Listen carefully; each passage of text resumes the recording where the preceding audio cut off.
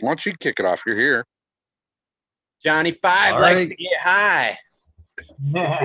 In the Weed Nerd World, episode 548, we had Johnny Canna, Socal, and Smileys Gardens in the house at the helm. How you guys doing?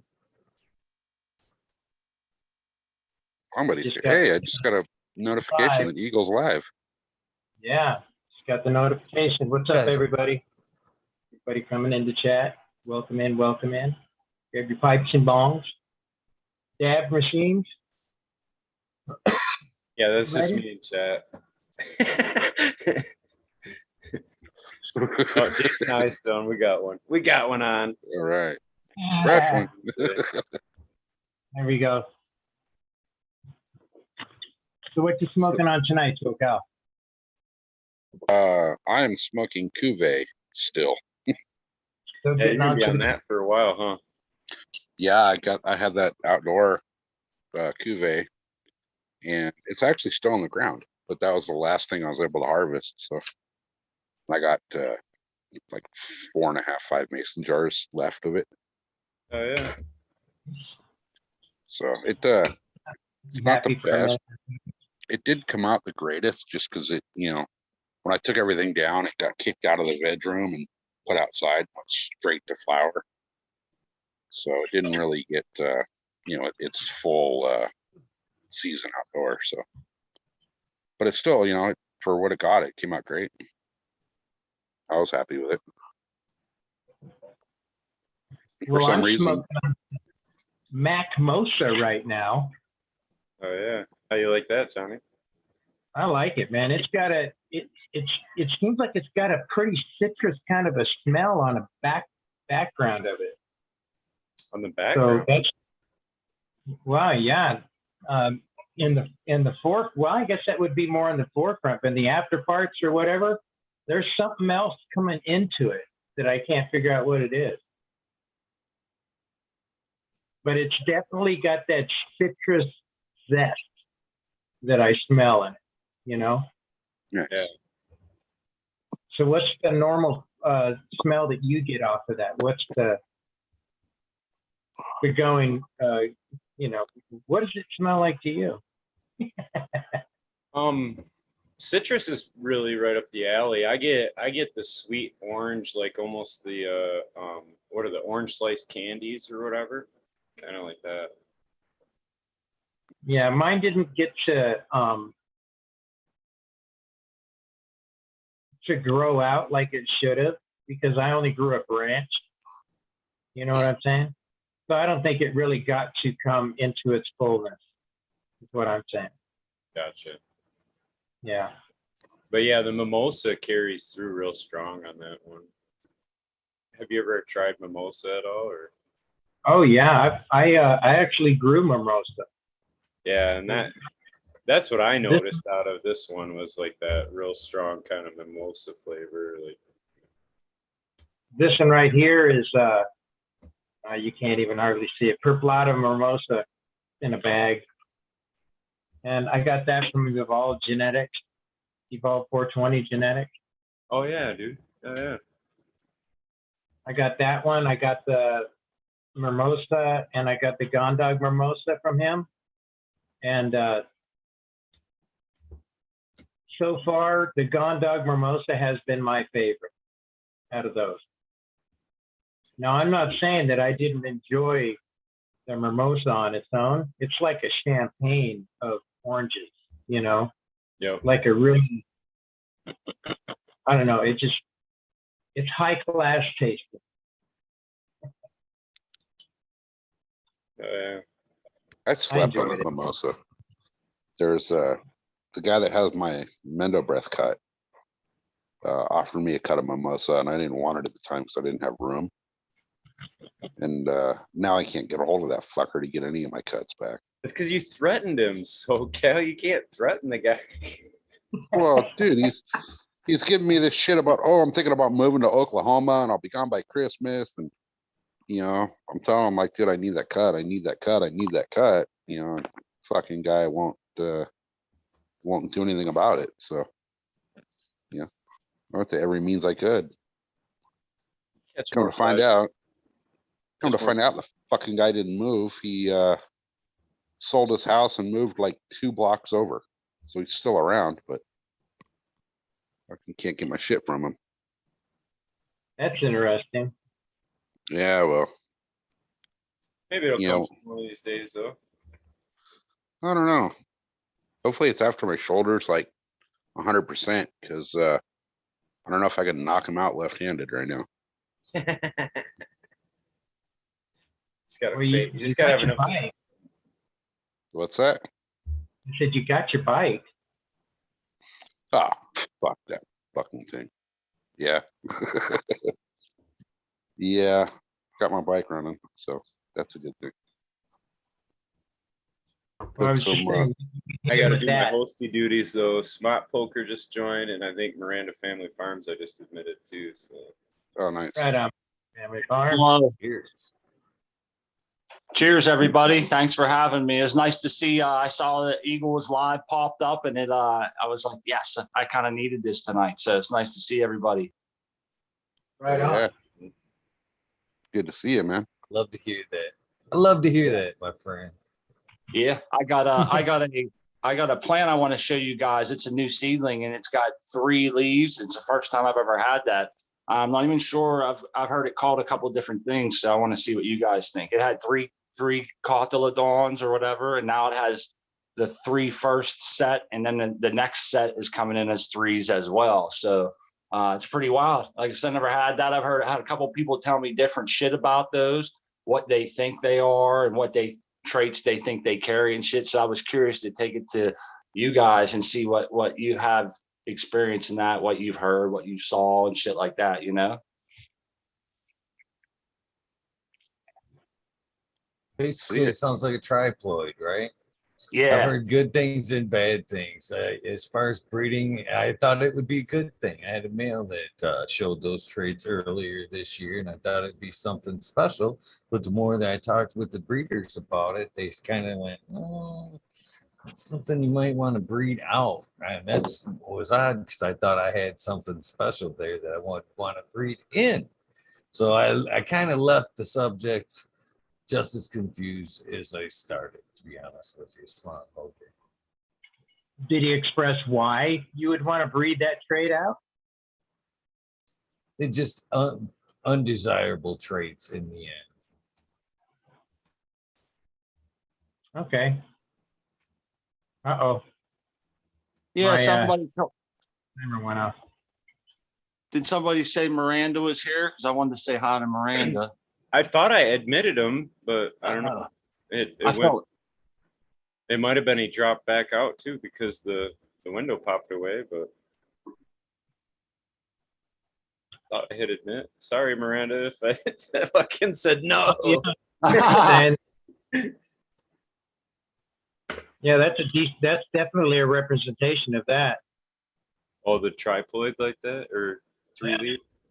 I think it's going to grow out of it though. Every one of them that I've seen like that will grow out of them. But Yeah, the worst it'll do is turn into Bruce Jenner. I was going to say these are all regulars from Tao, the American one. So who knows if it's even a female until I get it tested. yeah, you test them. Yeah, I'm going to test them. So fancy. I know. It'll be the first time I ever did that, man. It'll be pretty cool. It is cool. It is. I mean, it is really cool. I don't have the space. I wish, you know what? I just want a light, man. The other day, a little 100-watt light. And it's a dimmable light too. And I was thinking, man, that sounds like it'd be perfect to make myself a little station just to flip clones. And so I can sex them at home, you know? And if I wanted to get into something like that, I was thinking, that's just like perfect timing. You win that light right as this kind of shit's in your mind. And now it's kind of pushing me that direction for sure. Yeah, man. Yeah, I like that trait. It does save time though. Like you're gonna have a lot more of your time invested under a light to figure it out versus sending it in. So I do see that. Like if space is an issue, and you know, because you can get results like in a week or some shit, right? The results are in a week. Yeah. Yep. So as soon as you can, some of these are probably big enough to take. The problem I'm noticing is I have one here that's kind of gangly. I don't know if how much longer I want to wait on it. It's also a regular. It's called a Soul Fire, or it's from a company called Soul Fire, SOL Fire, and it's called a Cookie Supreme. I kind of just dropped it on a whim at the last minute because I wasn't sure if the other ones were all going to make it. You know how that goes. I didn't know which way to hedge my bets there. I don't want to waste seeds, and I don't want to do this. You know, it's like the growers lament, at least for me anyhow. And so I dropped that just on shits and giggles there, and I'm not sure if I want to wait to even have it tested the way it's starting to look here, you know, compared to the other ones. And it's not hot cocoa. I tested it. So it's just, I don't know if it's a bad seed or anything, but it has that look of like a horrible CalMag high EC cocoa starting out seedling bullshit. Someone didn't buffer well, or they didn't rinse well, but I can assure you it's not the case. I don't know what it is. It might be something I did, but the other 4 doing good and they're about ready to test. So it's kind of like I'm in limbo here. Do I give that one another couple of days, try to take a big enough piece to get tested, or do I say the hell with it and just get rid of it now? You know, so that's where I'm at. I would keep it around. I have a hard time getting rid of them, man. Hey, if nothing else, go to the local park and plant it. There you go. It might make it for a day or two here in this 50-degree weather we've been having, but it won't be long. It'll be gone. But yeah, you'd have there, Socal. What's that? I said his park is probably a little cooler. Yeah, maybe. Well, it depends on your version of cooler. Right. No, I've been known to throw handfuls of seeds out the window at rush hour into the median. Oh yeah, there you go. I read a story. I don't know if it was in one of those, if it was Skunk or High Times. It was a while ago in a magazine. I read a story that a guy in his local town, it might have been like Oregon or somewhere where it's kind of legal, I guess, or whatever at the time. But the dude planted them in the planter boxes around town. And I guess the guys that come and take care of those were actually taking care of the plants for a long time, a lot longer than he had suspected. And then they ended up realizing what they was and what they were doing, and they cut them down. But he said it was funny because there was like a dozen plants around town being cultivated for by the city. Yeah, when I was still doing property maintenance for management companies, they had an issue with one of the apartment complexes had like an alleyway on the side of it, and there was a little sidewalk that it was part of the apartments, but the homeless would camp out on their sidewalk. So they asked us to build a planter along that sidewalk, and it was like, dude, it was like 6 feet wide by probably 70 feet long, and I filled that bitch full of seeds. They wanted they wanted all cactus and shit in there. And, those are the wild seed we put in there coming up. right. Yeah. No, they stayed in that planter box too. I mean, it was like right in the middle of suburban San Diego. And those things stayed there till they were about 1.5 feet, almost 2 feet tall. That's dope. They had to look cool as shit too, I bet. Oh yeah, because it was all succulents in there, you know, cactus and shit. So then all of a sudden you got these little Christmas tree looking plants growing out of it. Yeah, Going but on, Miranda, you did jump in, man. I'm sorry, dude. I'm fucking up this admit button here. So it's good. My bad. Yeah, welcome in Miranda Family Farms. What you got going over there? Doing a little taking out of the tent and putting in my herbs now. Nice. Oh, you know what? My fucking lights just went out. I was gonna show you the room. That sucks. Hi, Miranda. I got some hanging stuff that I need to put in here. That's what I'm doing right now. Nice. Yeah, see a Smiley when I put on that admit button, we'll be able to see your room. Get the eagle shirt on though while I'm doing it. There you go. Priest, love What I'm seeing talking that shit, man.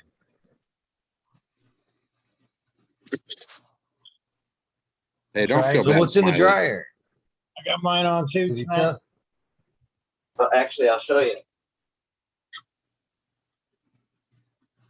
You got a herbs now dryer, SoCal? Me? No. I need one. Because we're the odd ducks then. All these other jacks down here got cool dryer shits. And Right. No, I got I got this special talent though. I can make the weather change by chopping down a plant. It'll go. It's weird because I got to dry in the garage, and that's got to be tough. it sucks. Yeah. Like, you know, if I chop a plant, it'll snow in San Diego for the first time in 100 years. I'll chop down a plant, and the next day it's 114 fucking degrees. That's so tough, dude. So Right the now garage- it's so fucking dry here right now too. So, and then like, I don't know, I'll have the humidifiers running to try to keep it up above, you know, it's up around 60 degrees or 60% anyway, or relative humidity, you know. So I'm right around like 64 degrees, and I try to keep it up above 60 if I can. Them fuckers go dry, dude. Like I have to fill that thing every morning, and if I miss and that thing goes dry for like say a few hours, it tanks the fucking the humidity in my dry room like bad. I Yeah. almost yeah. We're pretty close, Johnny. Yeah. I got 28% 77. right now. Yeah, right at. Oh shit, where'd it go? There it is. I don't know where my thing is. There it is. See, Real close. that's like nosebleed weather, man. Like if real dry weather like that, my nose will bleed for real. It's dry as fuck like that. Well, before I had my deviated septum operation, I used to get nosebleeds all the time. I'd stand there talking to my boss, and I'd have blood running down my face like this, and he'd look at me like, there's blood running down your face. And I'm like, what the heck? Oh shit. That's You know. Yeah. See, I'm the kind of guy that I'm the kind of guy that if my boss said there was blood running down my face, I'd be like, yeah, sorry, man, your wife's on the rag. that boy ain't right. This ain't right. Ain't right. We'll leave that one alone, I guess. Moving on.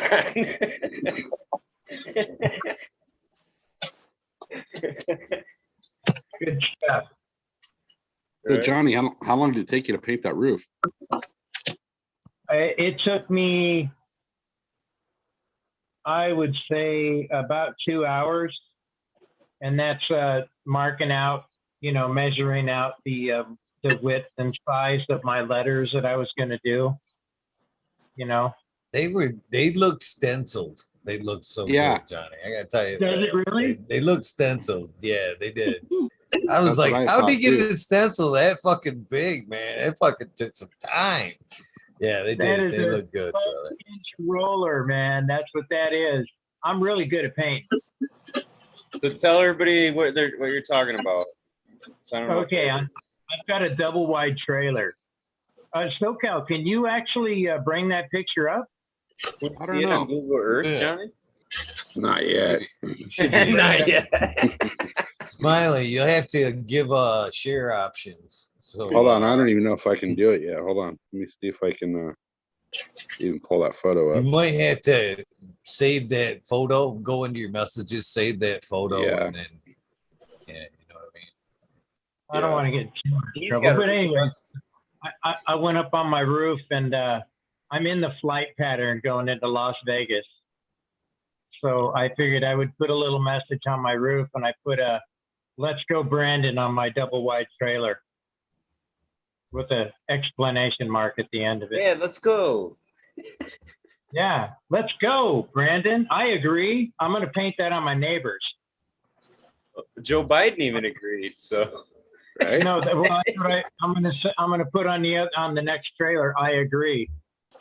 You know. There you go. that's funny shit. Somebody's gonna take a picture of it, Johnny. Somebody's gonna see it. I don't- Okay, yeah. I was able to save it, so Well, if you can share it, share it. yeah. Go right ahead. Yeah, he hasn't. You haven't okayed it because I can't share yet. It tells me the Well- host has to disable. How do I do this?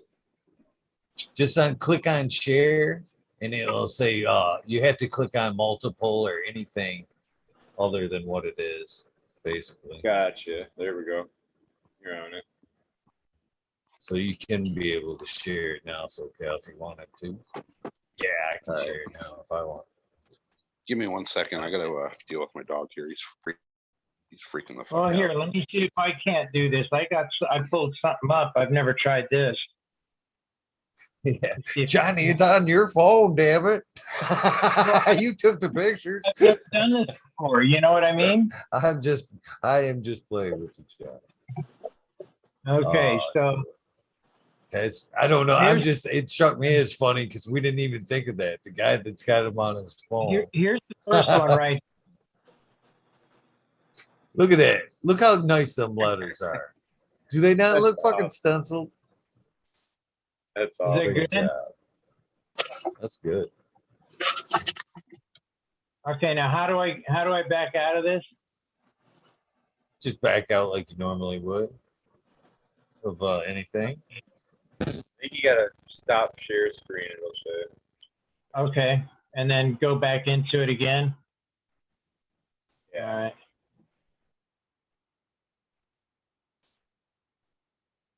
Here's my next one.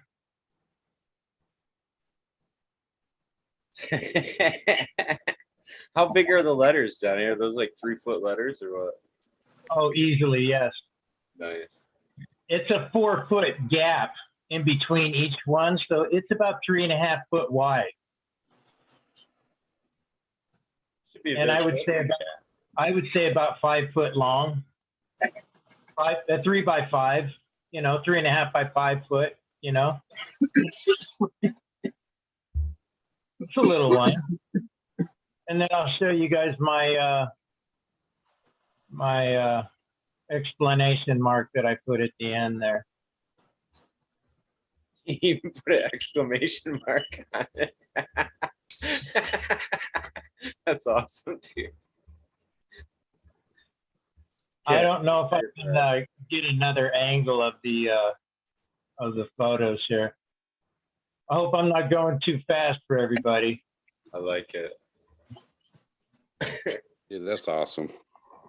And you're right in the Yeah. flight path for Yes, Karen, sir. right? Nice. Yes. Nice. Okay, and the other ones aren't showing up. I don't know where they are. That's interesting. Okay, so that was my my artwork today that I went up and did a little bit of painting on my roof. And I sent a picture to the manager. I said, "Gee, I hope you don't mind. This is already done."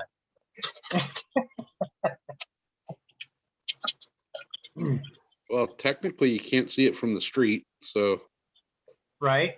what are they going to say? Yeah, they saw me up there painting on my roof. Oh, there you Asked go. me what I was doing, and I said, "Well, I just, painting something up on my roof." And she said, "What'd you paint?" Well, I sent her a picture. Nice. So she thought it was good.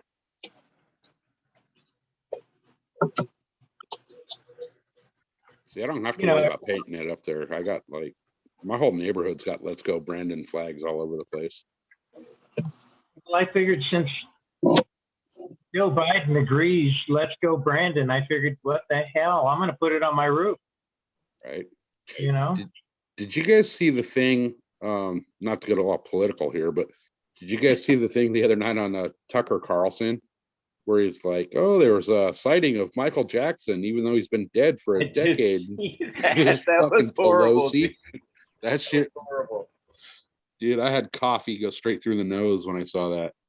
That was clickbait for sure, but that was fucking funny. That was it was hilarious. funny. Just fuck that bitch. Michael Jackson's running around Las Vegas right now. Yeah, I mean, he's got shows around here all the time. So is Well, at Elvis. least somebody that looks like him. Well, he's here too. Dude, you can get married by Elvis in Vegas,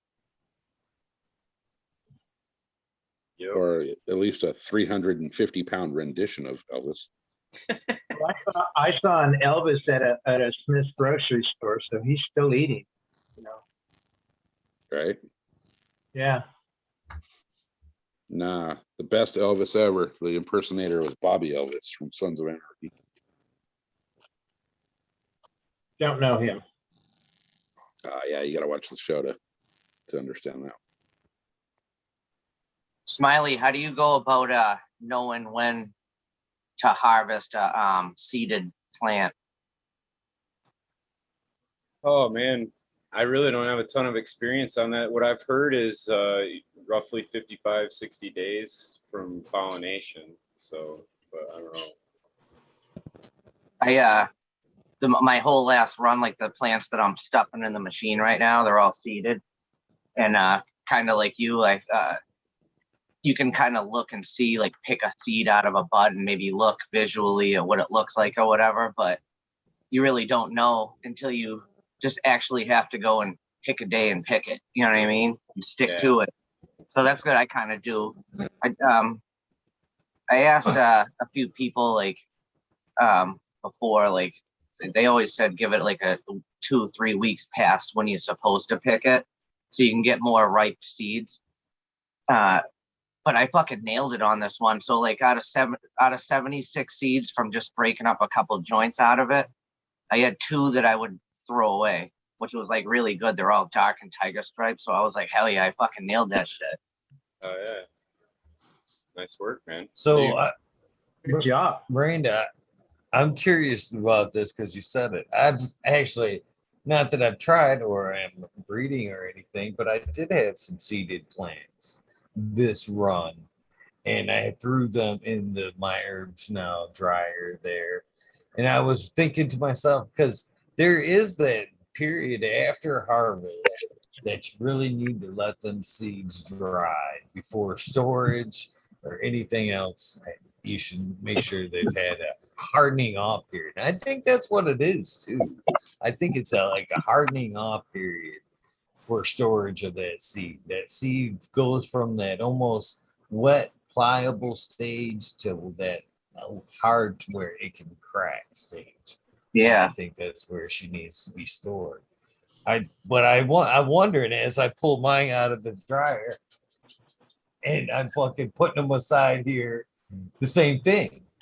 Because they've been dried in the dryer, have I already like cured or gave them that super dry time? I'm thinking they're pretty well ready for storage. You think? Yay, nay? They had a good I dry would say time. so. I noticed that like if you were to take a seed wet right out of the plant, the over just like putting it through the myherbs now or drying the seed, your germination rates are going to definitely go way up. The drier the seed is. It's weird because the seed initially comes out of the bud wet, and then you have to dry it and then re-wet it. And I actually could see that. I put my vegetable seeds that I harvest through the myherbs now and everything, because like once again you can't put a wet seed of a vegetable seed just sitting around because it's going to turn into mold. So yeah, it works. And I think Jack Greenstock said it before, using the myherbs now to process seeded bud, it's actually easier if you kind of a little over dry the bud. That way when you like break the bud up, the seeds just fall right out of it. Welcome in, greenfingers. Cheers. Hello, green fingers. Good show tonight, man. Yeah. Cheers. Thank you. Thank you. Thank you. That's some good info, Miranda, about some of that. I like that, and I've heard that too. I think I heard Jack say that too about drying the bud to a certain point so that it's easier to get them out and shit. But that's cool that you know that. I can hear the excitement in your voice, man. I kind of want to get a look at that. You know. I haven't tried it yet, Smiley, but I know that you said you have. So Yep. I'm gonna try it out. Not right now, but That's cool. Yeah, I never had to worry about, the drying the seeds. I just hang them in the garage and, let nature do it and turn, 140 fucking degrees in the garage overnight. They'd be drying about a day. That dries your fucking weed. That sucks, man. Yeah. Yeah. Yeah. So today I also went out and I replaced the bottom radiator hose in my car. Replaced the radiator fluid, and then replaced the filter and the oil in the car too. And now she's got new liquids. Checking New him fluid. right off today, Johnny. It was like fuck kicking ass. I told my neighbor today, I went over and smoked a bowl, and he goes like this. He goes, hey, he says, you've been out there working all day. He goes, I got some fried chicken over here. You want one? And I go, are you kidding me? He goes, I went over there and I ate it, and he could see that I was tired, And as soon as I ate that, he said, man, it seemed like I could see the life coming back into you when you ate that chicken. Yeah, I bet. That's cool. Yeah. Need some energy. I must have needed something, some kind of nourishment, I was starting to really start to fade. I got a yeah. bad habit. I got a bad habit of going and doing shit and not eating all day. And by the time you eat, you can feel the freaking nourishment rushing into your body. Well, that's exactly like me, because I only eat once a day. So when that time comes, it's surprising if I'm. I do the same shit. I won't eat. I call it getting duncy. I get like a dunce hat on me, man. I'll start losing my train of thought, and then I start getting we get hangry, So I always do that. I don't know why. I think it's work and shit. I'll get into something, and I just don't want to stop. And before I know it, my stomach's hungry. I'm hungry, and I'm not thinking straight. And then that's what I tell myself: you're starting to get your dunce cap. You got to stop, get something to eat, and get your what do they call it, the synopsis firing again. But it's funny you mentioned that you have a bad habit of doing that, because I do as well. I'm thinking, I always thought this isn't cool, but it's nice, to hear other people. Eat a Snickers bar here, Smot. You turn into a diva when you're hungry. Right? I've always lived my whole life the same way too, and I thought it was a bad thing. And any of you guys that I didn't think I'd be regurgitating this information on the show this evening. I thought it'd be doing something else. Nonetheless, if you're interested in seeing it, it was a thing on Gaia by a doctor that said that what basically one of the secrets to anti-aging was not eating so much.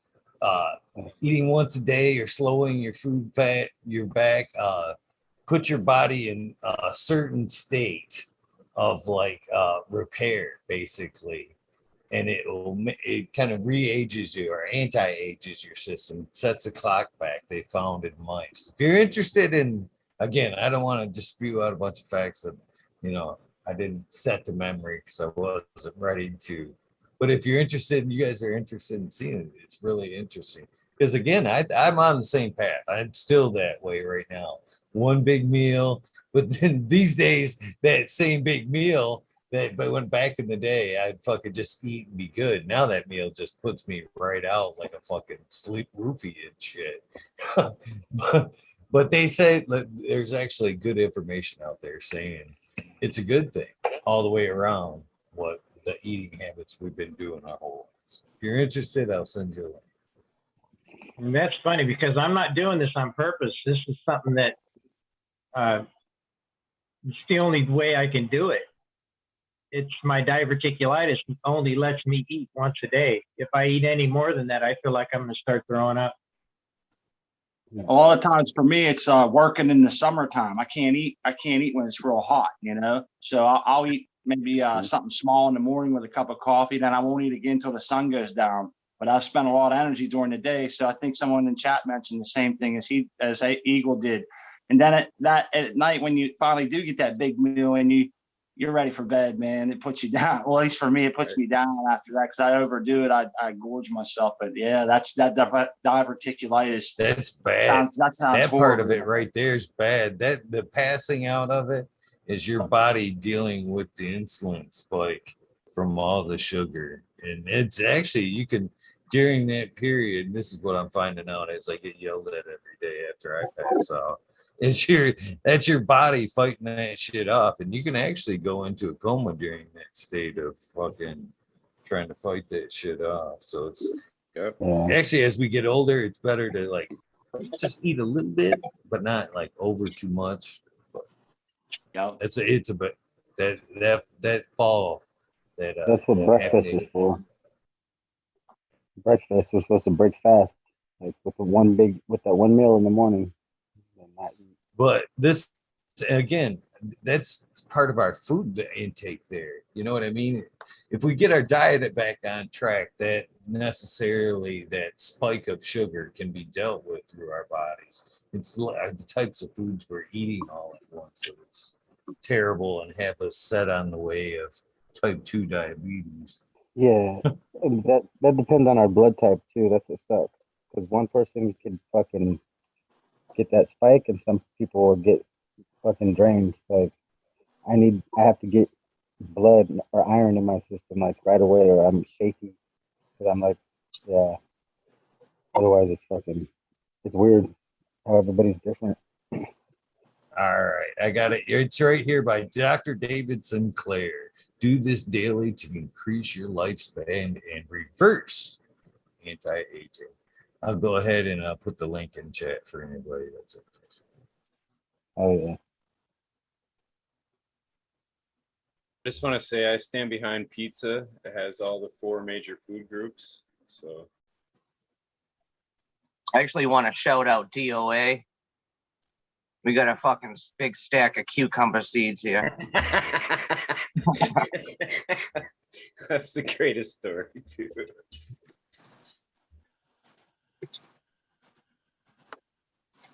All right, you got to tell that story again for anybody who doesn't know it. I don't know. I'm not sure everybody does. All right, Yeah, I don't think I ever heard it. The story goes that when someone gets a pack of seeds from me, I put in a pack of vegetable seeds because I want people to grow medicine and their own food. So I sent DOA like a couple packs or whatever, and I put the cucumber seeds in the thing, and then I got a phone call from DOA himself, and he's like, "What's up with the fucking cucumbers?" He's like, "Are you calling me a fucking dick?" And he's like, "Oh, and where I'm from, if you give someone some cucumbers, you're calling him a fucking dick." And then I explained it, and he's like, "Oh, all right." I think he even called Johnny after. He's like, "Is this dude calling me a fucking dick?" He called me before he called you. Man, what am I supposed to do with this? You have to confront. I've never gotten cucumbers, and like what's that mean, man? You probably That's crazy. He was wondering. He's thinking, do I have to go clean this up, man? What do I do? Yeah, it was funny. He thought I was calling him a dick. I was just sending him vegetable seeds. I like that gesture. Everybody grow a bunch of vegetables. I don't know if you guys, I don't know if any of you guys out there, I know most of us grow cannabis and stuff, but some might make their own seeds, but does anyone grow their own vegetables? And if so, do they make their own vegetable seeds? Because that's something that keeps the vegetable garden going over and over again as your own quality organic seed making for vegetables. Yeah, my orange peppers are, I think I'm like the 6th or 8th run through the seeds I've got from them. I did not, Miranda, but I am from this last fall, but I just started my garden this last summer. So yeah, I got some saved from the harvest there. I'm still going to try it out. I don't know how it's going to work, but I'm going to be putting like a vegetable stand right on my front lawn in the spring with tomato, I'm gonna do like cherry and beefsteak, tomato, cucumber, and pepper. Those are what people like to grow the most around here. And like my compost pile, I'm gonna like bag it up with like larger size sandbags, and then put that shit out for sale to go with it. See if anything fucking goes. Nice. Yeah. I just recently started growing a garden here in the last couple of years myself, and it's kind of it's outside, I mean, for vegetables, and it's kind of been meandering. Tomatoes did good. The peppers did good. My cabbage did horrible. It got totally eaten by something. So I've been changing it around, and I want to maybe grow some beans. I'm having a hard time finding cranberry beans. I love cranberry beans, and I don't know, maybe try to grow them this year. And I've been trying to make the soil better out there. We made some raised beds, but I had to buy, it was dirt, real clay, not good. And so I've been trying to make it better out and used cocoa and put in some, I wanted to ask you guys, I had a bunch of peppers, tomatoes, and some other shit that fell off the vine, and I left it right in the dirt. I just assumed that was good. You guys do all that shit too? Is that like something that's a known practice, or do you got to be careful what you put back into the dirt there so that it makes sure into the soil so that you know that it's composted for the following season? That's one thing I was worried about, having a bunch of Not at all. The only thing you'd have to worry about there would be like seed coming up out of it. Yeah, because it'll compost because leaves will fall on top of it in the fall and shit like that. It'll get buried. Because I let some of the cherry tomatoes at the end just fall, and it just gives nutrients back to the shit.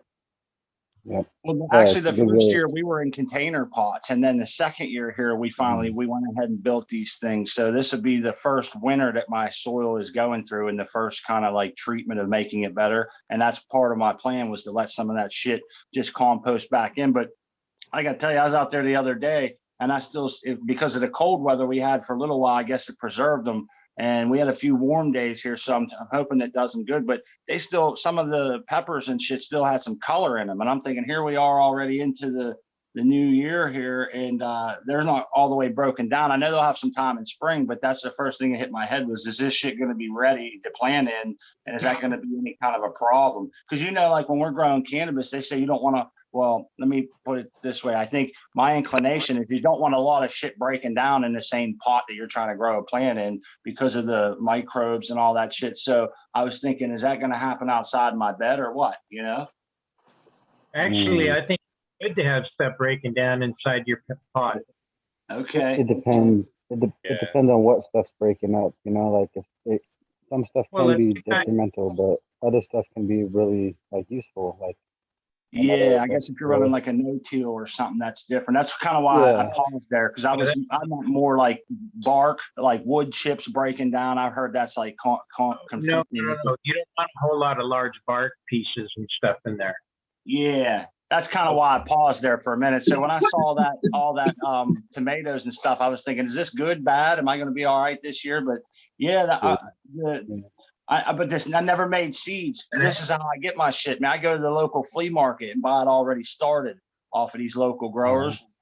And I look at it as I'm helping out some of my local people around here, and they kind of know more than me anyhow to get them up and get them started. And then I can just like donate a couple bucks to them. And they're real reasonable. It's like $1 or $2 for a plant, and I could fill up my little bed for $20. I get a whole flat, That's a great idea too, man. Because somebody just told me that, like, you go to the box stores and try to buy those, and they're $5-6 a plant. You know what I mean? And you can go to the farmers markets and get them right off the people that are growing the good shit to begin with. You know what I mean? And they'll usually be like $5 for a whole flat, like you just said. Like that's another thing. You don't know what the fuck those vegetables are grown in. You know what I mean? So some of it was sprayed with or anything. Yeah, Miranda has a point with the whole grow your own seed. Like, he's really great point with that. Grow your own seed so you know what's actually going on, and it's for your area. Like, just get a tomato, cut it in half, throw it in your yard. A couple months later, you'll have a full-grown seed or tree of 10, 20 trees, 30 trees, just everywhere. Yeah, and I just want to say something on Smot Poker when you were talking about what you're talking about a compost pile heating up like that is microbial activity. But the big determining factor for that, to my understanding, I'm not a super experienced composter, but I know it's that carbon to nitrogen ratio. So if your nitrogen's really high, that's where you can get them to really heat up like that. So if that were to be an issue, like I think somebody said wood chips that Johnny did or whatever, but adding carbon material is a way to slow that down. You know what I'm saying? So like yes, it can be a problem at a certain point, you know what I mean? But no, it's not gonna just be a problem because you got to get enough of it there to actually cause the Right. stage, you know what I mean? I, And I, it's got to be I enough can- material too, though. Not just, I mean, 2 handfuls of shit ain't gonna start heating up, you know what I mean? Yeah. I understand what you're saying. That makes sense. And I appreciate you breaking that down like that because I didn't think of that. That's good stuff. But it does. So like if you're gonna add nitrogen to your soil, say you're gonna take some of your fertilizer from your cocoa and go out to the garden and add that, that's what that's gonna start doing is that the microbes are gonna use that nitrogen and burn off organic matter. And that's where like the loss of organic matter can come from some of that, because that you basically just triggered that reaction to start happening by adding the fuel to it, which is the nitrogen, you know. Smiley, when I was little, my neighbor, she had a compost pile out back, and I was always amazed because it was like always like in the cold, it was smoking. She'd put like big piles of scraps of fresh like vegetables and shit, and it was actually, so me and my brother would dig in it, and it was actually like hot, so you could burn your fingers. It was so hot, and just like you were saying, it was because of the amount of fresh material that she was putting in there. So just logically, that would be not smart to use. Not only because of the hotness, just because of the pure richness of whatever's going on in there too. But yeah, it was fucking crazy. That shit gets super hot. I've actually seen things with like doomsday preppers because I'm always like into that shit. I got bunkers and like food stashed everywhere and shit. But people would use a compost pile to heat up water outside. You know what I mean? And they could use it for like a hot water shower or fucking anything outside, which is kind of cool. That is dope. Oh, yeah. There are people that'll use a compost pile inside of a greenhouse in a cold winter and it'll literally heat the greenhouse. The entire But greenhouse. you need like a good amount of material. I don't know off the top of my head. I want to say it was like 6 yards of material or some shit. Oh yeah, they had a pile. Yeah, it was in. Yeah, I know that. Yeah, our local golf courses catch on fire. Well, their compost piles catch on fire. They have them all on bricks, like all bricks around it, because they know it's gonna catch on fire because it gets so hot out here naturally. Plus the compost, it's fucking it catches on fire every time, no matter what. Like, but they're ready for it, so it's like they built it on top of like something that they want to catch on fire. So they biochar that shit back. If the farmers bale their hay too soon around here and they put it up in the hay loft, and you get that big, perfectly square stacked, a lot of green in there, that shit'll go up on them, man. So it's very important when they decide when to bale their hay. That's crazy. I knew it had to be a certain dryness too, like they want a certain level of moisture in it too, or something. I would have never thought about that. Hey, a lot of people around here. There's a lot of dairy farms here in Pennsylvania. So you get a lot of hay, a lot of silage. We grow a lot of silage and shit on the farms out here. A lot of dairy, cheese, and shit. So we've heard many a times of maybe a farmer. I don't know why. Maybe inexperience or trying to beat weather or something. But if you bale that shit up too green, it's just a perfectly packed thing, and you'll see it steaming and shit. But if you go too green, I guess it'll catch on fire. It just takes your whole barn will go down. That'd be fucking wild, dude. I just heard that too with flour mills. Like the dust from the flour mills is like super. Yeah. That shit's super dangerous too. Like they got a bunch of precautions, and even for static electricity, like your clothes and shit, static electricity can set that fucking mill off, man. I was like, that's wild, but it's something about the amount of particulate that's in it. That's not just a fire. That would be a flat out explosion. Yeah, Yeah, they're it is. explosions. Yeah. There was one in like Texas in like the late 70s, early 80s that set forth a ton of regulations for side grain silos and shit like that from that explosion. It was huge. It was a fucking huge. I mean, it leveled the whole fucking shebang. I looked that up. That shit's crazy. I never thought it could ignite that quickly too, dust like that. But fucking sure as shit, that shit will ignite. You ever Well, get one of those packs? If you ever if you ever get thrown in jail, or if you go to like a hotel, you'll get those little square packs of non-dairy creamer. You just rip opposing corners off, one on each end, make it like a little blow through thing, and get yourself a lighter out there at the perfect distance, and get a big puff of that shit to come out the end, and it'll go woof, and it'll just light right up, man. You can get Just like hairspray. yeah. What's his name? Caught himself on fire. Don't try this at home, kids. The Just guy something from the band. interesting. Guy from the band Korn. Fuck. He caught himself on fire doing that shit.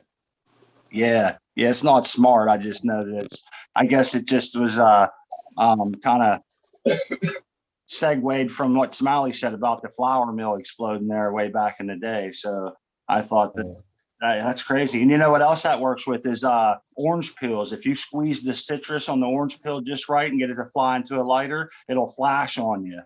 Yep. I always thought They that do was a lot of cool. that with the food over here, like at the expensive restaurants. They'll fucking squirt it over your salads and shit. Yeah. And they'll catch it on fire just for looks and shit. So, Smart Poker, are you in a raised bed for your garden? Is that what you were saying?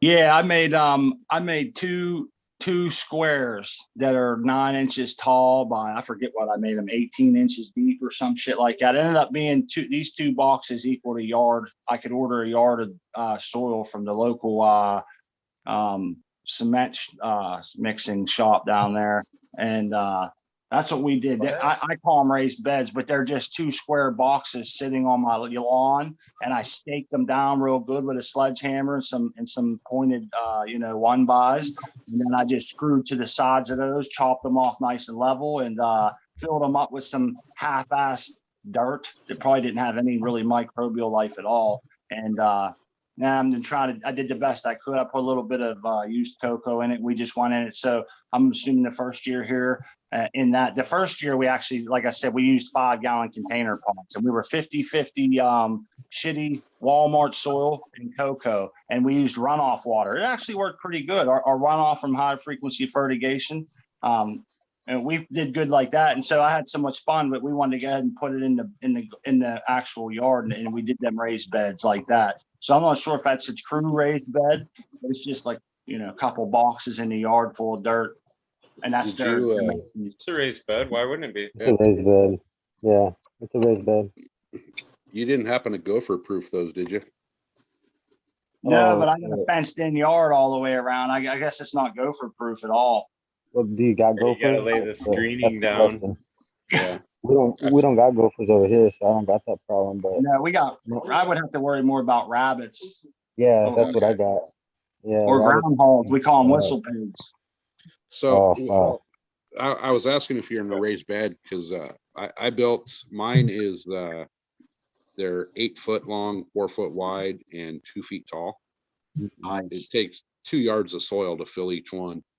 Okay. But I just went to the local nursery that sells like bulk soil and got their kind of like mid-grade shitty soil. But then what I started doing was I went to Uncle Jim's worm farm, ordered up a bunch of worms from him, dropped those in there, and every few days I'll go out and there's one little spot in there where I'll go out and dig the hole and put like all of our leftover food waste in there. And then like every 2-3 weeks, I'll go buy a watermelon and cut that in half and drop that down in there. And those fucking worms go crazy in there. but the last stuff I grew in there over the summer was probably the best vegetables I've grown to date. Wow. I never thought of the worms, man. I don't know why that didn't click with me, is to throw some worms in there. You wouldn't need to if it's connected to the ground. They're gonna come. They're gonna come. So you just build the Yeah, you right. got worms running everywhere in Pennsylvania. Or buy a bag of vermicompost, and there's a bunch of worm cocoons in there. Eggs. I didn't know what they were, but they were worm cocoons. I was like crushing them all with my fingertips, and I figured it out the next day when I looked it up. I was like, oh, I've killed thousands of fucking worms, bro.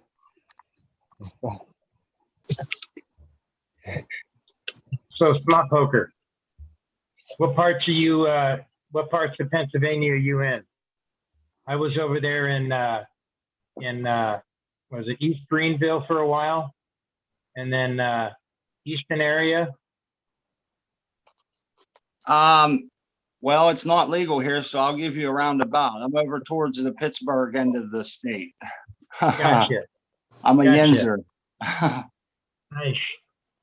Easton's Nice. on the other side. That's toward the Philadelphia end over there. Yeah, So that's way up. Yeah, that's way up yonder from you. Yep, definitely.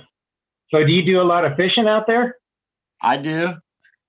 Not as much Nice. as I like it anymore, but when I was younger, we was really into fishing. But I don't get like a lot of us. I don't get to do as much of that anymore. But there's a lot of good fishing and hunting out this way in these hills. This is Appalachia out through here, you know. I'll tell you what, man. I did some fishing up in the Whitehall, you know, in Appalachian Mountains up there. Oh yeah. And man, that was some of the clearest water. The fish, literally, you could see into a pool that was so deep, and it looked like it was only a few feet. You know what I'm saying? Oh yeah. just- Yeah, that's one of the reasons I love where I live. There's lots of fresh water, lots of game, plenty of mountains for shelter here, and people make their own whiskey. We grow our own smoke. Tomatoes now. I'm getting into all that shit. So it's I love living around here, man. This is where my home's at. People always ask me, why don't you move to a state where it's legal to grow? And I'm like, no, this is my roots. This is where my people were buried. This is where my paps made moonshine back in the day. And we're growing that weed anyway. that's me and my wife there, Crispy Wannabe. So she's the same way. She has the same mindset. But yeah, this part of the country is great. I think it's underrated, man. People just don't realize the kind of wildlife shit that's out here. Oh my God, it's amazing. One time I was on my way up the Easton, up the hill coming up out of the city of Easton, and the freeway going up there kind of curves up, and this huge buck. I don't even know how many points it had on this thing, but it was massive.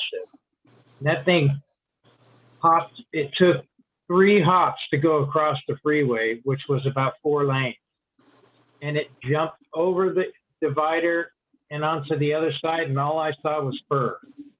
So I know there had to have been a major accident in that moment. Yeah.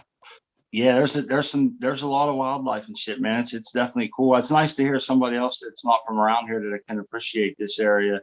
And well, I lived there for 8, you know, so I love that area. I mean, fishing is phenomenal. yeah, I mean, man.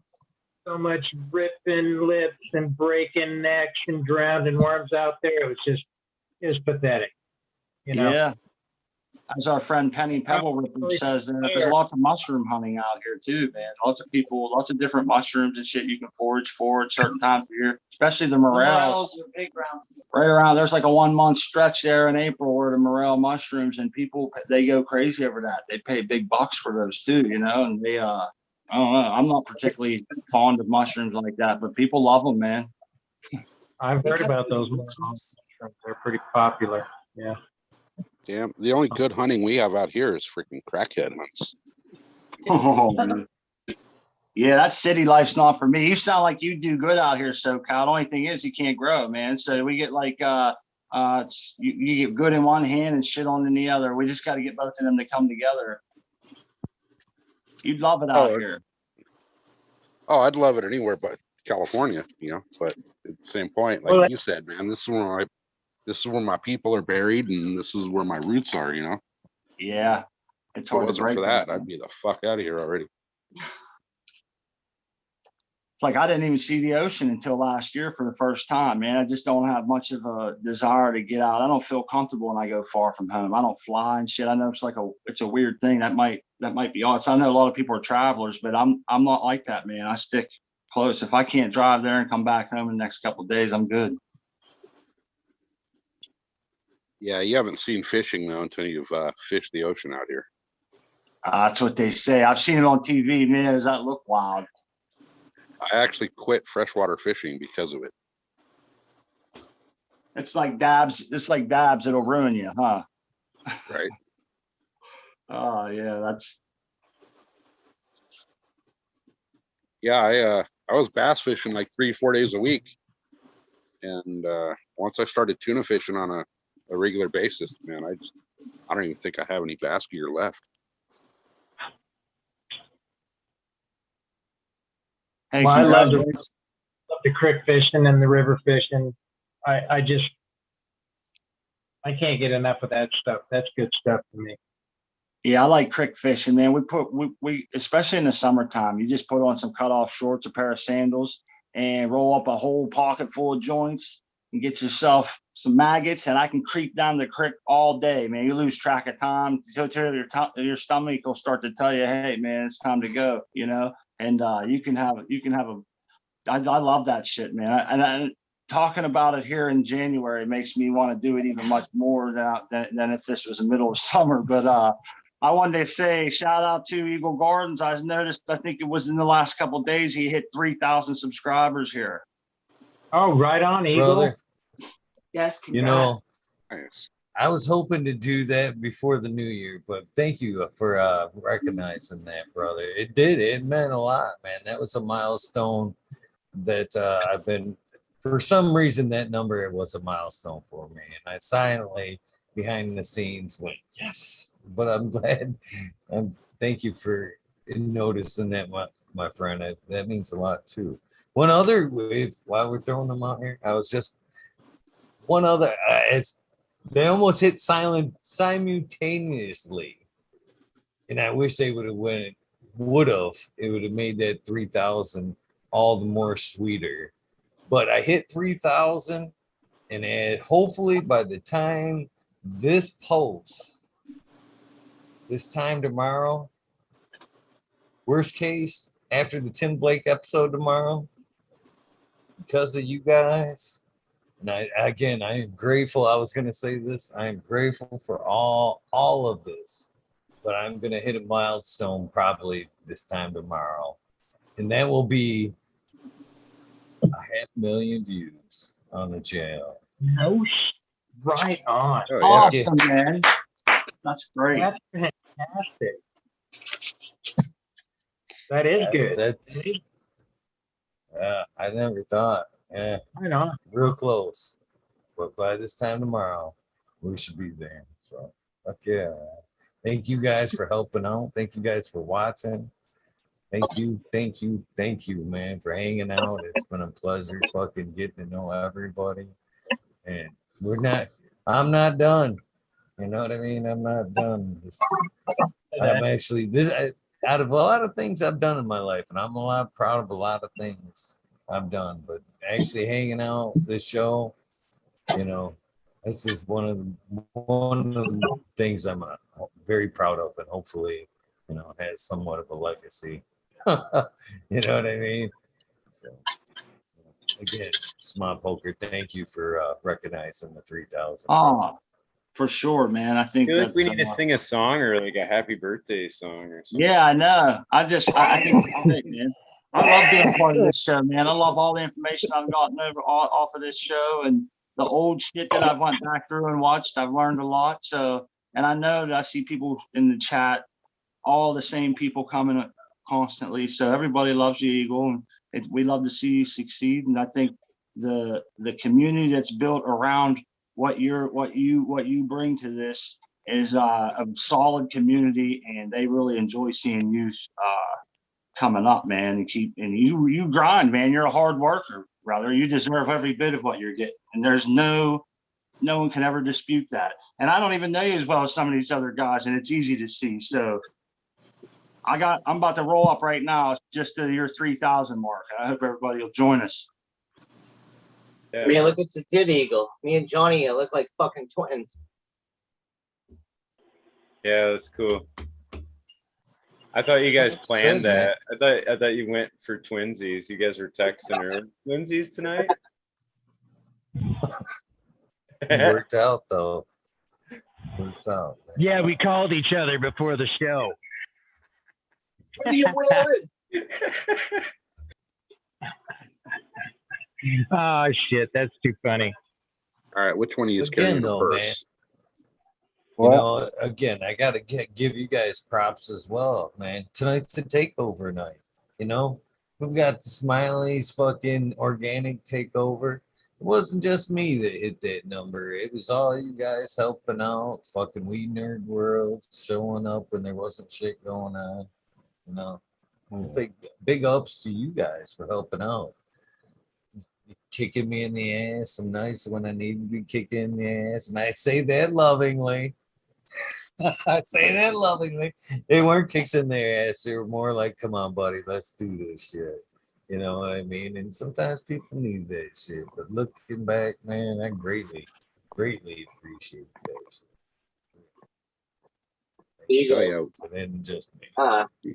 DOA's birthday is going to be coming up in like a month. We got to do something special for him.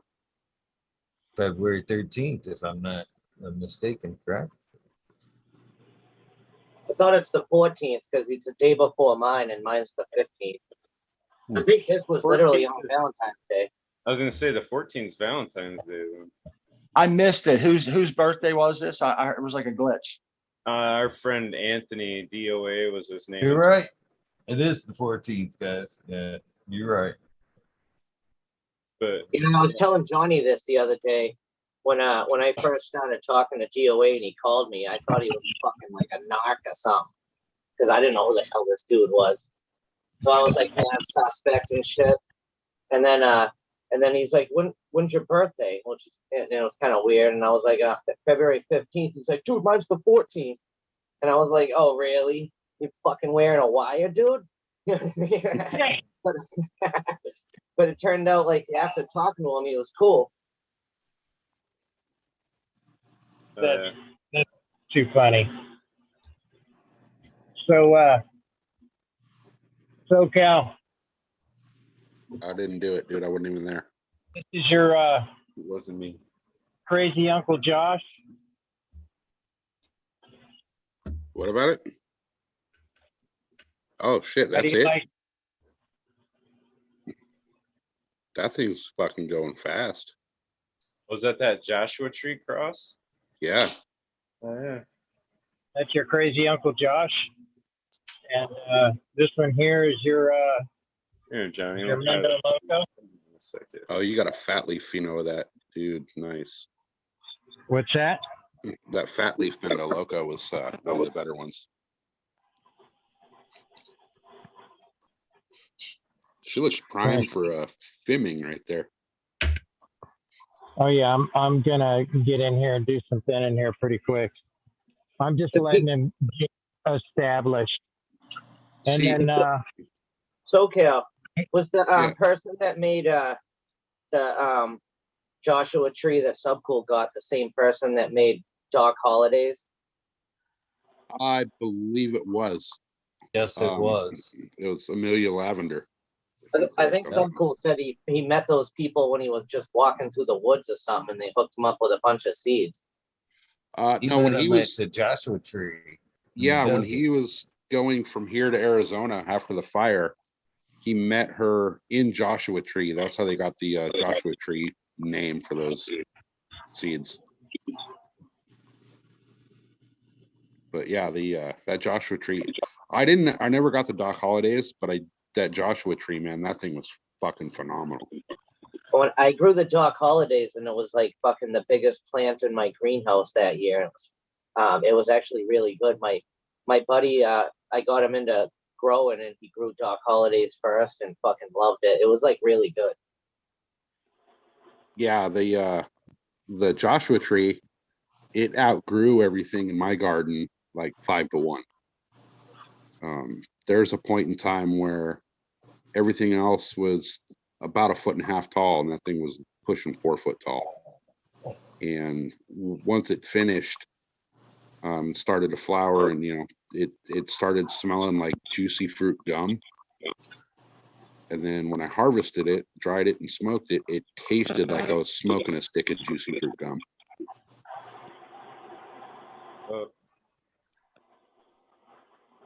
So I'm kind of hoping that that flavor comes through a little bit in the cross. Do you like them to grow real big and vigorous like that, Socal, or is that? Outdoor, absolutely. Indoor, it's a fucking nightmare. Yeah, I was just gonna say. I suppose it depends where you're going with it. Yeah. Now, I do tend to over veg indoor and get them too big indoor, which I think actually costs me in the end. But Costs you how? What do you mean? I think it costs me in the yield, to be honest, because Really? once they get too big, I don't use a scrog net or any of that either. So once they get too big, I think it just You some of like the lower round too big, like not having a big enough pot. Is that what you mean? that too. But I think that once they get to a certain point indoor, they kind of like everything down low doesn't really produce anything. And you get some nice big tops on your branches, but everything on like, your side branches where outdoor you'd have huge freaking nugs. You don't get that indoor if you get them too big. It's almost like they block each other out, like the light and It definitely gets harder to train them when they're real big. Oh yeah, for sure.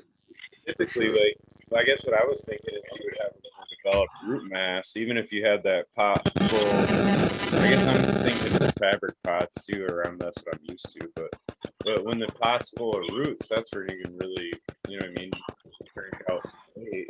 So. Yeah, and I'm only in like 10-gallon pots indoor. So, and when they get 3.5, 4 feet tall, they're starting to get root bound in those pots, and it really screws them up. Yeah, it must be. So, I just reset my flower room, and my wife actually came down and helped sterilize clean the walls and shit, which was cool. Which usually doesn't do shit, but right now the process is to I put the trellis on, so I'm just weaving the branches through, and I'll let it do that for 2 weeks. I want to flip it this weekend, but it's not going to be ready. I know if I wait another week, the yield will be way better.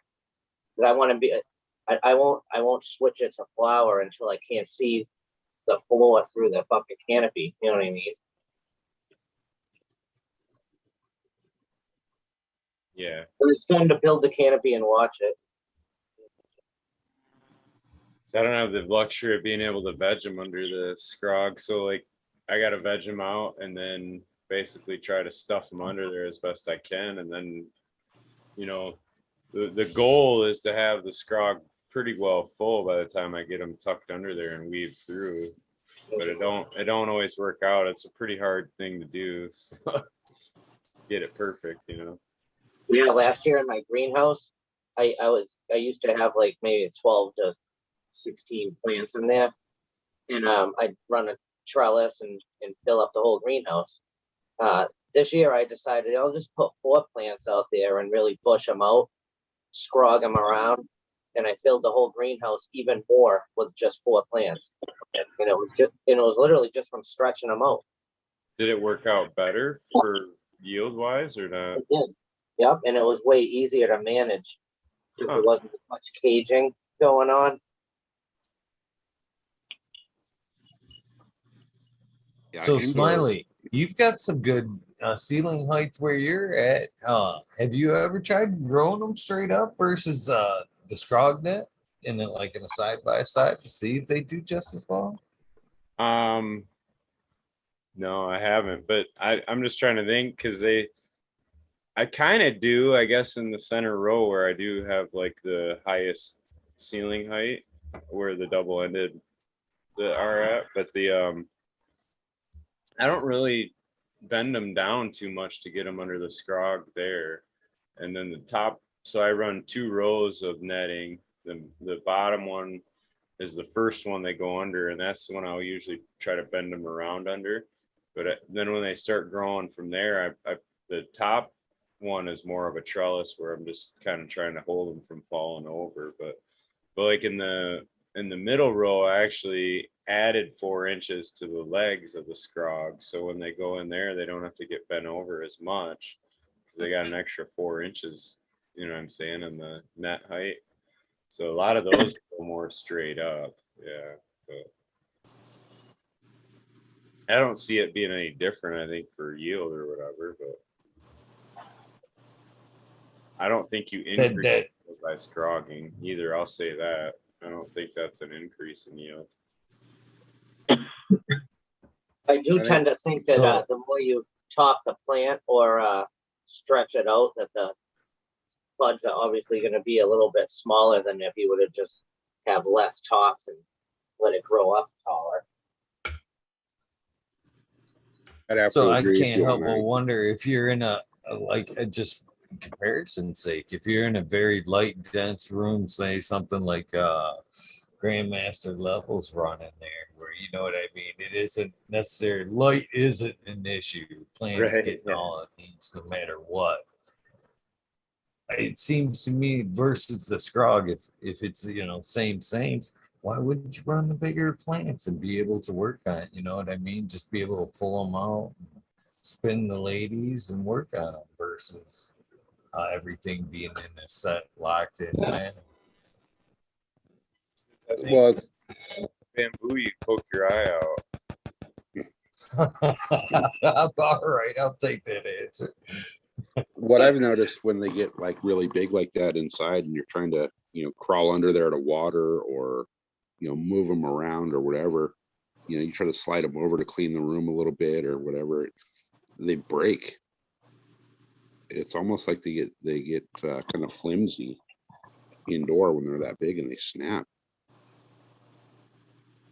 I've had plants completely collapse on me to where it's remaining like, what's that? With your flower Smiley, do you just keep adding plants in there? Like there's no shutting the room down, like you know what I mean? You just keep everything's perpetually thrown in there. Is that what happens? Yeah, it's always perpetual. There's 3 rows of 4 lights each, and then 16 plants go under each. So there's 4 scrogs under, or 4 plants under each scrog, under each light. But yeah, and then they're staged 3 weeks apart. So on a 9-week flower, they'll be, you know what I mean? Every 3 weeks you're pulling them on a 9-week flower. But then I get stuck with these 10, 11 week strains that I'm like, I don't know what the fuck to do with you. I don't know where to put you.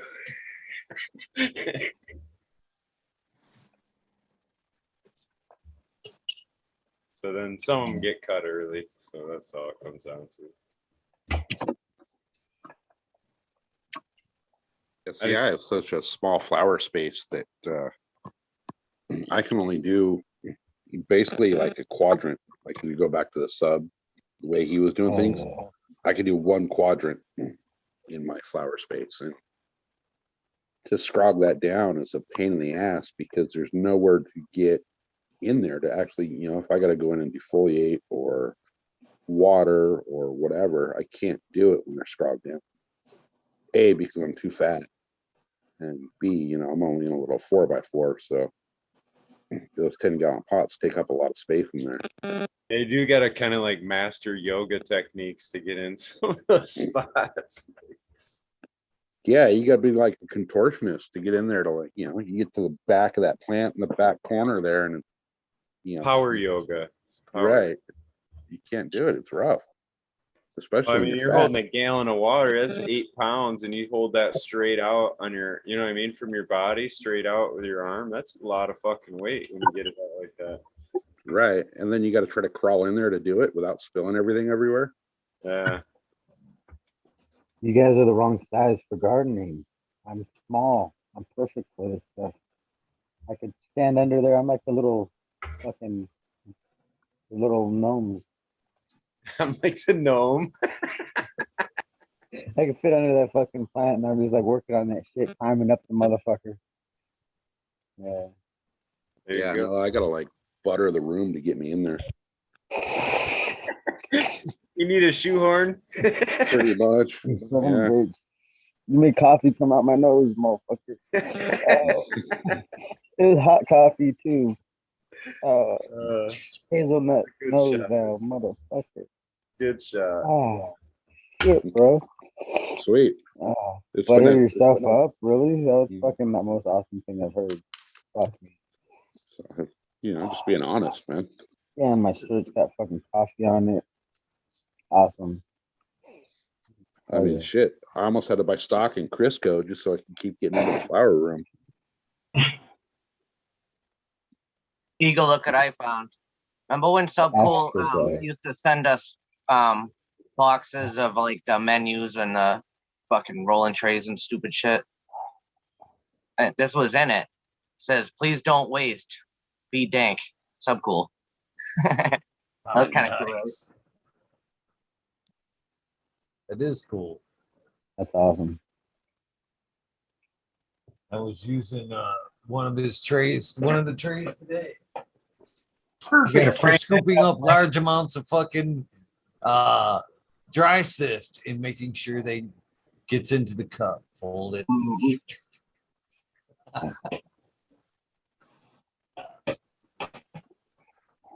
It made me smile.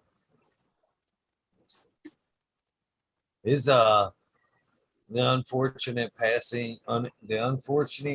anniversary of his passing is here just a few weeks. We'll be looking to do a memorial special anniversary edition that day. So if you guys want to log on and tell a Subcool story on that day, it'd be super cool. Actually, I'll throw out some like Subcool fucking rolling trays and some Subcool seeds on that day too. To the weed nerds. Hell yeah.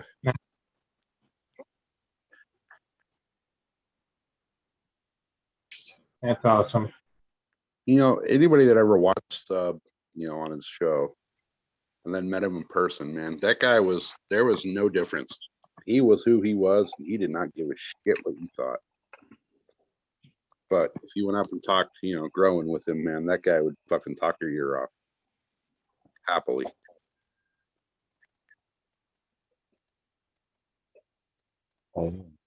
True weed nerd. Weed nerd for life. Yeah.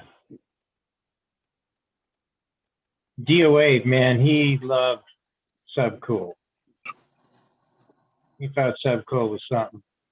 Not only that, when he was introduced to Mendo Dope, man, he went crazy over those guys too. Who wouldn't, man? Mendo Dope's badass. Yeah. They have new seeds out. I say that's what I got watching Mendo Dope just because they're fucking, what was that? Their 25 plant. I forget Oh, yeah. how much weight they got off that one, the first videos they were putting out or whatever. It was like, Yeah, wasn't that like raid- a 25 before the raid. pound? It was like 25 pounds out of 10 plants or something. Yeah, that was the title of the plant. no, it was wasn't more, it was like 20 pounds of plant, I think. They had Yeah, like, wasn't that the title of the video? Like yeah, they 20 had like, pounds. it was like 200 and some pounds off of 20 plants or something like that. Yeah. I forget what it was. Yeah. It was like an average of over 15 pounds of plant, I believe. That's That's insane. before the raid, right? They Or is kill that it, dude. They fucking killed it. And you see Yeah. those plants too, man. There's the one video with one of them where Subcool was walking through Miss Jill and them, and they showed like a top view of the plants. They had like a drone flying above or whatever. And it was like, holy shit, when they flew that up, like yeah, you didn't really grasp how big they are until you see them like in their. It was like, holy shit, them things are like 10 foot in diameter, 12 foot in diameter, easy.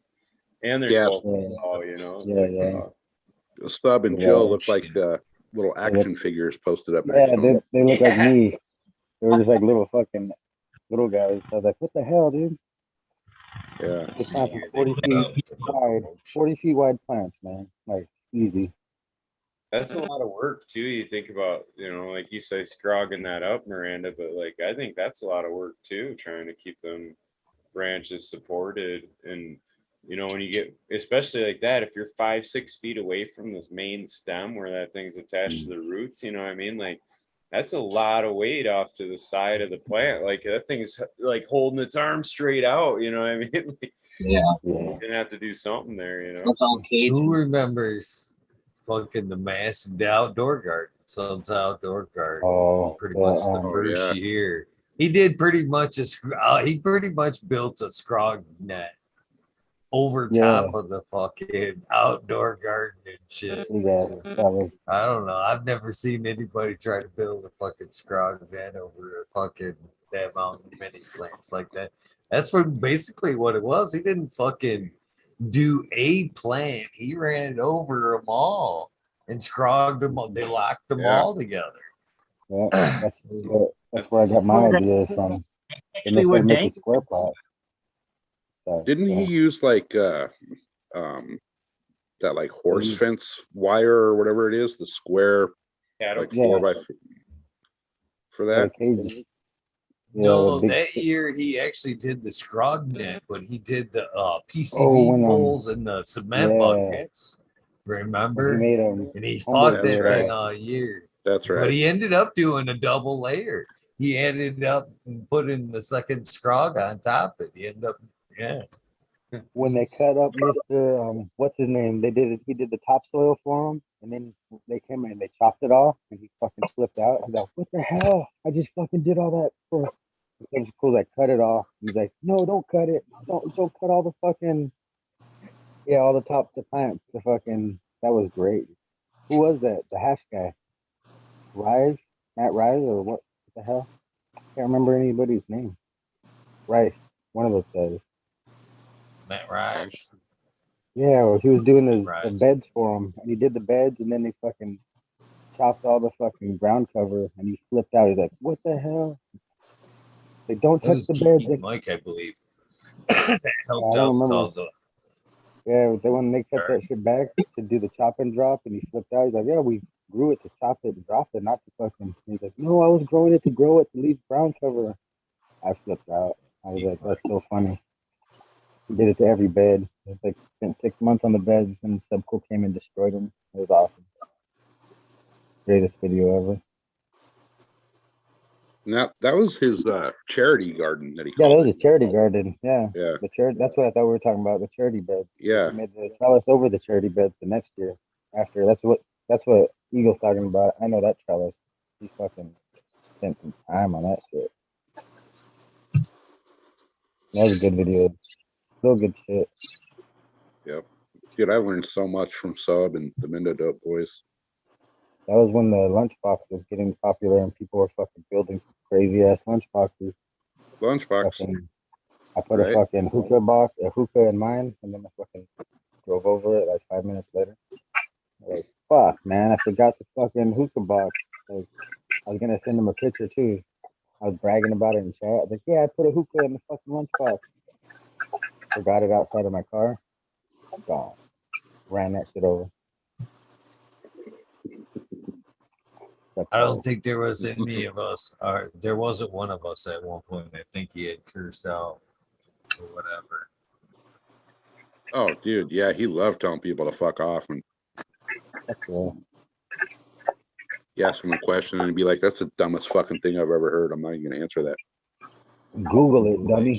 That was the best shit. Put Google some it, cool in dummy. front of that question. You'll Google find that 1,000 shit. answers. You'll find 20 videos, 1,000 answers in my face. That was the greatest shit all the time. I was like, fuck, who is this? He's a genius. Fucking genius. You know, but then again, at the same point, like if you did ask him a legit question and you've obviously done your research or whatever and we're looking for more info, he would spend fucking 30 minutes answering your question.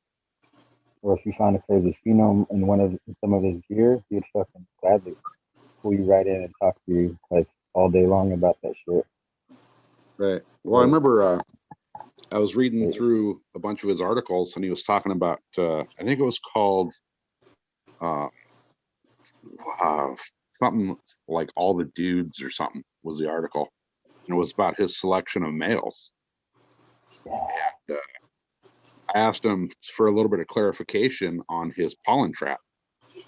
So rather than just answering it, he went and collected up all the shit and built one on his show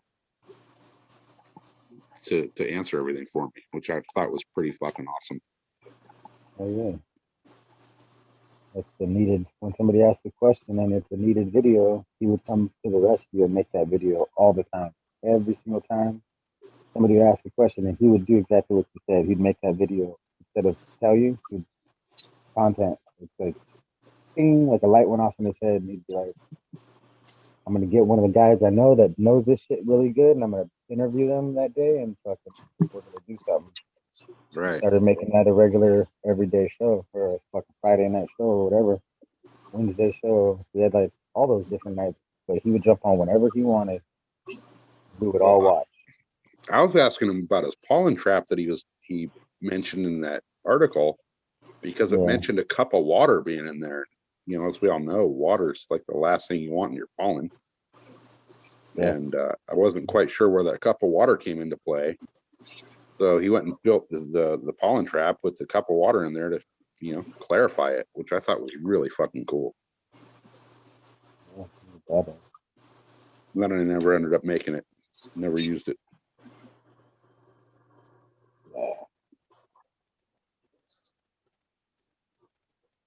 Yeah, when I ran into him at the cup, I ended up talking to him for like an hour and a half at one of the cups. And shooting the shit, you know. So that's where I bought I got the last pack of Locomotion that he had at that cup, and that was the male that I got out of that pack is what ended up being the male that created the Mendo Loco.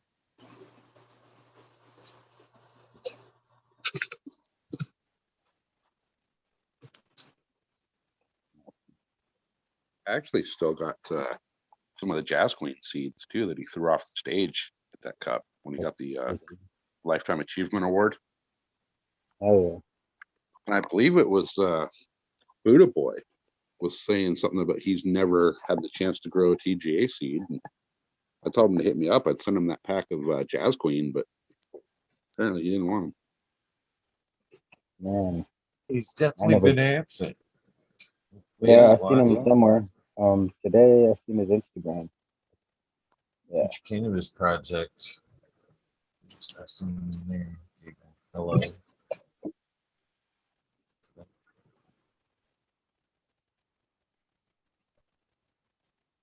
Yeah, there's been he's commented on a couple of my posts lately, so he's still around. He's he's in the dead of winter up there, so you'd think we'd see him a little more, but maybe not. Well, there's fucking like no time, you know. Like he's trying to get all his work done while it's fucking freezing cold. They got preparations and shit they got to do. Yeah, he's got to do that all year long just to survive. So it's fucking So he could be in the thick of it, just like you were saying, Socal. It is winter. Just enough time to show his pictures, because that's all I saw was some pictures, and he did comment on one of my comments, or on a comment that was left on one of my pictures too, which was pretty cool. He left like the 3 hearts that he does, or some emojis. Can't remember. Awesome. Missed that guy though. I wanted to make a strain called Monty's Eardrums because that dude loved playing the fucking eardrums hard, but I didn't want to piss anyone off, so I can't do that. Oh, hell yeah, you can do that. Do it, dude. Yeah, that'd be awesome, man. Oh yeah, especially when he was driving. Fuck, man. Right? He was a fucking driving air drummer. I thought about one. I was gonna make one called Monty's Balls. On his fucking steering wheel, all fucking like, hold on to your steering wheel, motherfucker. You got some windy ass roads up there. He'd be like, what the fuck? Fuck you guys. Fuck Instagram and fuck YouTube, and then they'd shut him off. I always wanted to it should be made too, especially even today. Somebody needs to make this meme. I was never that handy, but somebody needs to fucking make the meme. So, it's well, I guess that's probably why it is, because it addressed its real name versus the subpool. Well, Yeah. you remember, well, Monty's actually obviously his real name. Well, it always made me think of Monty Burns on The Simpsons. And the Oh, meme in shit. my head is you Monty, how he goes, excellent. Well, we would be sub cool, but the dank, you know what I Right. mean? Up and low, Monty Right. and Monty. I always thought that. Didn't Badger name his son after him? Yep, you did. That's it. Awesome. Yeah, Badger's still got a lot of Stubbs' old stuff as well that he's kept going. Badger's got it all. Badger's the only one that has everything. The only one with everything, right? Right. Only one with everything. Yeah. Yeah, the only one that he doesn't have the original was Cuvée, but he did do an F2 of that one. Yeah, From the seeds I sent back. I sent back the seeds for the recreation of the Cuvée. Nice. That's why I don't have no more. That's why that cut was so fucking important. But it's all good. Yeah, I'm still trying to keep that thing alive, man. It's Now, yeah. I know Dabby is still all good. My brother just seen Dabby a couple weeks ago, but I didn't realize that Toki passed away. Oh, no way, really? Toki passed away in April. Miss that Jill sucks. actually got a plaque made up of him and has his like birth date and his death date. Well, I know Toke went back to Jill, but didn't Dabby go to that other dude that was Dabby's in Arizona with Cannabis Mom, and Dabby lives with Cannabis Mom's two other little dogs, and all the dogs are like very well taken care of and get along great. And then Okay, good. Toki went back with Miss Jill. Yeah. I thought for some reason Dabby went to what's his name? That Victoria chick. No, she couldn't take him. Actually, when Subcool passed away, Dabby and Toki both went to a house that wasn't treating them well. So they had to get him out of there and didn't know where they were gonna fucking put the dogs. And that's when they ended up figuring out like where they were going, and they stayed there ever since. But yeah, right after Subcool passed, the dogs were being not treated well, which is fucked up, right? Yeah, that's fucked. Well, I mean, it made perfect sense. It shouldn't even have been a question that Toke should have went to Jill. It was actually kind of weird too, because they needed to keep their whereabouts hidden because there was like people like wanting to get the dogs for clout or whatever. Toke was already pretty much in it.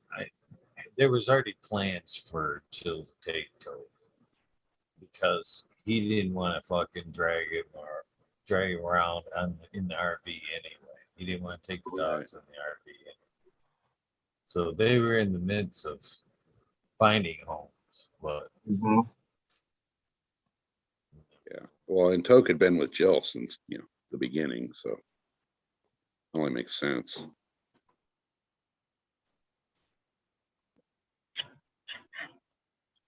Best for the dog to go with someone that they're familiar with. Yeah. Smiley, you've had Johnny pinned this whole time, so they've been looking at Johnny for like the last half hour.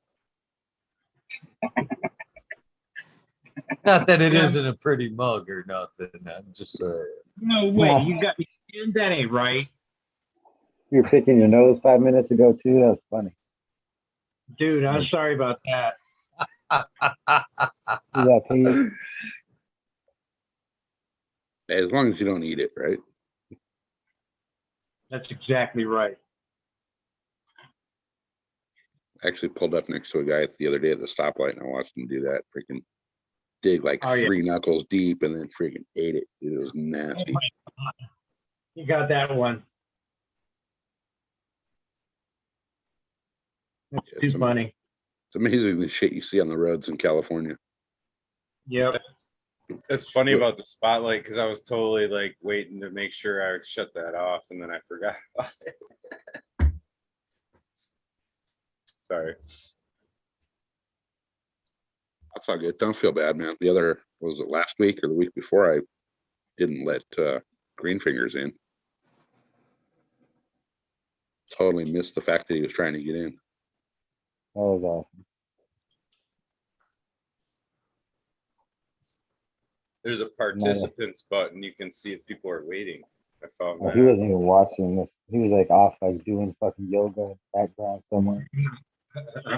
Okay. Dude, I was rolling in butter to try to get in the flower room. Fucking bullshit with that. You make me choke again. Fucking bad. Fucking hurt, man. Coffee still fucking my head up. Nice. Then it's been a successful night on my end. If I can get you to laugh coffee through your nose, dude, I've done my job. Man, that's what I'm talking about. I didn't know you were a goddamn comedian for today. Dude, You I were hold funny, back. but fuck, that fucking shit was hilarious. It was perfect timing, I guess. I don't know what I feed you got, but they're popping up all over the place.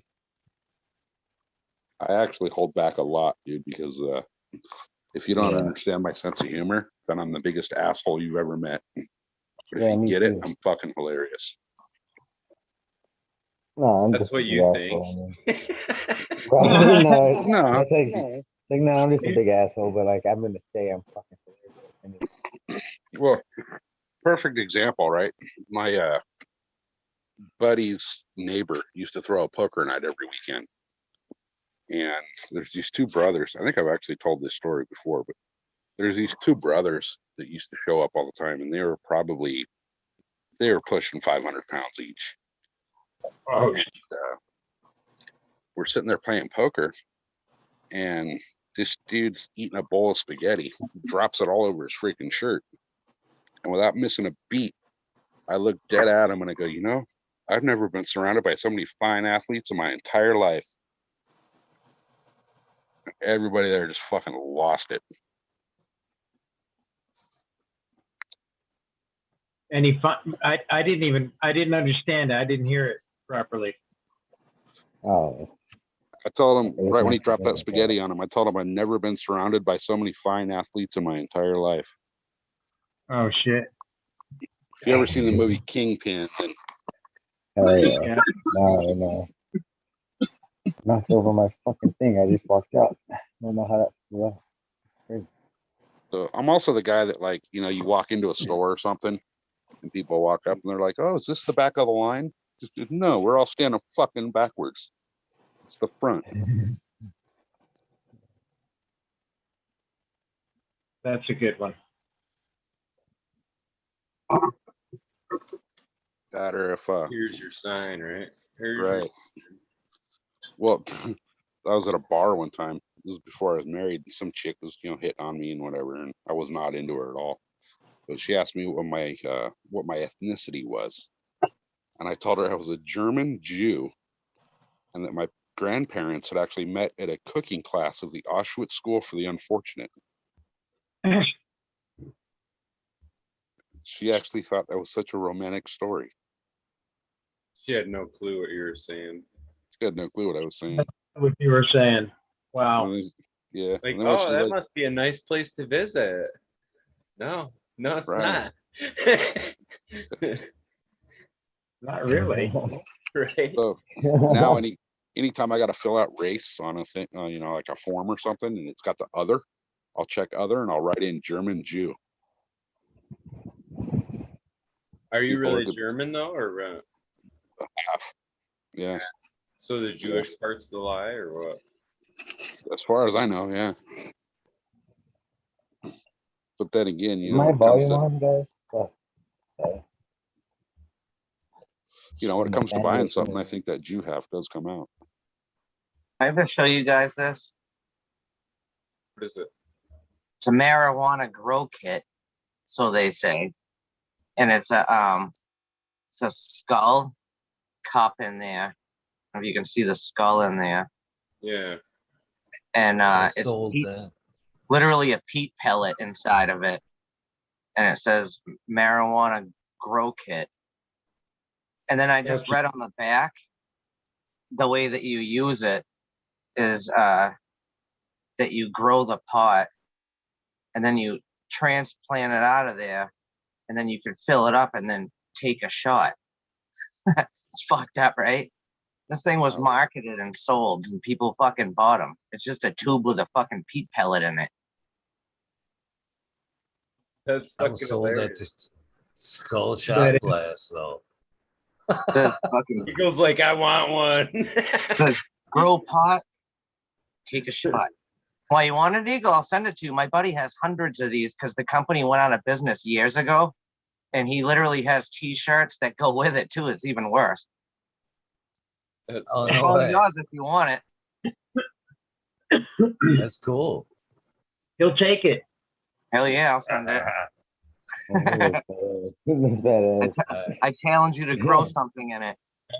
Oh, that's the challenge. for sure. Hey, Oh, Oh, mold- yeah, does that's badass, dude. does it count if I fill it up with something and let it mold and grow the mold out? let something ferment in it. You gotta fucking drill a hole in it, or fucking it would be the key to being able to grow something in it, right? Yeah. Let it just sit in the stagnant water. Of course, if it's big enough, it would be growing it. You'd be watering it all the time. Yeah. That's Either way, it's cool as well. How do you not like skulls? Skulls go with everything. I never grew out of that fucking fat. So I just ordered on Amazon. I ordered like 700 little alien figurines and like 2 alien blow up dolls. Hi. A buddy of mine keeps his trailer down in the desert for desert season. And a couple months ago, he was talking about how he swore to God he was driving back up the hill, up over the mountains, coming home from the desert. And he's like, man, I swear to God, I saw the Desert View Tower. And then like 10 minutes later, I saw the Desert View Tower again. So he's all convinced he was freaking abducted by aliens, right? yeah. So I have the code for the keypad lock on his trailer. So I'm going down there this weekend and I'm gonna put the Oh, you're such a freaking blow up dick. doll, one in the shower and one in the closet. And then I'm gonna stash all of these little figurines fucking everywhere I can fit them. That's funny. He's gonna be finding alien figurines for like the next 3 years. Oh yeah, because I'm putting those fucking things everywhere underneath You in the gotta at least get storage. him that flashlight. Every time he one, goes so- to do something, he's gonna be like, "What the fuck? He put him here too?" Yeah, Well, the flashlight alien ones aren't that bad. They're pretty awesome. That's funny though. You got fangs and shit. Like, what the fuck does that body part have fangs for? so here's another fucked up thing that I thought was hilarious. And most people thought I was an asshole for thinking it was funny. Back in the day, years ago, a buddy of mine was living at his grandma's house. She had like this badass house, and he was living in the basement and growing. Well, somebody had broken into his house and stole a bunch of shit from out of the basement. I didn't know that happened. And the night before, we'd been over at another buddy's house watching Cheech and Chong. So I called my buddy up and left a voicemail on his answering machine telling him, hey, this is Sergeant Stadenko with San Diego PD. I need you to call me immediately. We have we need to get some more information from you and this and that. Well, he actually called the San Diego Police Department looking for Sergeant Stadenko and thought it had to do with the fact that his house was broken into that day. So, dude, it was like 6 months before he figured out that was us. He really thought that this sergeant wasn't calling him back. This fucking asshole. He never returns my calls. That's hilarious. One of the best phone pranks I ever heard was like, so you pick one person's phone number, and if you happen to know when like they work or whatever, you basically call around a bunch of, it doesn't work now. It used to work back in the day with the paper, but so the way the story went, they fucking picked one number out of the white pages, and then they called a bunch of other numbers at a time when people were gonna leave a message, and they said, hey, just try to get a hold of you, so and so, call me anytime or whatever, and they'd leave the one guy's phone number on a bunch of other people's voice messages, so that the one guy kept getting calls back from everybody or whatever. I don't know, about a bunch of shit he didn't know about. I still do that to people with Craigslist.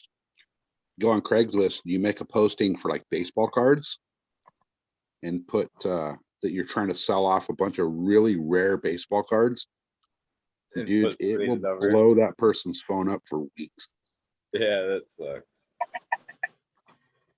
There's also a website out there. It's called, what is it called? I think it's called like I said don't call.me.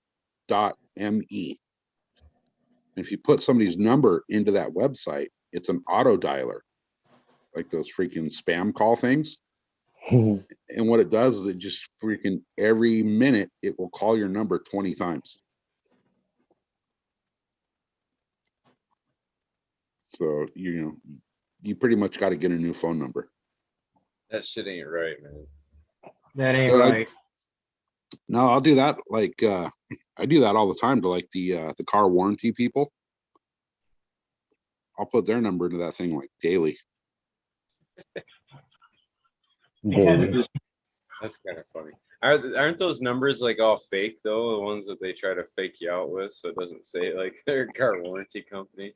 Some of them are, but some of them aren't. Yeah, because they'll pop up with my same area code and shit. You know what I mean? They're like where it looks like just a buddy from your whatever or somebody from your previous call.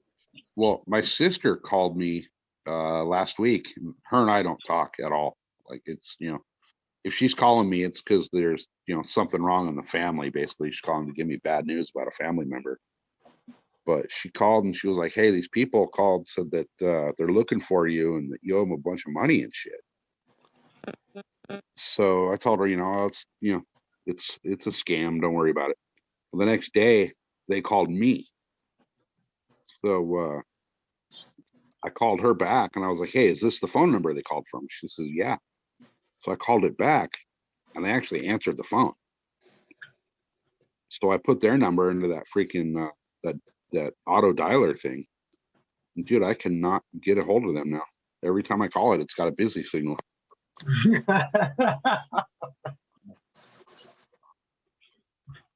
I could tell it was a total scam. It was like some lady answers the phone and she was like, oh, do you have a case number? And I was like, no, that's what I was calling you for. What's the case number? What's this all about? She couldn't give me information. And it's like, well, you just need to send gift cards in the amount of $700 to this address and all that. I was like, all right, cool. So I put her number into that dialer thing and it fucking locked up her phone lines. The only way that could have got any better is if, say, they called you from, say, Visa, and you call them back, and they're like, IRS, whole different scam and shit. You're like, wait a minute, I got a message from Visa from this number. Yes, yes, Visa. I wrong one. Yes, you have right number. My bad. Yeah. That's the only way they could get better. I think it's always funny when they tell you like, oh, you need to reference this case number, and you call, or you'll actually answer the phone and they tell you have a warrant, right? I'll always tell them like, dude, I'm fucking starving. Can you guys make sure that they're here to arrest me and that I get booked in before lunch? They'll hang up on you every time. Yeah, my adopted mom, that she falls for all of them. One day somebody called her up and literally told her that they were her nephew and they were in an accident in a different state, and they couldn't call his mom because his mom can't find out, because if she finds out, she'll kill him. He's about to go to jail, and he has to pay all this money for, what is it, for bail or whatever, some sort of thing, man. And she literally almost pulled $9,000 out of her account. And then for whatever reason, she got a hold of me. And she wasn't even going to tell me about it. But I could tell that there was something wrong by the way she was talking. She just wasn't acting normal. She was acting fidgety and different, you know. And so I finally found out what was going on. And man, these people literally got the name of the grandson from her, just fished it out of her somehow. And then next thing you know, he was that guy. That was her grandson. You know, from that time on, he almost started crying a couple times, you know, and I went down to the bank because I couldn't believe that if I pull out a certain amount of money with my card, I get pinged and they say, hey, did you just pull out this amount of money? Otherwise, you're going to put a fraud alert on your card. And, but they're willing to take out $9,000 in a drop of a pin and just send it someplace. And I thought that was rather strange that the bank was willing to do that, but they're all gung-ho about stopping and keeping me from spending my little bit of money that I have in my account. And it's the same bank. But they said, well, shoot, we don't have no policy for that. So it's up to our family members to keep an eye on that kind of crap. Yeah, if you're pulling money out of your account, they really can't ask you what you're pulling it out for, you know. Especially if you walk in. Nor do we want them to. Like, right. I understand that. Nor do we want them. But at the same time, I just don't want to see a little old lady give everything that she's got to somebody that she doesn't even know. Nor do I, but I agree with what the bank said. That's something you can't change the rules like that. Like for how can they pester me when I spend like $600 at one time? If you're using your card, it's a whole different deal. You set that limit too, Johnny. You can usually go on and change that limit. If it's 600, you can move it to 1,200 if you want. Oh, really? Okay. Yeah. Maybe that's just something that's automatically set when you open up an account. Yeah, if you read the fine print in the contract, usually it's like between 300 and 500. Yeah, I had mine like exactly. I was gonna say it was less than what you were saying at 600. Mine was like at 300. It was like every time because that's how much my checks were like less than that. Yeah. Yeah, like I can't go to an ATM with my, you know, I have a credit union, but I can't go to the ATM and pull out $600. I'm limited to $500. Yeah. But if I walk into the bank, I can go clear out my entire account, and they're not going to ask questions. They don't care. Except for the $75 or whatever they need to keep you fucking. That's a dirty lie, Socal. They do ask. They're actually fucking. It's right in their job description. After a certain amount, they ask. I think it's more like $2,000 these days. You ain't getting out of there without giving them some type of description. That's fucked up, man. It's your fucking. You can't buy a gift card without having a social security. Going to get a hooker. Give me the money. Right. Once you put that, what do they, you know? Once you put that shit in the bank, that's their money. Yeah. But like the gift that card is the way they see it too. That's fucked up. But you guys tried getting gift cards lately? You can't do it without social security. If you don't have your social security number, they won't give you a gift card at Home Depot, like at all. Fucking bullshit. Like, what the fuck do you need that for? Like, just a $25 gift card and I can't buy that shit? It's like, really? You can go ahead and think. I believe it's the RICO Act for that. Yeah. No shit. Yep. Have you Yeah, Oh, ever? it's uh, flexibility. Did they So I get change paid that? monthly. And when I get paid, I go to the bank and I take the money out the day I get paid because I'm scared that they're gonna fucking take it back if I don't take it out. Yeah. how it feels. It's legit shit, man. Have you guys ever got on the return banned list from Home Depot, where they ban you Yeah. from returning shit? Yeah, my No. friend has because she was a fucking returner of stolen stuff, but it was fucking hilarious. No. So The unreceipted return. Yeah, unreceived returns from different cities. They would take it from one city and go to another, fucking return that shit for the same. Like with the receipt, you get cash back if the receipt says cash spent. So that's why they stopped. Go ahead, Soka. yeah, no. When I was doing the property management shit, we'd go into like flip an apartment or something, and we'd buy a whole shitload of material, and we'd overbuy, and because That's the way you stupid, gotta do it.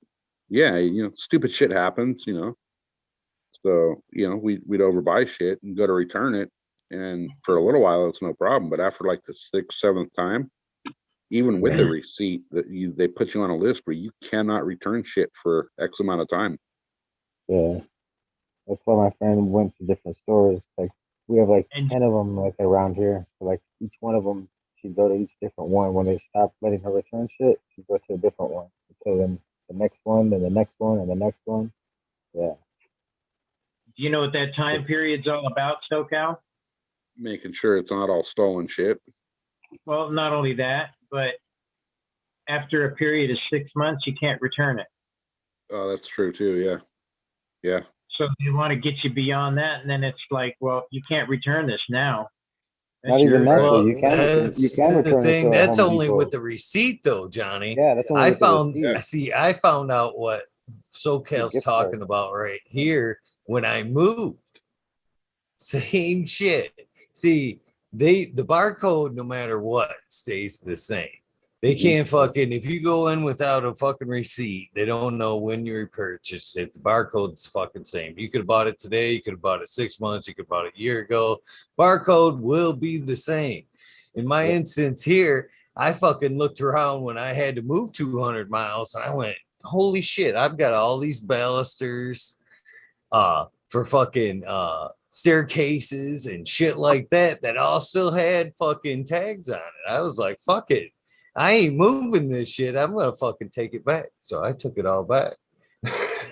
Bits and pieces of jobs from this, that, fucking, and I got myself on that there list. That's how I know what the fuck you're talking about. So most of it was, some of it went to job sites, tied on jobs. I could go, yeah, that was on this job. It was easily rememberable. Some of it was special, some of it wasn't. But nonetheless, I found myself on that there list where I couldn't fucking take something back. It was actually Lowe's at that time. Same reason. Same.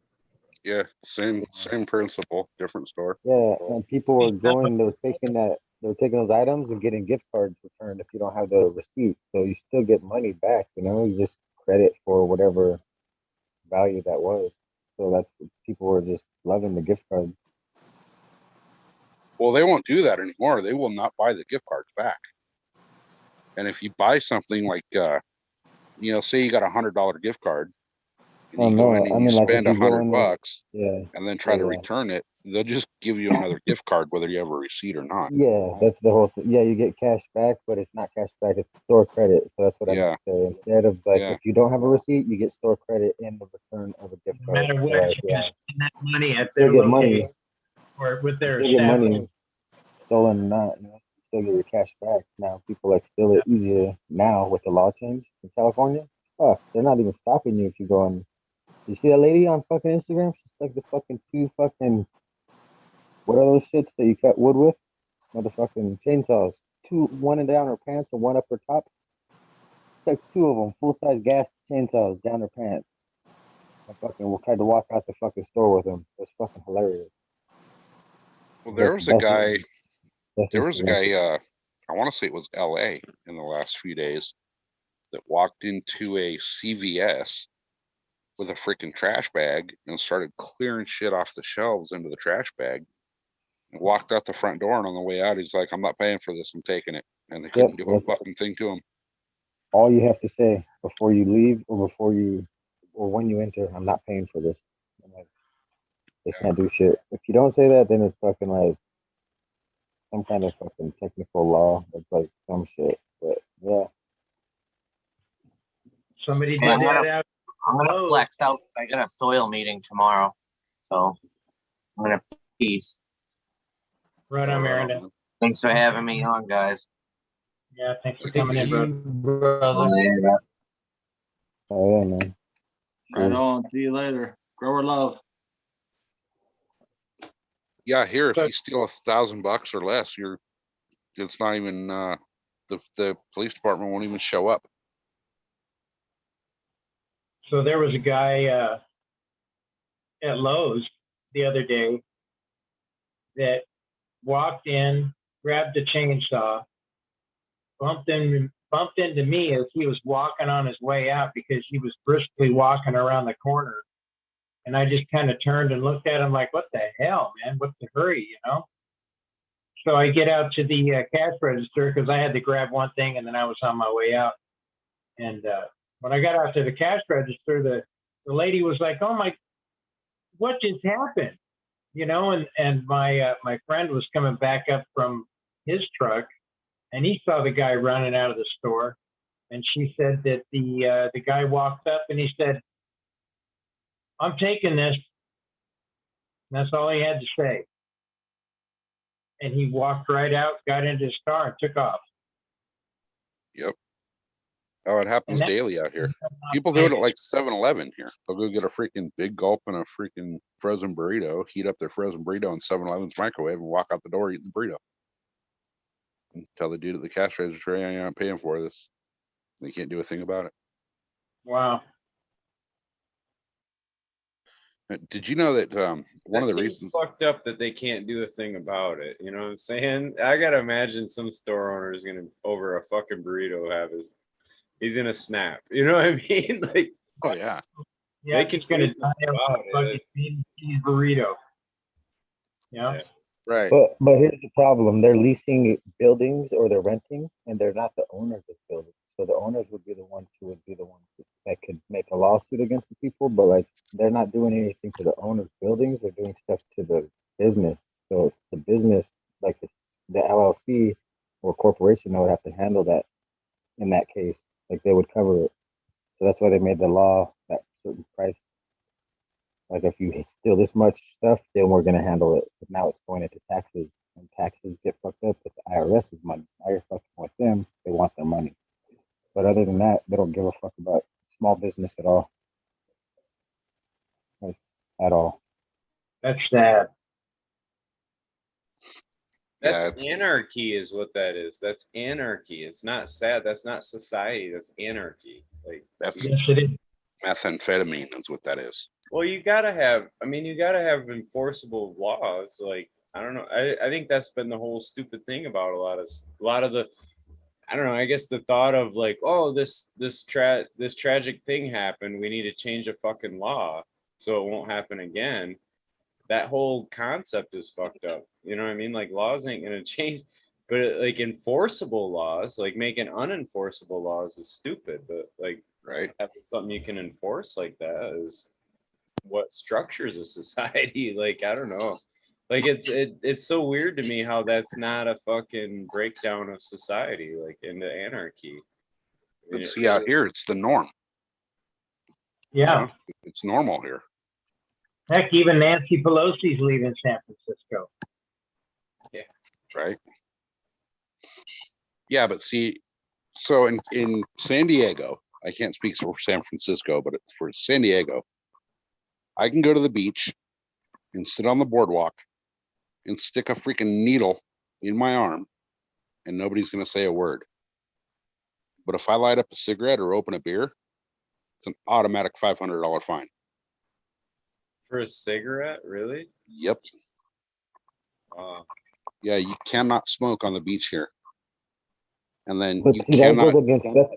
Okay, You so can't get secondhand fucking that's heroin. policy. No, that's policy. That's not really law, and that's the problem with that. They want their money. They're going to get their money through the policy, which has nothing to do with the public. It has Yeah, something to do exactly. with the workers, but not with us. But we fall for their shit. We pay their fine every time, or else we get outlawed. We get outcasted and told you can't come back to this boardwalk. You can't come back to this beach. That's But what I what the mean fuck? about stupid unenforceable laws. Like that's Right. Exactly. Completely. Well, but then there's like the alcohol law here, right? Yeah. Um, That's we a used to big go down thing. to Sunset Cliffs all the time, and sit there and watch the sunset and drink a 12 pack between 3 or 4 of us. But you cannot do that anymore because a bunch of idiots came from out of town on spring break and got in a big old fight at the beach.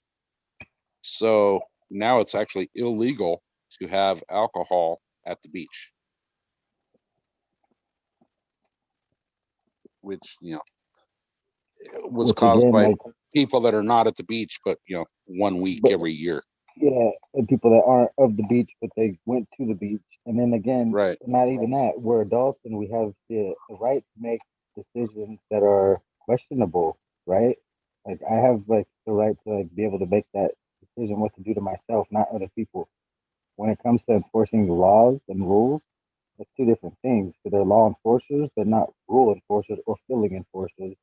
And that's the problem. They go with people's feelings instead of the law. The rules don't matter.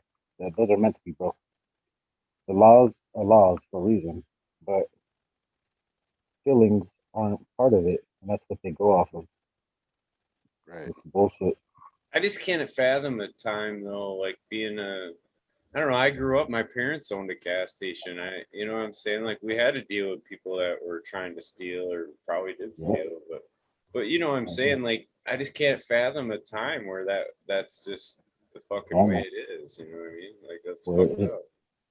where Yeah. it's that way for the safety of people even more though. Like it's like don't try to stop them, just let the fucking money take care of it. But we don't got fucking money.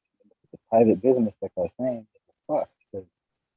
Who's gonna pay for it if you're not a big corporation or Right. So you When have I to have a get it, business it's not license. worth like fighting somebody over fucking No, but it is $5 if worth it's of your burrito. fucking home business. If you're a mom and pop, it is worth it though, because it's your home shit. But like at the same So, time, well, the just law's to put fighting it against into you. context, greenfingers. So here's the thing: like, what at the end of the day, when you own a business, you have all these extra costs, right? So there you have a Yeah, markup and you have profits and whatever.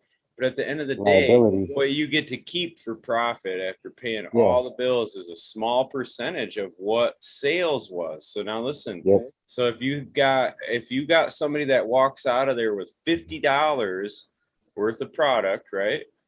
You People bankrupt. have to sell All 5 or right. 6 times more than that. So now your Yep, sales have to be $300, if not yep. more, to pay, depending on whatever that percentage is that you wind up with. Exactly. But it's a Yeah, fuck of a lot lower yeah. to You're cover gonna have that to cut. $50. Yeah, So now you're right. even a $5 fucking burrito, right? A $5 Yeah, burrito is actually like the dude walking out of there with like 25 bucks. You know what I mean? So that's what I you mean. Like certain times, like a business owner is just going to be like, fuck this shit. I'm sick fed of up with y'all. it. You know what I mean? Yep. Like, Yeah. I It's don't even know. worse than that though. It's because they can do this. They have the right, and then if you get injured in their store, now I get to sue you while I stole your shit. Yep. One of your clientele hurts one of those people, or one of the employees hurts one of those You're people. It's on liable. Yep. property. You're liable for my fucking well-being in Now your you can't even on defend your your own property. property. Like, that's what I No, don't you get. cannot. And that's why they said don't do anything, because if we're gonna cap it off at this amount, if they steal this much money, now it's like I said, now it's Fed's money and they're pissed because we don't get to tax them because they stole this much stuff. It's not taxable or write-offable. You can't use it as a write-off. So fuck you. But well, they still have my shit. All right. Now we could charge them for something federally, but not fucking locally or whatever, or however they want to do it. But it's a whole bullshit thing where they want their money.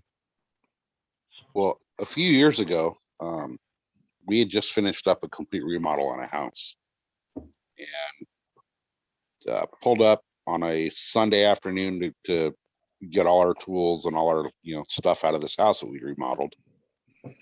And Sunday night decided to, instead of unloading the truck, we're just going to leave it in the driveway and unload it in the morning. Well, at like 4:30 in the morning, somebody came and broke into the truck, stole a whole shitload of tools out of the truck. It turned out it was the contractor 2 doors down. And we called the police. They showed up, told us, oh, sorry, it was not a violent crime, so we can't do anything about it. What do you mean? Well, dude, Yeah. dude started pulling my tool bags out of the back of his freaking SUV in front of the cop that showed up. Yeah. And we're like, look, that's our shit right there. You have to have a I file know for a report. fact. And she's like, well, how can you be so sure? It's got my fucking name written on the goddamn bag. I know it. That's my shit. When you use your tools on a daily basis, you know your tools. Yeah. They told us that if we went and confronted him, we'd be the ones going to jail. Because now we're getting violent with somebody that we didn't have proof stole our stuff. Even though they're sitting there right there with our shit. That's so fucked up, dude. I don't know, man. That just ain't right. Some of that Your shit. name could be embroidered into your tools, and it's still theirs because it's in their possession.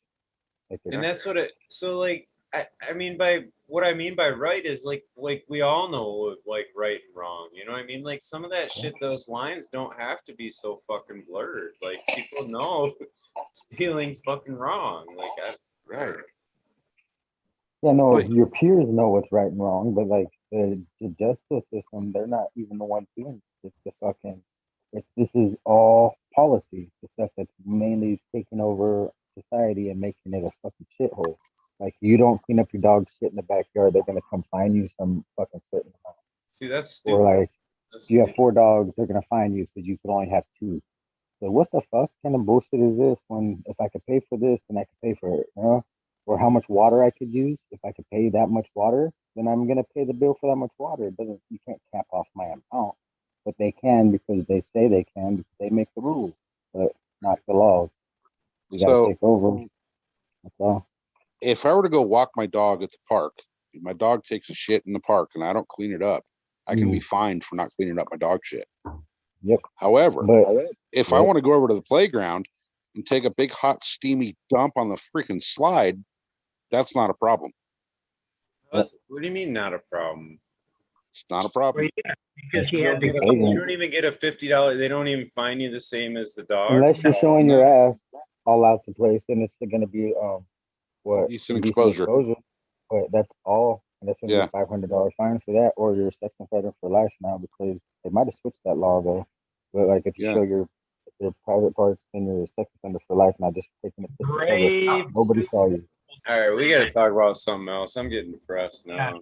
Yeah, man. This is the stuff that I used to like really be into, like, because I wanted to defend people's fucking rights, and that was all I would stand for is like our rights, not fucking people's feelings. Fuck your feelings. I want the rights of God that was given to us.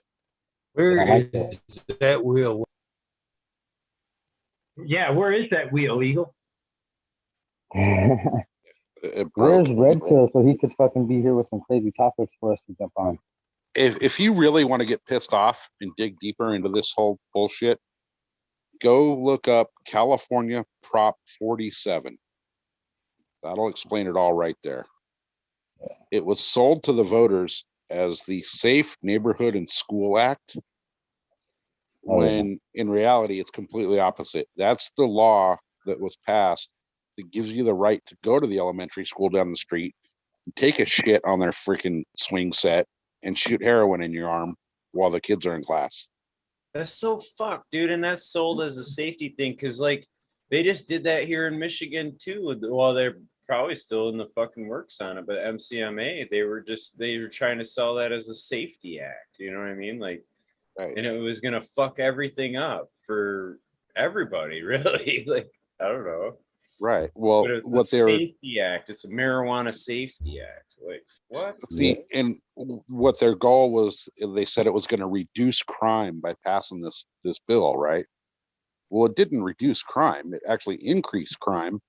But on paper, this shit's no longer a crime. So Yeah, so you just made Yeah. it no longer a crime. You didn't. It made more petty reduce crime. It crime. made a lot more Right. crime. You reduced It was- law, so right, Yeah, you reduce law down Right. to feeling and enforcement with Yeah, the they did fucking the not. same thing with shipping It's for containers. them. Moved them around Anything the that's called corner. policy is for the people, the workers. All policy is for workers, for the employee, not for the public. And people, they run that like the caution sign. It's not for us. It's for the employees to hurry up and get that shit dry. Like if we slip, we can still sue their ass if we slip and fall with that caution sign up. It's still like caution wet floor. You still get your money if you slip and fall in front of a caution wet floor sign. Like it's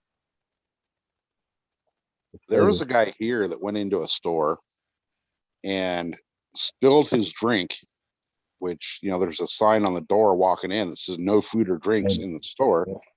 The dude spills his freaking drink, slips in it, falls, and sued the fucking store and won.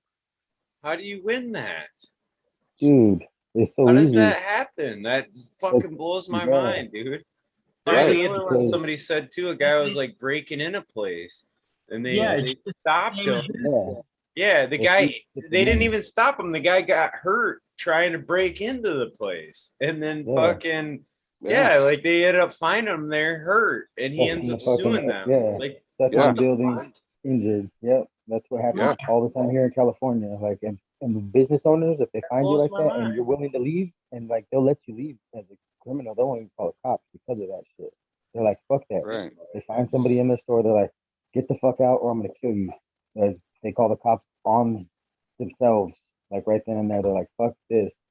I need help. I need the cops here. I'm fucking injured in on your property. And they know what they're doing. They're fucking there for money. That's Yeah. fucking it's what it's for. Like that's what they're there for. Well, you guys know I'm going through this right now in my neighborhood. My next door neighbor is in the hospital, in the mental hospital right now. Somebody drew up papers and said that one of these homeless people that was living in a shed over here, a couple of trailers down, well, somebody drew up papers and said that he paid her $300 to live in that place. Yeah. Nobody's You have getting more rent. right than the property owner to be in that property now. Nobody's paying electricity. They can't turn the electricity off. They can't kick him out because he's got a. Hey, yeah, and this girl Yeah. is not even on the fucking lease. Yeah. She's not even an entity that's supposed to be there. Yet he sublet it supposedly to this other gentleman. And now this other gentleman is living in the house next door to me, and I don't know who the fuck he That's is. because your law officers don't know the law, and that's policy once again. That's not law though, because Yeah. if they signed it over, it would have to be their real signature, and they would have to have more than one form of signature or fucking like a real. You have to have a real. It's got to be documented, and you have to have a fucking That's all there is. notary. fuck If that. So- you need a notary, you don't have So- a notary, then your contract's not void. Or I- void, and no, it doesn't count. It's fucking false. Anybody out plan here- anything outdoors this year? Oh yeah, let's change that subject. Thank you. Yeah. But I could talk law all day. It's that time I'm you gonna should talk have to some Bar. seeds going for your outdoor if you haven't had, if you're thinking about it, right? Mendo Dope's got new Put some seeds. beets out there. Mine. Mendo Is Dope. anybody planning on growing some outdoor this year? Mendo I'll Dope's tell you got new what, seeds. worst comes to worst, in my situation, I will definitely be taking up some outdoor growing this year. Worst What about case, Yeah. worst case, you can bet I'll have some plants outdoors this year. What ones are you putting out? To have zero plants Yeah, isn't a yeah. thing. Now, Huh? are you What looking strains for? would I put outdoors? Yeah, No, what which ones ones are are you you gonna- gonna? You Yeah. said we're planning this shit. let's do it. Oh, going well, I say we do an outdoor grow Let's all along. do the this year. same thing. back it. That's That's what I was that's the gonna say. backup, Smiley. That's the backup. So unfortunately, it's whatever is in the garden, which things Okay. we know are kind of weaning down a little bit. So worst case, whatever clones I have will be putting outdoors, which is a variety right now. But I was thinking about that today, to be honest with you. I was like, as I was kind of thinking about, what I was going to tear down, which tents were going to be the first to be tore down and all that good shit. It was like, man, this is really bummy. This is really bummy. And then it hit me. It honestly hit me like a ray of light. Oh, fucking spring's just around the corner. Right around the corner, brother. And I was like, anything, I can travel with cups. I can move some cups until spring. I can move cups. I can keep cups. So worst case, I will put some plants outdoors this year. So and that in itself may be, a new adventure just for fucking learning's sake. I've never really tried to do a grow outdoors, but it might just be a plateau I'm forced to deal with this year. But are you guys SoCal? You fucking an outdoor grower? You got your shit going yet? Oh hell yeah, we got no seeds cracked yet, but we've got the space starting to work. We decided that we were going to, instead of just planting straight into the ground, we're going to kind of loosen that ground up a little bit. So we got holes about 6 feet deep, about 6 feet wide, that we dug with a backhoe, and those holes are getting quite a bit of new soil down below, because I've got probably 3 yards of super soil cooking off over there. And straight subs recipe, 100% down to the T. And we're gonna fill the bottom of those holes with that super soil, and then we'll plant. I'm gonna obviously crack the seeds. They're gonna start outdoor, so that they're already hardened off and ready to go outdoor the minute they break the surface, and they're going straight. If you're gonna go that deep, SoCal, have you thought about doing like a dry farming and doing like the layering technique that I've heard a lot about this last year? Yeah, I just don't think it's feasible yet. I think it's going to take a lot more prep than we've put in to be able to do that. How about just the clay on the bottom of your hole to save some of that moisture? That's the plastic lining. That's a big help with a no watering system. Yeah.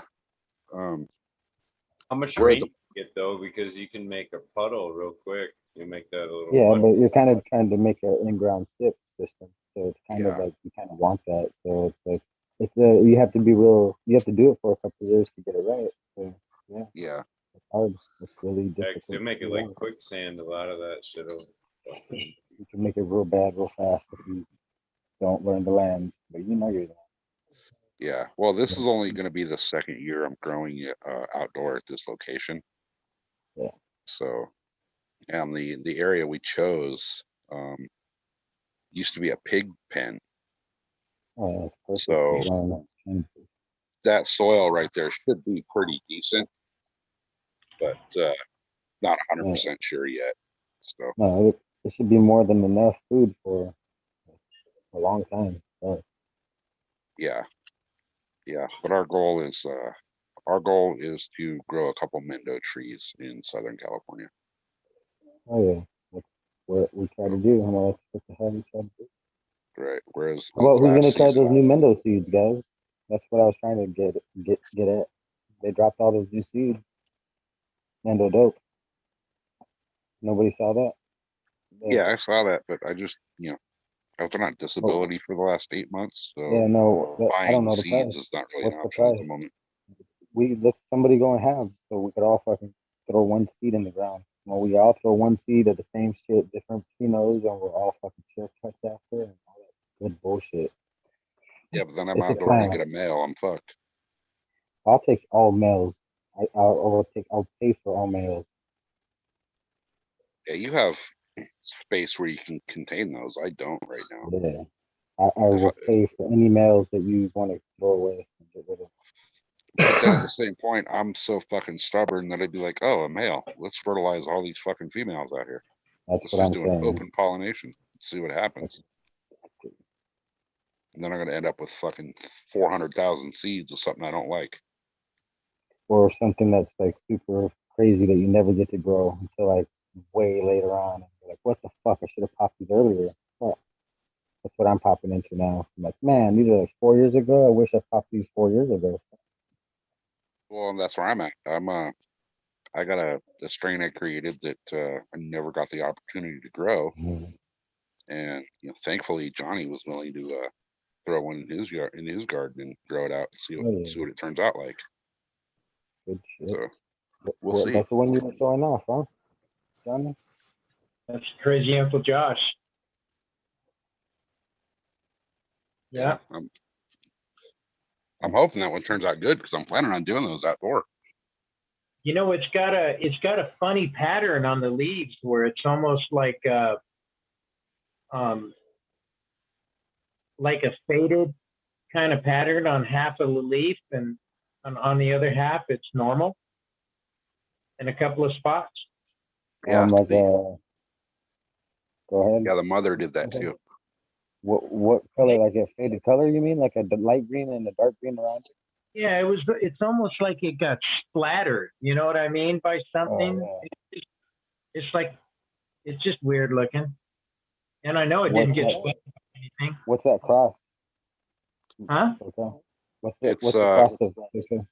The cross is Joshua Tree female and a Yeah. Mendo Loco male. Beautiful. And the Mendo Loco was a really, really purple Mendo breath that it didn't matter if it was midsummer or 12 degrees outside, that Yeah. thing would turn purple. And Yeah. then the obviously the locomotion, for the male to make the Mendo Yeah. Loco. And then Okay. the Joshua Tree was a sour strawberry, and I believe it was a Yeah. Mickey Kush.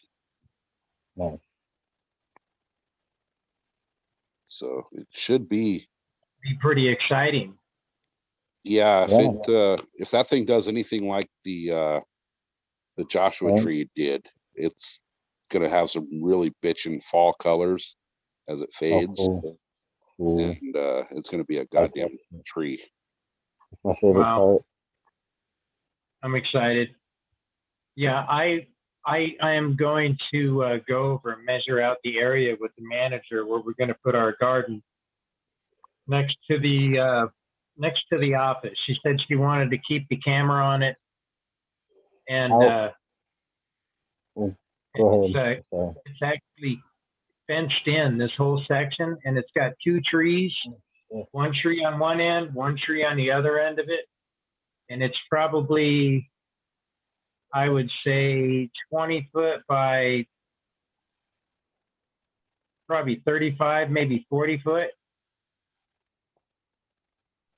Nice. That's a good sized space. So has it been planted on before? Was it grass? Was it what is it? What was it? Like a Well, plot? it's got rock on it right now, Oh, nice. so You that- can put raised beds on it, right? but I believe it used to have just shrubs and shit like that in there, so shit was growing on it. Oh, so the earth under the rocks and dirt. Yeah, This is so native right earth. now Yeah. got the desert scape on Yeah, it. the native desert shit. Yeah. Right. So they put the rocks on it just to cover it up, make it look pretty. Yeah, So- they faked it out. Yeah. And the owner of the property is all gung ho about this. He thinks that's a great thing because he's a grower Yeah. too. He's Cannabis? a vegetable grower. Oh. And it's Yes. funny, I talked to there was an arborist that came through today that was trimming up trees and shit. So I went up and I talked to the guy, and I told him we were going to start a garden and we needed a bunch of chips to put in the pathways and shit like Oh, that man. for whatnot. And he said, so what are you guys going to grow, indica or sativa? Both. Did you ask to keep all the fucking wood that he was gonna mulch down or cut down? That's Well, that's the what I big should thing. ask. said, well, do you have any wood from that section? I'll take that. Yeah, whatever they cut and trim and they're gonna throw away. Like most of the time, they pay to put it somewhere. They don't even fucking keep it. Well, yeah, that's what I'm saying. That's why I was talking to him, because I know he's Yeah. got access to it. So I used to have. Yeah. I got him involved in it. I got the manager, and I told her that I wanted to get her husband involved in doing a few other certain things, and she goes, "Nah, he don't have a green thumb."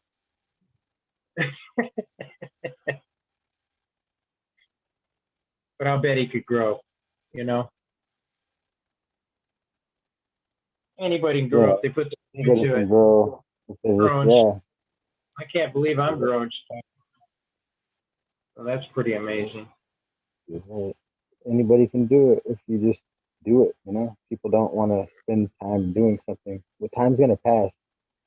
Might as well put seeds in the ground. That's what I'm looking at this year is, you know, we got this area fenced off, so it's all now compliant with the law. And because you know, California, yeah, you can grow outdoor, but it's got to be technically in a room that's locked outside. So you have to put a fence around it.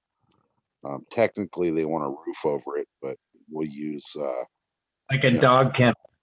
yeah, exactly. So we're just gonna call you know, we're gonna put netting over the top, and that's gonna be our roof. We're gonna use mosquito net. So we're trying to keep the caterpillars out. So we're gonna wrap the whole area with mosquito net, basically build a mosquito net greenhouse. And, Oh, there you go. do a bunch of plants out there. But with the space we have, I'm thinking probably 15 to 20 out there will be where we're going to start with. Don't they have certain types of non-pesticide type things that they kind of do to gardens to like prevent a slug from crawling up and over? Don't they? What kind of things would they normally put? With the problem we have outdoors here is these stupid little green worms, and they come from butterflies and moths. And once you find one of those things, you're fucked because there's 300 more in that same plant. So if we do the mosquito netting thing, that should prevent anything, you know, from getting in there. You know, it's not going to prevent shit from crawling underneath, but most of our problem here comes from the aerial assault from the moths and the butterflies. Yes. Yeah, I totally understand that. But now you can mix up a 50-50 ratio of turpentine and linseed oil and put that in like little 2-gallon buckets throughout your grow, and that will get rid of most ground-borne pests. Oh, fuck, I forgot what I was just gonna say. We don't do any outdoor growing down here or over here just because it's just too hard. Obviously, it's not legal. So if I have to, dangerous. Yeah, well, sometimes like people will get like a farmer involved, so you can get out there and square off a little area, and he knows he won't mess with it. He can keep people away, but then more people know, so it ends up being an issue, causes problems. Right. You know, it's just too many eyeballs. And then the other option is to try to guerrilla grow way up in the mountains, and that's tough because you can't properly take care of them really at all. It takes a lot of time to get there. And, you know, depending on work and your home grow and other things in your life, it just makes it almost where it's impossible, you know. So for me, it doesn't really help. But man, I sit here envious, and not in a hater way, you know, at all. To you guys that are out there growing and outside, and I'm soaking all this in and thinking someday we'll be able to do that here. And the mosquito net sounds awesome. As soon as I heard that, my ears perked up. Yeah, that's good stuff. So, but yeah, there's no outdoor growing here. Like I've tried many times, and they've got chewed up by bugs. They got either eaten by deer or laid on top of by deer, or just, I think, stolen right as they had little tiny popcorn buds. They just be gone, man. By the time you go back and it's a couple weeks later, and it's like, what the hell? So never had much luck outside, but I think it would be really fun to have them right out back under like a mosquito net where I could go out, take proper care of them, and start making some of this soils and stuff we've been learning about. So yeah, man, you guys got it. Well, Definitely grow it if you can. Like I see people saying overgrow. I like that, man. And I hear like the other day, Tal was talking about overplanting a whole bunch, and his voice changed and everything. And I can see that happening to me, and I'm starting to get that outdoor bug. I want them to come quick, you know? Yeah, but not to be nosy, but what region are you from? Like, It's Pennsylvania, near the Oh, Pittsburgh yeah, area. yeah. That's our biggest. That's the closest big city to where we're at right now. So I see Jack Greenstock jumped on. I wanted to say hi to him. oh hell yeah. Got a green spot. Jack, cheers.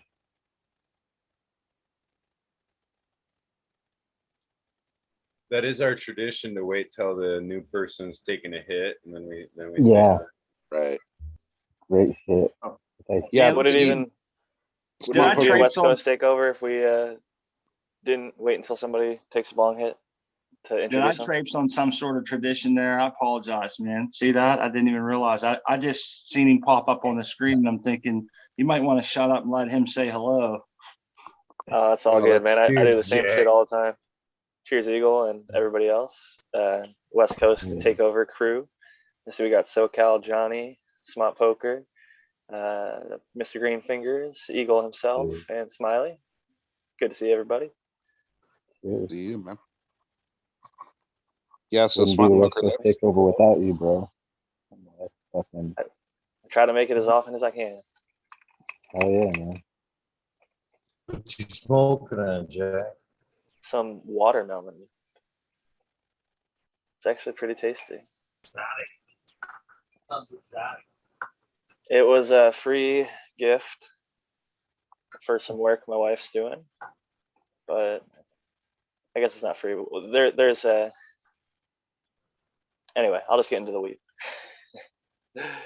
This is just a hookup, more like it's a gift, I guess. It would have been a better way to put it. I'm just stoned.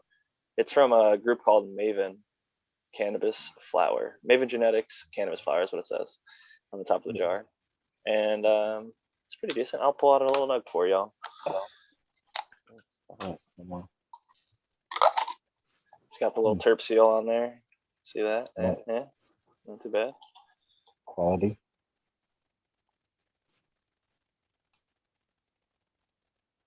Probably not going to come through too well. Nice. Let me get my hand big up. bird? What's that? It's the eighth jar, right? It is an eighth jar, yeah. Yeah. For everybody else out there who doesn't get Right. recreational type weed. Yeah, that looks nice and hard and dense. Yeah, that looks really nice. The light like that. I like that color. Yeah, it smells good, tastes good. Gets you a good buzz.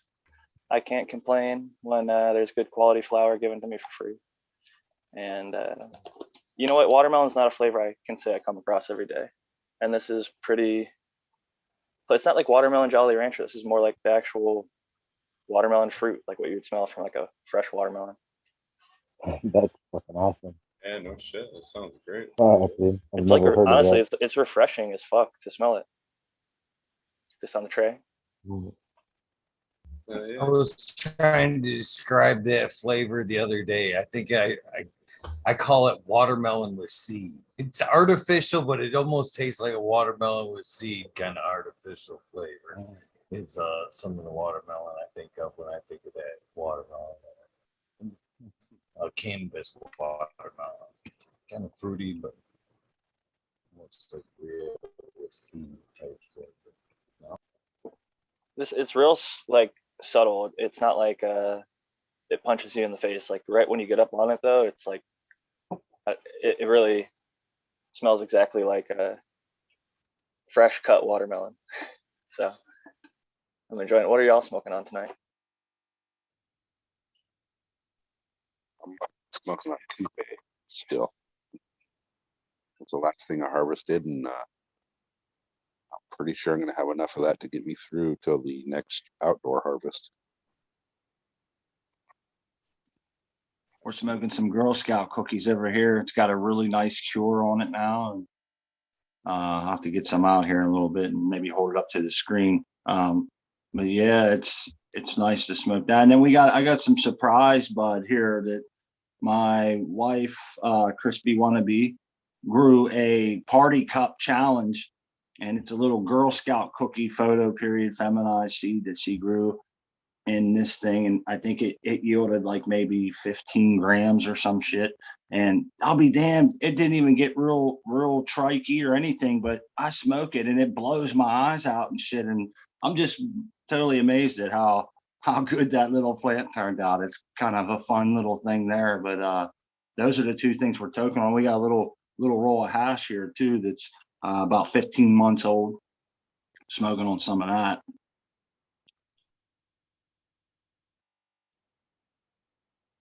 Temple balls.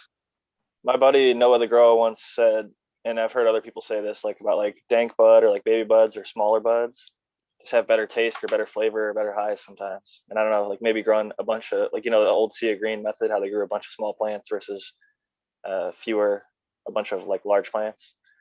I do think that there's different profiles. Like if you veg something for a long time and flower it versus just like veg it for like a week or two, or if you're from clone, or just like a couple weeks from seed, and keep it in a smaller pot versus like growing it in a massive pot. And I definitely think that it affects its expression. Yeah.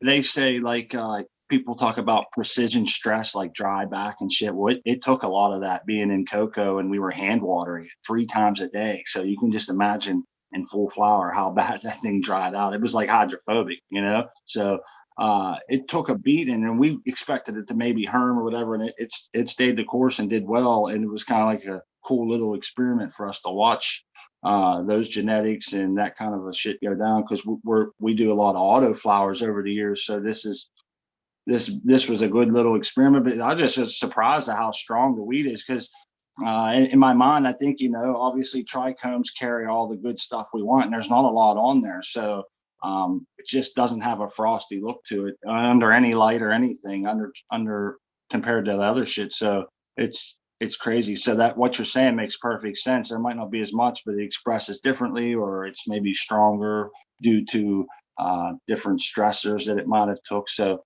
yeah, man, I think that's all pretty wild shit. I'm a firm believer in the drought stress increasing cannabinoids and terpenes. I agree too. I think that's something I've noticed just from being a hand water in cocoa. Some of it wasn't because I wanted to dry stress it; it happened accidentally. And I've noticed that did seem to like really make them greasy, and we got some really good, some frost going on some of them. And I don't know, it seemed to go hand in hand. Maybe not every time, but it seemed like there was definitely a correlation in some of that. So late flower. Yeah, in flower, especially later, and that's where they drink the most, and that's where I'd have the hardest time keeping up as a hand water, you know, and that's where they would get that dry back. I'd get some EC spikes here and there, and have to do like maybe I call it a mini flush. You know, I never really recommend that to people, but I do it here, and I do like little mini flushes with like quarter strength newts or whatever, just to get myself back on track in a quick fashion. And those little times seem like they might have helped out, but I never really had obviously any scientific backing. But to hear other people say they see that, and maybe scientists do get that, when you can put those two together, I think that's wild shit. And it makes me want to try to time that out better and do it on purpose now, you know?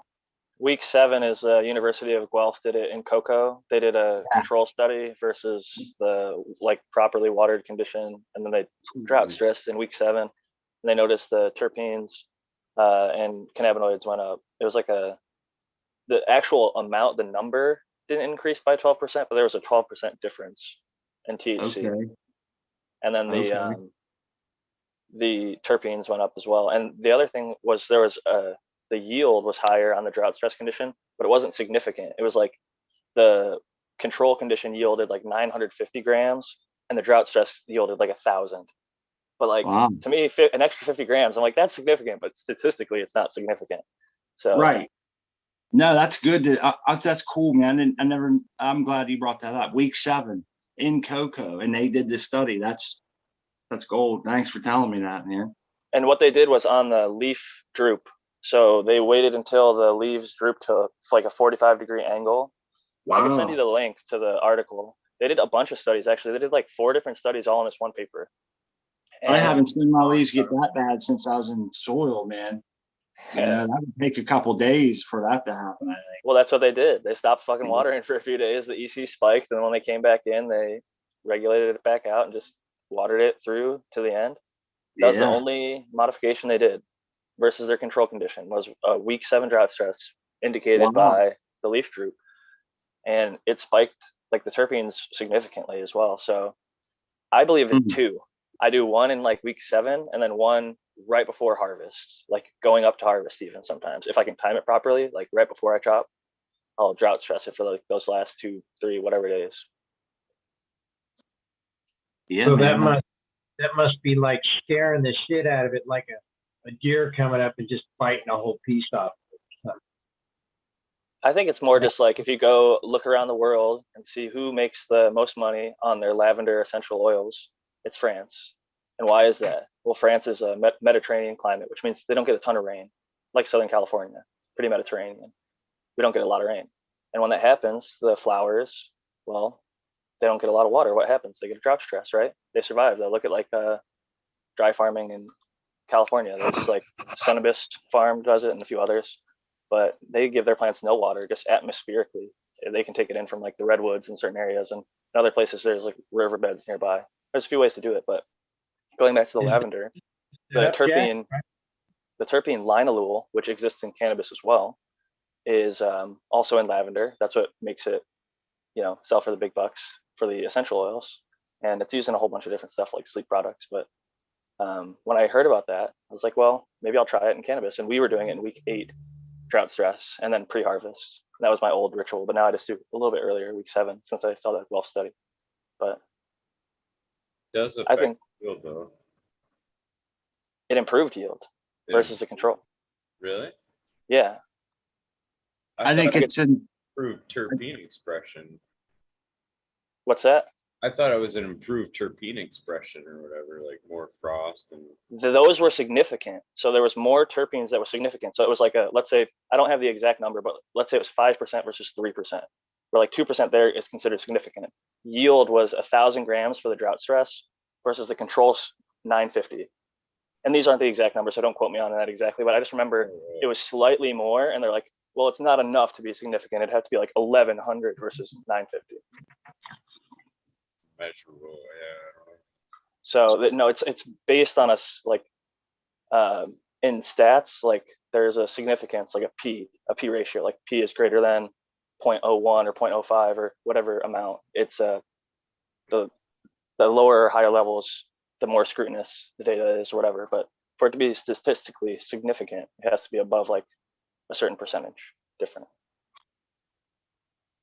I think one reason why it's nice to hear this coming from that Guelph is because this kind of flies directly in the face. I think it was important that you mentioned the timing of this, because we always tell people if you're growing in cocoa in our style of high frequency fertigation, you want to keep it wet all the time, constant nutrient. And then we come and say, oh, it's good to dry it out. It's good to have a dry back. And then I don't want to get somebody confused, or if they're hearing this in the future, it's definitely a precision thing of when to do it, especially I think in cocoa more than maybe soil. But they also tested if you did consistent, like more than just the once, like throughout. Yes, there was a significant decrease in cannabinoids and terpenes and yield. Yes. So they did a bunch of different studies. Like there was a bunch of different things that were examined, and ultimately they tried to dial it in for the best performance. But there's been some criticism to the lab. If you see their plants, they don't necessarily look the best. They grow some strains that none of us, like shockwave and like random stuff that we probably tidal wave stuff none of us have ever grown or heard of. So it's interesting though to me. Nonetheless, I still believe that there's definitely something to it. Like isn't that crop steering? That's the whole idea of crop steering or whatever. But like, so that is one way of thinking about it. Like some people even think like the soil that you build is like considered, like Brandon always labels this stuff like biological crop steering, and like controlling what microbes you're feeding into the soil, everything. I don't know. It's interesting.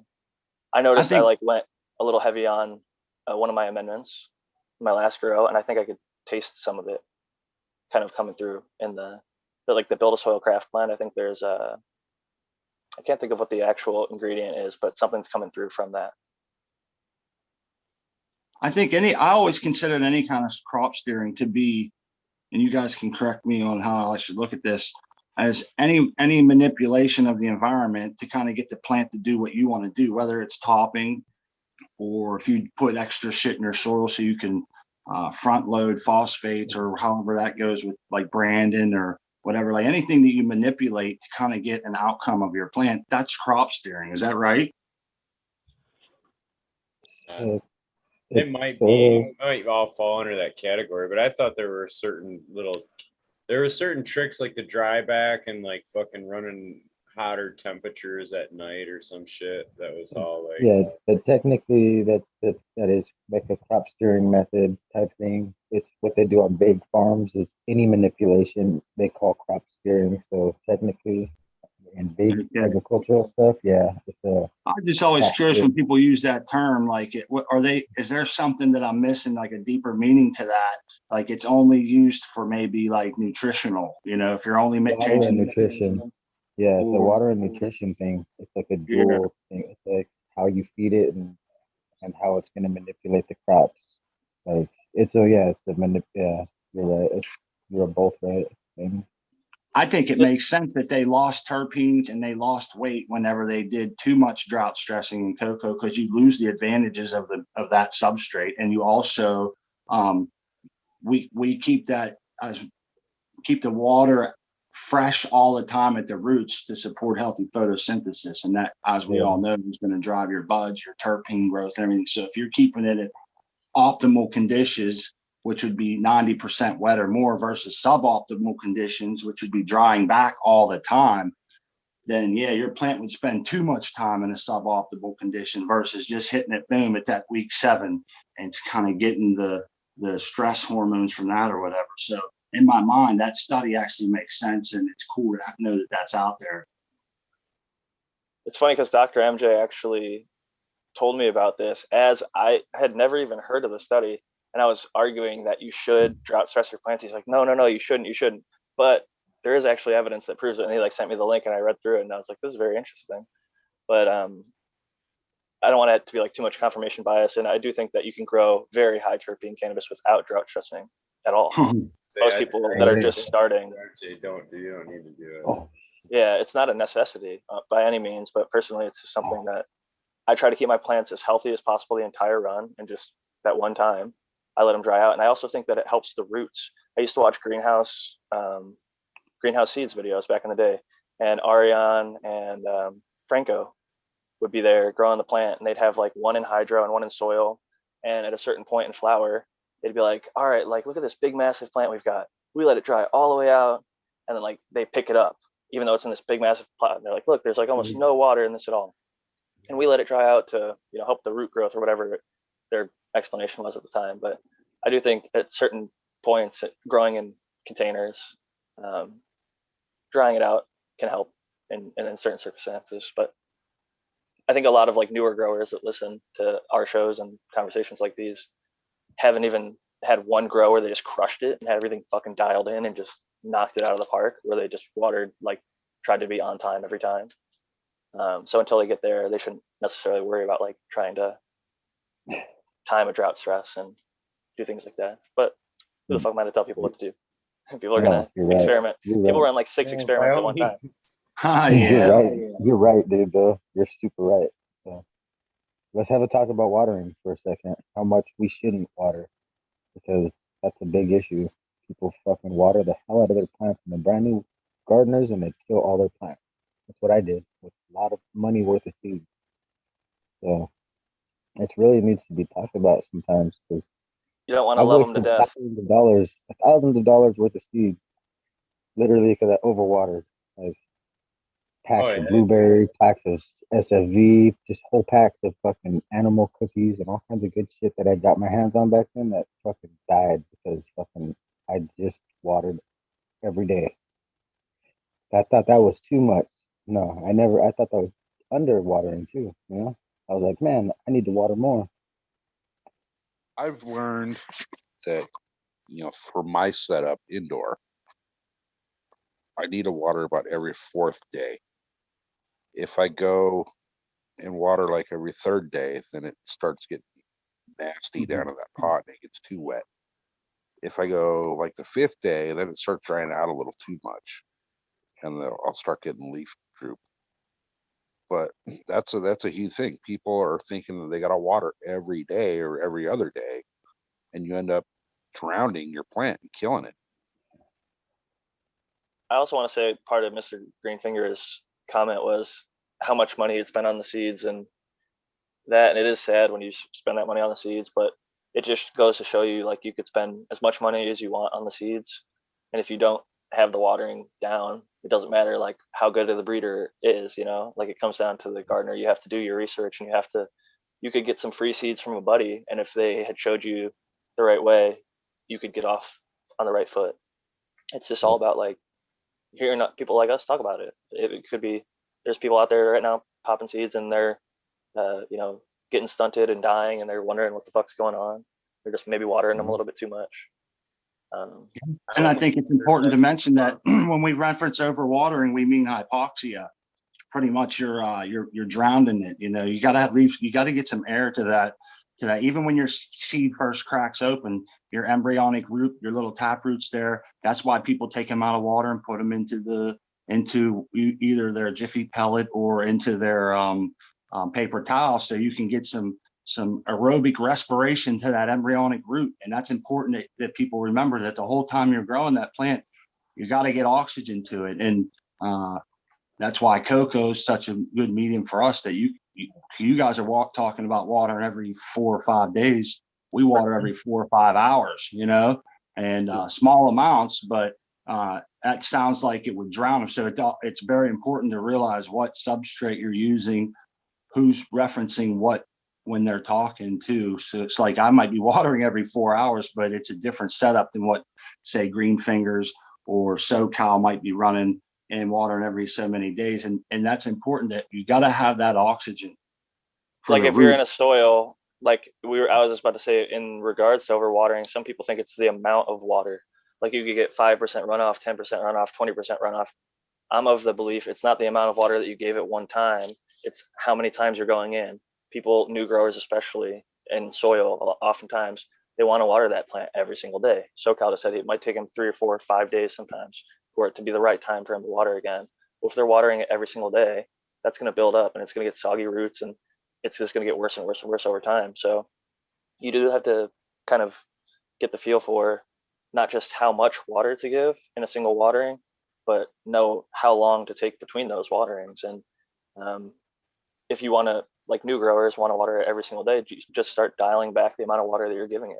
Like I have a little Gatorade bottle that I use, like one of those ones that has like little squirt top. And I use that on my seedlings sometimes when I'm watering them. Instead of soaking the entire medium each day, I'll just go in and sprinkle a little bit on top just to keep that topsoil moist until I'm ready to throw like the rice hulls down to create a little mulch layer. Because when they're first sprouting, I like it to just come right out of the soil, and then I'll throw down a little mulch layer. But before then, it's to keep that soil damp and allow them to sprout up. I just kind of go in once or twice a day and give it a light touch of water, so it's not in sopping wet media. It's in slightly damp media. Yeah, there was a period of time I had a situation where I felt like I was overwatering them. So I started to cut back a lot more. And I got to the point where I was literally underwatering. And I had to retrain myself again on how to rewater my plants, which is kind of funny. Yeah. Happens, It's a hard thing to get timed, and I still, even years doing it, it's something I'm still trying to figure out, dude, to be honest. Like watering is something you can so easily take for granted, and it fucks you. You know what I mean? Like, and you got to pay attention to it. It's literally that still that important. I did want to say one thing though on the oxygen for the roots. They literally breathe like we do. They do the same metabolism that we do. So they need that oxygen in order to grow. You know, and it's how they get the energy they need to grow. So without oxygen there, they literally can't metabolize the sugars or starches being sent to them. Like they need that oxygen to be able to deconstruct the photosynthates being sent down to them. I will say, if you can get yourself, if you're in soil, like Smiley's got, I think like the blue mat tapes or like a sub-irrigated setup, whether it's an earth box, city picker, or something that you make yourself with a Home Depot or Lowe's, whatever tote that you drill some holes in and put some, I don't know, perlite or pumice underneath and a second tote. Make your own DIY sip container. Once you get those roots hitting that, basically it's a dual root zone. So you've got your soil, and then underneath you've got an area where there's like stones and water can fill in there. And you look down a little tube, PVC pipe that reaches down to the bottom that you can water through. And if there's water, you don't have to water. If there's no water, you fill it up. It is that simple. The plant draws it up, the soil soaks it up into, like the earthbox system has like a plastic shower cap, but you can put a mulch layer, and it stays incredibly, like, I haven't had to go through and water from the top other than the first time when I transplanted, ever when I'm using these shower caps. But maybe when I use a mulch, I'll like water in like, I don't know, a compost tea or earthworm castings, something like that. I forget what it's called when you don't make it a full tea, when you just kind of aerate it. I don't know, an extract, like washing it? Like worm cast, yeah, extract, there you go. Shake it and just, you know, water in that. But anyway. No, and then again, the dual root system. I've been doing some thinking about those boxes, Jack, on that, what you're talking about, where there's like, if there's water in there, don't add any. Like that's really important too. I'm almost wondering how important the media is that you're putting in too. Like it, you know, I know when I originally watched those with Alan Atkinson, he was talking the basic Cornell mix, which, you know, is the third, you know what I mean? So like, and he was, I don't even think he was talking of adding a bunch of amendments to it either. Like it was a manure, the compost was kind of the feed for it. And then I remember him putting in some dolomite lime. And I think those boxes over time, like what I've kind of been, my mindset on them is that they're going to trend like down in pH. You know? So if you're going to try to re-amend or rerun the soil in there, you may want to do that. That was just the one thought I remembered from the original video that Alan was doing with them. You know what I mean? He was adding the dolomite. He even said that too, like you got to add it again, like partway through the cycle or whatever. It's like it's a good piece of advice. It's depending on your mix, like you were saying, and what you're putting in there.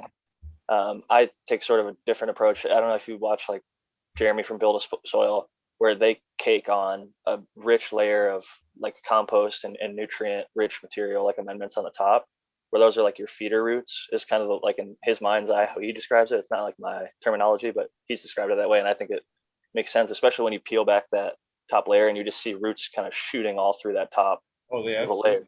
Yeah. And the bottom always has access to clean water, and even once that water, unless you fill it all the way up to the top, which I rarely do, like I don't get it to the point where it overfills. I put like 2 gallons in it, it can hold like 2.5 or 3 or something. So there's basically 3 layers. You've got your soil, you've got your air layer, and then you've got the actual water. So it's got access to air, water, and like the regular soil, but also the top where it's like super rich, nutrient rich soil. If you ever want to top dress anything, if they're looking like they need more, you can always go in that way. But yeah, I don't know. I've just been using the craft blend, which is like 17 different amendments blended up, and worm castings, and his big 6, which is like big 6 micronutrients plus humic acid. And I don't even test my soil. I just you know, try and get it to the third, roughly, with the amendments that are all there. And I started with a Michigan made mix, which is a peat base, and it had perlite, but I'm replacing that with pumice and rice hulls for my aeration over time, as the perlite kind of gets smushed up into sand. I was gonna say, what are you scooping it out? Well, with my 1 gallon pots, I dump it and re-amend it. For my earth box, I just top dress. I cut out the like root ball area, which is roughly like the amount of what is an easy swap pot 1 gallon, which is actually more like 2 gallons. It's a pretty large square. I compared it to another group's 3 gallon pot, Rain Science Grow Bags. 3 gallon is like just a slight bit larger than the Easy Swap Pot's 1 gallon. So that gives you some perspective. Yeah, they are pretty big. So I use 2 of those in 1 earth box though. So I'm taking out a good chunk of soil and then re-dropping in what is like a re-amended fresh batch with like earthworm castings. I also use like insect frass and a few other things. But You're putting Bokashi. 2 ones in there. You're Yeah. fucking taking out over half that damn soil. yeah, no, I know Wow. it's not, this isn't no till. It's No, yeah, I'm just saying, yeah, I can see where you're switching it out. it's low 'Cause till, and honestly, I think it gives me the best opportunity to have success each run, because that way I have a good idea at least of like what each plant has 2 gallons roughly of like a very perfectly hand mixed by cup. I literally go through with each ingredient and add like cup by cup until everything is perfectly in, and then I water in the micronutrients, get it all ready, and then I water in. The first thing is aminos and microbes, and after that there's just this bloom of what I believe is beneficial mycelium on top of the soil, and seed starts sprouting. So it was I took this, what was I was out of growing for a little bit, and so I had some old soil that I had in storage. It was basically dry and dead as fuck and like had been foul for months and months and months, and I thought it was going to take a little bit longer to get back to like this lively, healthy, good smelling soil, but it kicked right back to life, man. It's amazing when you re-amend it, how quick it can really turn back into something appealing to growing. I think that a lot of the some stuff is still there. It just needs to be activated, I guess. That's something Jack just said, good smelling soil. That's something a lot of these new growers don't understand too, is your soil should have a certain smell to it. It should not be dirt, but it shouldn't be gross either, you know. You go to Home Depot or wherever to buy your soil, and you're gonna get soils that just either smell like nothing or they're gonna really stink. And neither one of those are gonna be good for anything. Yeah. I think that's one of the most that watering is one of the most overlooked things that newer growers come into. They don't realize that the soil quality is not what they think it is.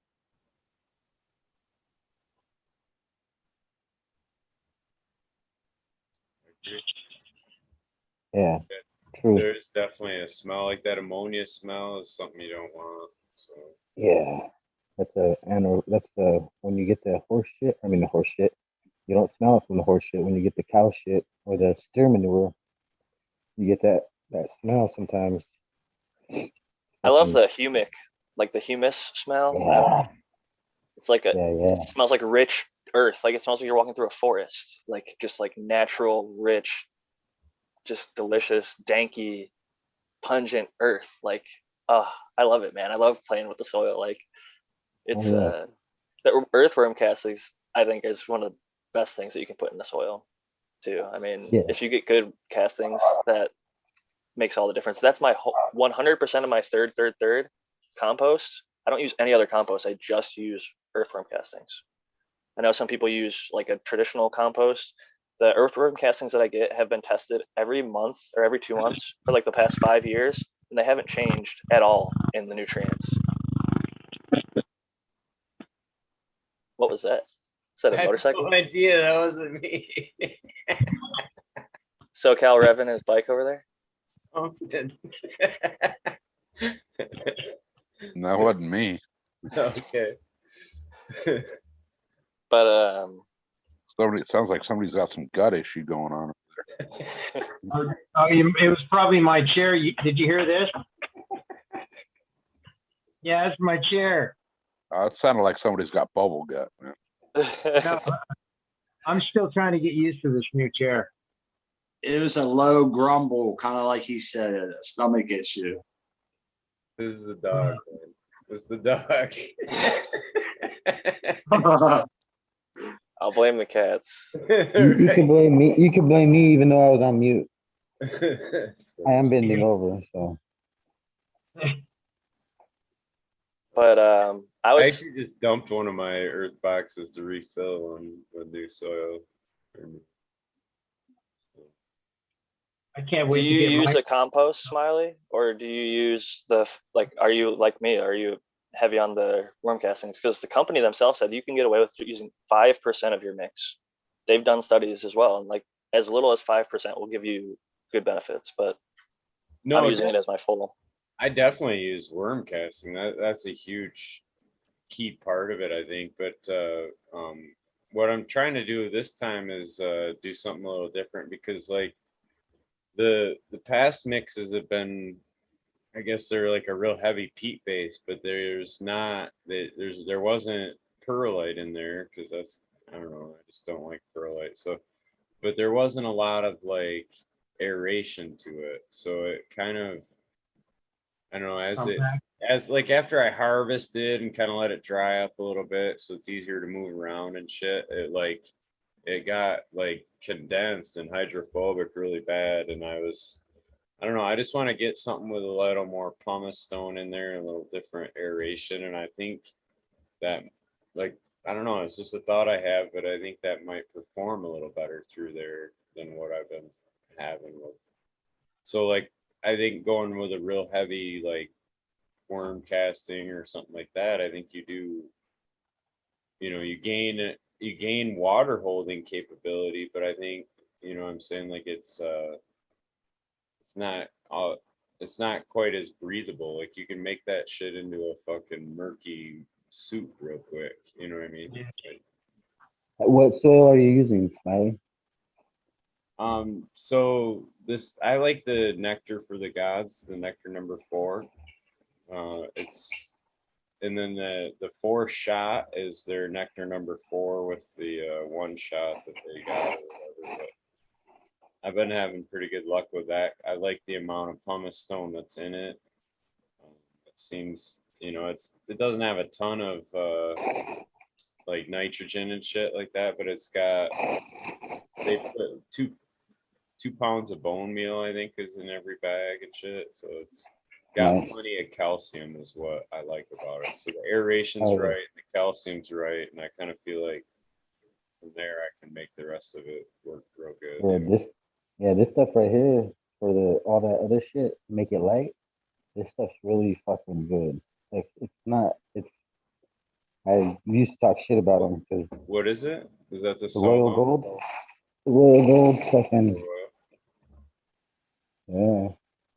This one's like the straight, like the cocoa fucking, that shit, like the soft fluff. But this one's like for like the organic, fucking like silicone. It's what it reminds me of. But it's got big old things of pumice, like you said, and big old chunks of fucking stones in there and shit. Like good shit. Both of these together, they'll work really good. Like, yeah, just enough food for the 3 or 4 months. But you don't got to worry about it. I forgot to transplant my plants, and that's why they look like shit. But they would have been worse without those.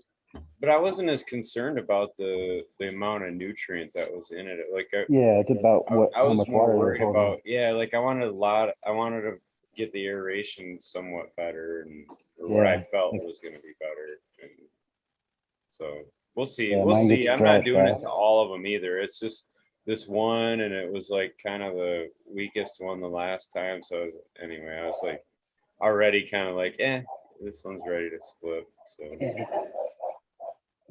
Robert, are you mixing those two? Are you mixing? I'm mixing all those bags. Every single bag you see, if there's mixed, that you just see this pile, every single one of these bags. all these different brands mixed together. Why? That's all I was able to get, and I had to mix them all so it could be consistent. Otherwise, all the plants would be different. No, I get it. If that's all you could get, and you Yeah, so that's yeah. all the guy brought. Like I had like a so-called Chad type guy before. My dad's worker, who come by bring money for the plants. It was like a whole fucking make money scheme that I fucking put it into because I don't like people making money off of me fucking doing all the gardening. So that's why. That's like the realistic reason why I'm out here. Otherwise, I'd still be on the homestead, living how I want to live. It was like opportunity come to grow. You get a house for free, and whatever you need to grow your plants, but we get fucking however much we want. We're like, we split it at the end of the year, and then this fucking bullshit happened, and I was like, fuck you guys, fuck that. This is my fucking life. Like, fuck you, and fucking yeah, this is where we're at. Fucking yeah, fuck you. Who's next? Fuck you, these are my plants, fuck you. You're Like, cool. yep, Fuck you. Exactly. Like, who's coming with me? Who's coming, man? That's when But I freaked out Smiley, that day. to your point about the worm castings being not so, they hold a lot of water. You're right, and that's why I use a good amount of pumice and rice hulls to make sure. Because if you don't have a shit ton, pumice I think is really incredible at its ability to create aeration within soil. If you use it in a high enough volume, it doesn't look pretty. I mean, it's white. It almost looks like perlite or whatever. And people think when you actually think of like a third, when you look at that third aeration, it's a fucking lot of it. So if you get a good mix, I tend to notice maybe like 1 out of my 15 cups won't drain perfectly all the way through. But then if I just tap it a couple times, like the water will run through it. You know what I mean? But once I get to the 1 gallon, it's never been an issue for me, at least personally. So it's definitely just all preference, I guess. Everybody finds what works for them, and I'm really curious to hear how it keeps going for you, because I remember you saying that you had issues with like compaction of the soil when you use the earth boxes in the past. So it's something that you definitely have to try and overcome, and I'm still always constantly trying to counteract it. Hey, I noticed something that I seen the other day. I wanted to bring up. It's along the lines of what you're talking about here with the worm castings. You guys saw this. Our friend Tal was trying to deplete some of the nitrogen in his, so he was like threw some grass seed or clover or something in there to kind of. Did you guys see that, what he was doing? And he was trying to grow some of it out so he could have less nitrogen in it or something. And I just thought that was pretty ingenious. I never, that's the first person that I've seen bring that up. He said that, but here's my thought, man. I've looked at the tests for worm castings. I've never seen one with over 1 on the NPK ratio. They're like 0.35 or something on nitrogen. Okay. It's such low levels. What they do is they activate the microbes and they make nitrogen in the soil available. So people in their head think, oh, worm castings have so much nitrogen, but in reality, the nitrogen is coming from elsewhere. There's a lot of other sources. And I think that it's that's just my take personally. Well, but I think it's an interesting experiment. The nitrogen's stored in the microbes, to my understanding. So as the colony of microbes are building in that compost or in that vermicompost, they're taking up all the nutrients to build their bodies. So they need, the 16 essential nutrients or whatever too. So as that colony is growing, that's what they're doing with a lot of that energy. So it's tied up in their bodies. It's tied up in the microbial colony that's there.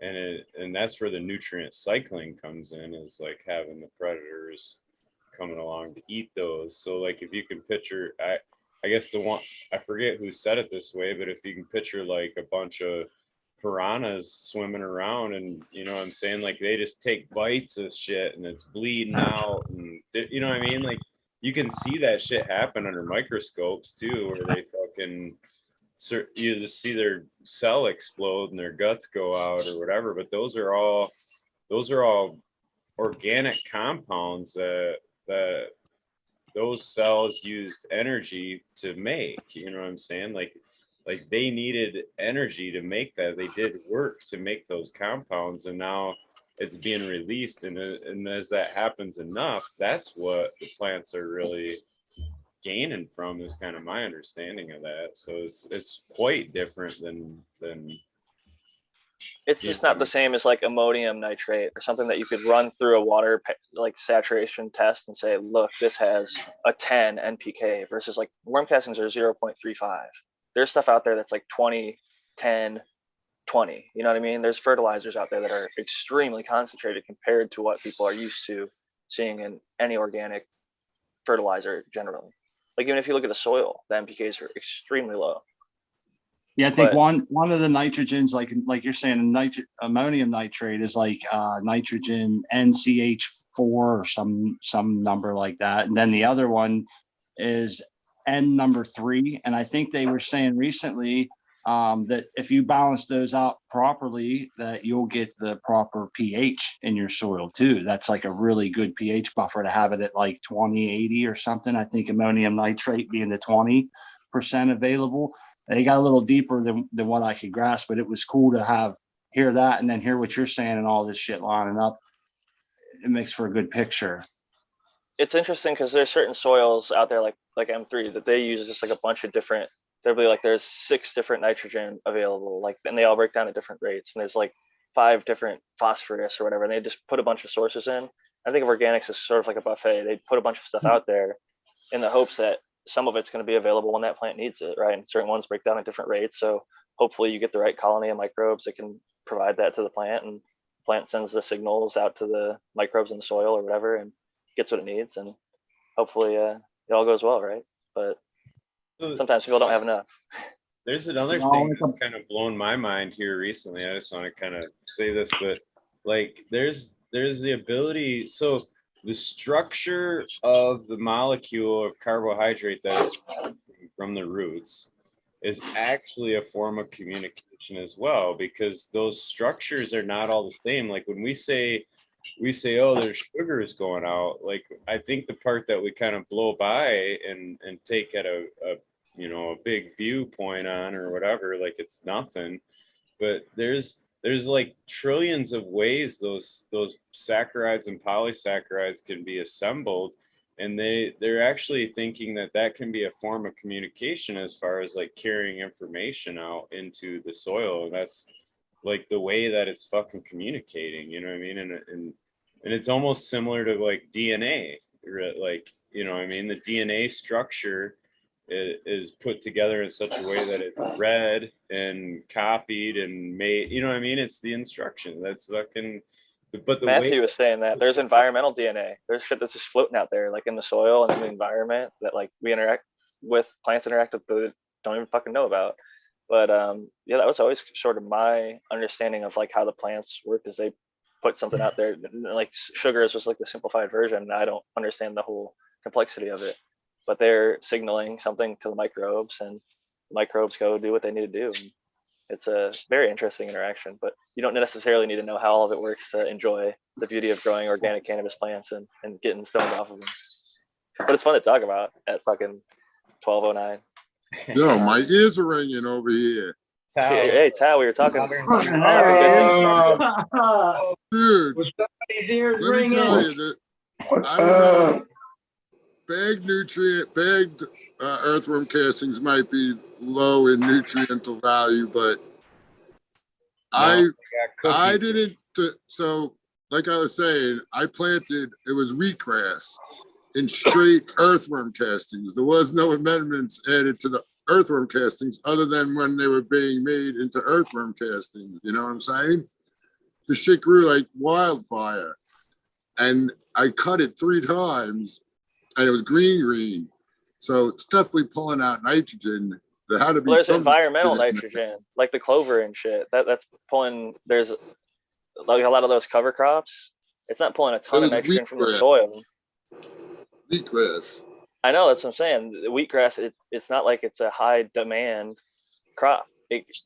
Some of these, they do the nitrogen sequestration from the atmosphere. Most of our atmosphere is nitrogen.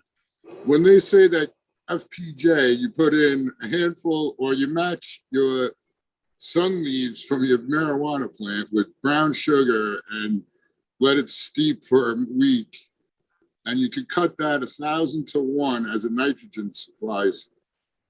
And I put all my leaves in my earthworm castings. So I gotta think there's a lot of nutrient in there, a lot of nitrogen in there, not just nutrient. You know what I'm saying? No, I agree with you, but I think that you might be calling like vermicompost versus earthworm castings. There's like different stages, and I think you might be getting it at an earlier stage than what I'm getting it at. And most people are getting it in a bag. If you're making it at home, you can get more nitrogen-rich versions of it. Yeah, this one in particular, I sifted and let it. It didn't get dry, but yeah, I just started sifting it. I told you guys about. I was just scraping it off the top, and then one of the plants that I harvested, the soil was like warm, because it was still fucking rich with shit. I realized, yeah, it didn't hurt the plant, or it didn't seem to, but when I realized that, I'm like, yeah, I'm gonna start sifting it all and letting it cool down, or letting it calm down. But I think you should sift the shit. It makes a world of difference. I didn't realize, but there definitely is nutrient in there. It's not. And I also wouldn't give it past like week 3 of flower, right? Because you don't want that nitrogen. Oh yeah, nah. Yeah. Well, that's what basically the one or 2 or 3 plants actually. They just seem leafy at the end, more than usual. And that's when I was like, I think my shit's a little nitrogen rich. That's what made me start thinking like that.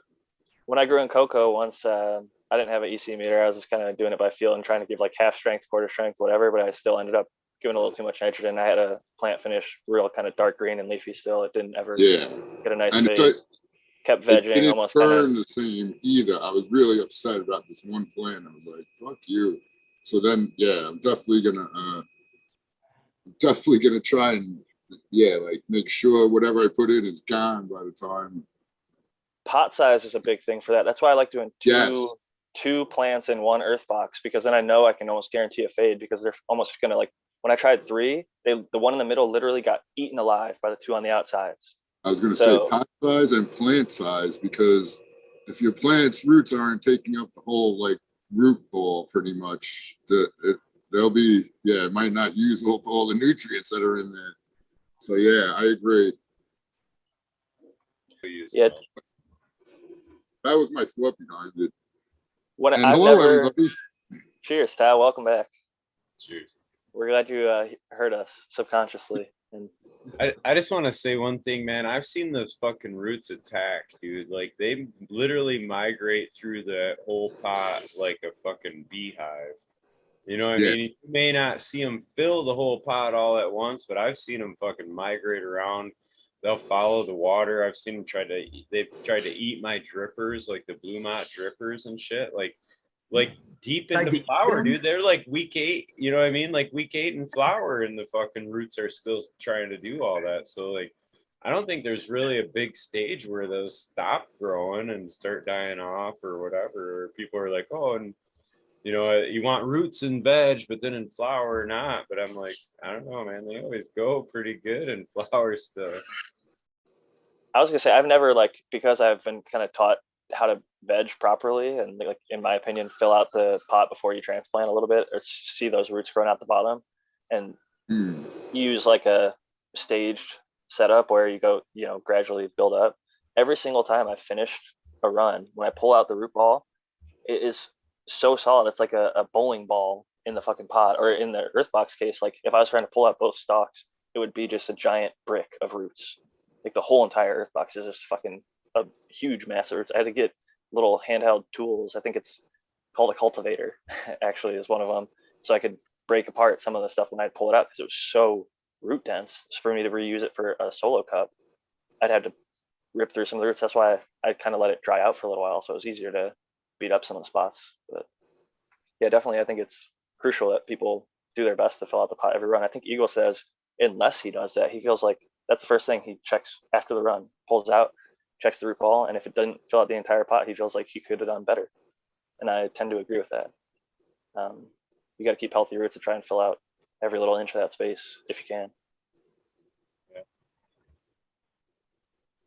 Yeah, I like to dig the pots up at the end too and see how it works out. But we use a three step up method from solo cups to 1 gallons to 3 gallons, and that seems to work good for us. And you get to watch your root ball build up, which I find to be a very fun time. Should do it quick, really. Yeah, and doing cocoa with fertigation is a lot different than trying, like organics in a container too. A 3 gallon, you get a 6-foot plant in cocoa, and you'll be all right. That shit will be full of roots. Yeah, It's to get it. I mean, I have when I leave them in the 1 gallons, the shit, yeah, it gets root bound, but then they're not happy. Even when yeah. You can't leave them too long. It's just it's like one of those things. That's why I like the easy spot pots. You can snap them open. You check and literally see when it hits that wall, how developed they are.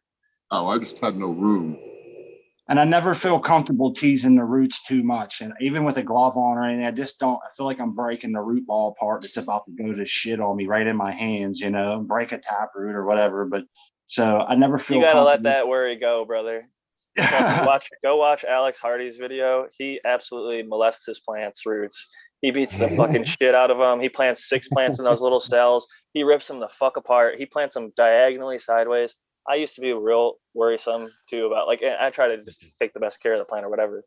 But and sometimes you just maybe it's a little too dry or maybe it's a little too wet when you're trying to transplant and the root ball falls apart inevitably on somebody at some point. You feel like shit. But once you plant it, a few days later, fucking make sure it's got some mycos or whatever on the transplant or mycorrhizal. I think the world's last hope showed us once. He destroyed his whole entire root ball. That was he hacked it with a saw or some shit. Yeah. Right, Smiley? I was like, holy shit. He's like, he did a schwaz on the root ball instead of the top. Yeah, he pulled it out. He pulled it out and literally fucking sliced big ass. Yeah, it was like a carrot he left. Yeah. The bonsai guys do that. It was like a too. third the size. The root ball that he started with, it was like a third the size of it. I was like, holy fuck. Tell me that don't stress the plant. Right I cut that much of my plant off of my roots on a dual root system. All the bottom, this much of my plant every time. Well, let's be fair here. The reason the trepidation comes from having my root ball literally fall apart because I went too early and then it broke them. And then I didn't have that same experience. I ended up with stunted ass plants that really never come back, and they ended up being horrible. So I got and to bring with bonsai, someone just said they do it with bonsai, but the meaning of bonsai is to keep a small, stunted, dwarfed plant, and that's not really what we're going for. You know what I mean? Right. So,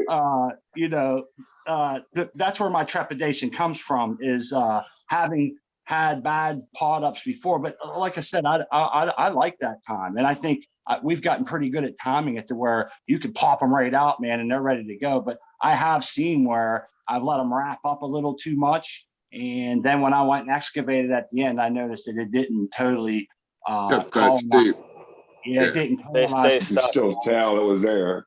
Yeah, where it was. Yeah. That's why timing is. That's why the best is to get it the perfect timing, and it doesn't skip a beat, and it just ends up going. Yeah. I'm about to jump out, y'all. Cheers, Modern. I know you just jumped in. I'm not trying to run and not chill with you. I do got to get up early in the morning. I was debating even jumping in, and I've stayed way too long already. But it was good talking with you all. It's 4:20 somewhere. To the hit with this. Cheers, Jack. Thanks for hopping on, man. Thanks Pop for Poker, popping in, Smiley. Jack. See you, Jack. Your love. Modern, Eagle, Right on, man. Green Fingers. Damn, there's a whole crew in here now. Fucking Tab. All right, good seeing you all. Good one, everybody. It's West too Coast many over. from. Peace and love. Catch y'all next one. Later, buddy. Yeah, when I go to transplant, I'll grab the bottom of my root ball and I'll freaking yank it apart and kind of spread it. So do you do that with a dry media or do you do that with a wet media? That's what I was thinking. I wouldn't say it was dry, but I wouldn't say it was wet either. What would she say? That's Right. what she said. She said spit on it.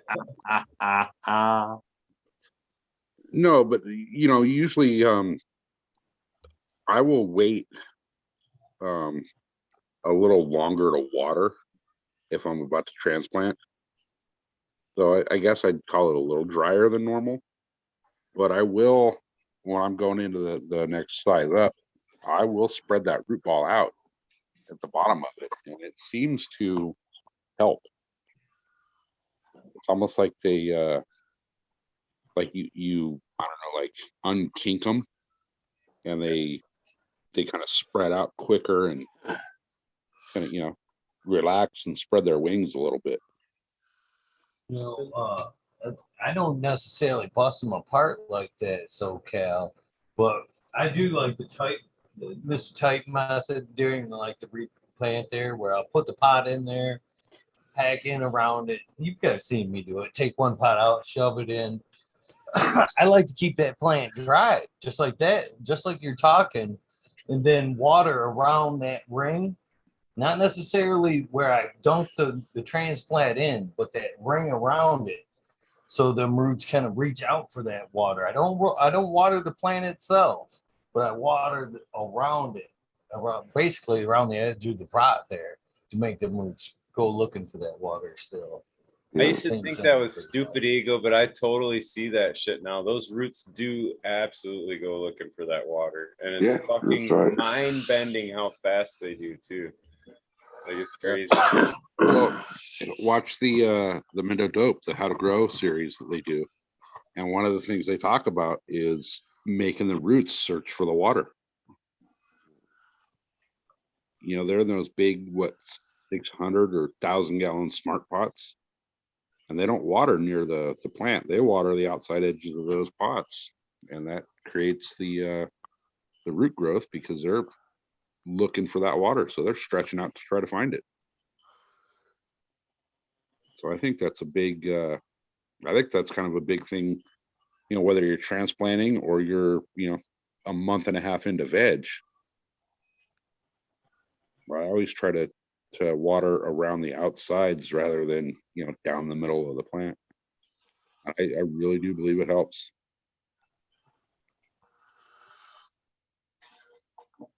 I agree with that.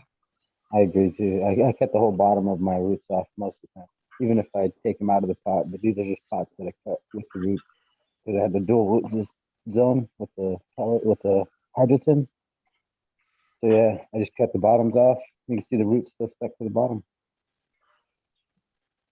All over. Just fucking. No, I will say though too, when I transplant, I tend to transplant earlier than most people would. I don't let those roots, spread all the way out to the edge of the pot. So when I'm kind of peeling those roots apart, they're not a big mass of a root ball yet. They're just starting to turn into that tangled web of root. Yeah, that's kind of how I do mine as well. Like, I will judge by when I start seeing out of my solo cup, when I see a couple of roots just start to shoot out of it, that's when I'm going to transplant it. And then when I transplant from the 1 gallon, normally when I'm transplanting, I just got just a few swirls down at the bottom and some off onto the edges. So it's basically, it's reached the outer part of the pot. And I feel that if I transplant it at that moment, it's not going to slow down as far as the stretch goes. Reaching out.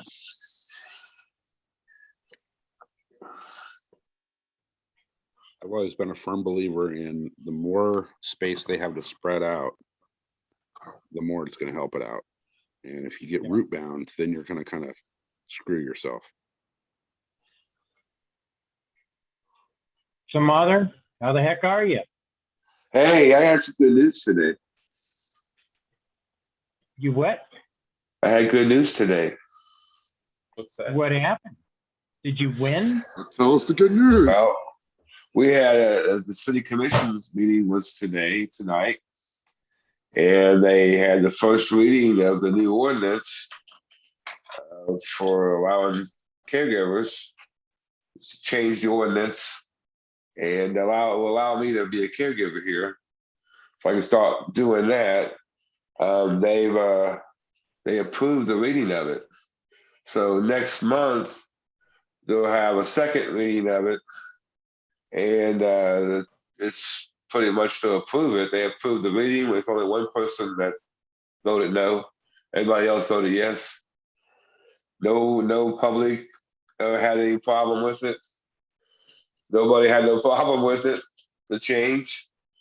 So next month, I should get the official, it's approved. Change the ordinance. Now it will be easier for all caregivers to be a caregiver in our city. Oh yeah, man, that's awesome. So Man, you are I a will trail be, friend. I will be the first official caregiver in the city. That's right. You're a trailblazer. Congratulations, Modern. That's great news. Thank man. you, thank you. It's good news, really good news, and I feel so comfortable about the, an actual passing now. I only got one step left, one process left, one more meeting to get through. You've Oh, gone a yeah, long then I should be good to go. You've gone a long ways, my friend. You definitely Yeah, have. this by being a caregiver first gives me a lot of advantages. I didn't think about it first. But by being a caregiver, there's a lot of advantages I have. I don't have to do everything in this building. So that's a lot of it right there. I can start producing product. And all that product That's I can produce, awesome, I can put that product into the legal market, into legal market, into the commercial market. And so when I open up, I'll have product already running. I'll have product already done. So that's a big leap, a big jump, an advantage that'll give me. So, and I got to renew my license is going to expire for my state. So I got to renew that. So that's going to be 2 years. So I have 2 years to get fucking done. So that could be 2 years of processing. So I think I figured out why I can't. Genetics over to the legal grow, Modern. Yes, all of it. Sweet. You can only do that at your opening, but that's it. That's what I was told. So if you're doing it properly, I'd almost at that opening, trying to get them genetics in. It'd be like, what do you have? I'm allowed 72 plants. I've got 72 different clones. I got 72 genetics I'm opening the door with. They don't have to be clones. They can be ready to harvest. They cut clones. Ready to go in the flower. Cut the fucking clones. Throw all those fuckers in the flower right now. I can have that ready. So that's what I would be kind of geared up to do. I don't know if I'd run 70 fucking strains. I mean, no, but it'd be nice if you have one chance to bring something into the matrix, why not come in as heavy-handed as you could? I do want to plant more strains than trying to run just as many as I can pheno through. But I gotta have patience. So hopefully I can get patience. So everybody I know grows weed. What you supposed to do? What's up, Stoney? Hey guys, What's up, what's going on? What's happening? How are we today? Good. Chilling. Hearing Modern's good news. Yeah. We have good news? Yeah. What's the good news? Fucking giving They've approved the first reading of the new ordinance that allow me to be a caregiver in this building, my city. Nice. So, because as it is right now, funny thing about it, right now I can have my 500 plant, I'm allowed to, but the caregivers, I can't be a caregiver here. And it's really and the one that's getting passed because it's an old ordinance before the city really embraced marijuana. So it just needed to be updated, needed to be corrected. That there's no reason I shouldn't be able to have a caregiver's license here when I'm allowed to have 500 to 1,000, 1,500 plants here. So that don't, it don't make no sense. And they realize that. So that's why they're changing it. So That's yeah, that's real cool. But I started this whole thing back in June, really when it started, where I told the city official that, hey, can I just be a caregiver at this point? Well, you can't because your ordinance won't allow you to be. Okay, what do we got to do to change the ordinance? And that's where we started the process. Well, that's good news in the wake of all the other shit that's been going on up there. Is that shit still on the table? What's that? The stuff that was going through with the caregivers and all that. It was gonna yeah, I believe so, isn't it? So it's just on a hiatus right now, basically. Yeah, but we don't think they have the votes to make it happen. But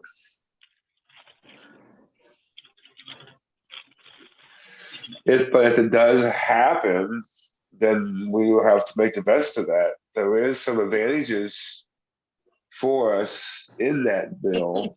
We don't want it to change. So you want it to be like Illinois, man. You don't want it to be like here. You want to keep what you got, believe me. Yeah, why Jack, change something?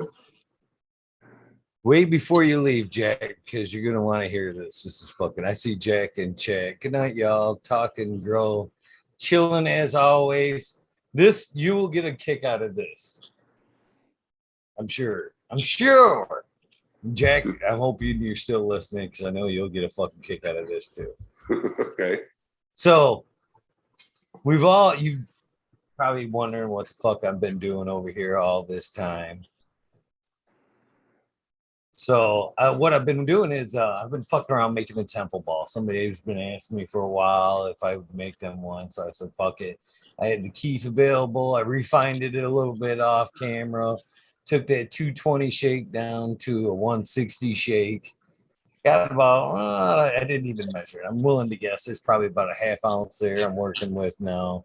I'm pressing out with that wine bottle. Something I never considered. I don't believe I ever seen it in Mr. Frenchie's video. But you see me just come out of my seat there a second ago. I fucking heard a fucking big bang. Boom! I was like, what the fuck? What the fuck? I didn't even think about it. Well, in Frenchie's videos, he's never mentioned to use a screw top wine bottle versus probably a cork wine bottle.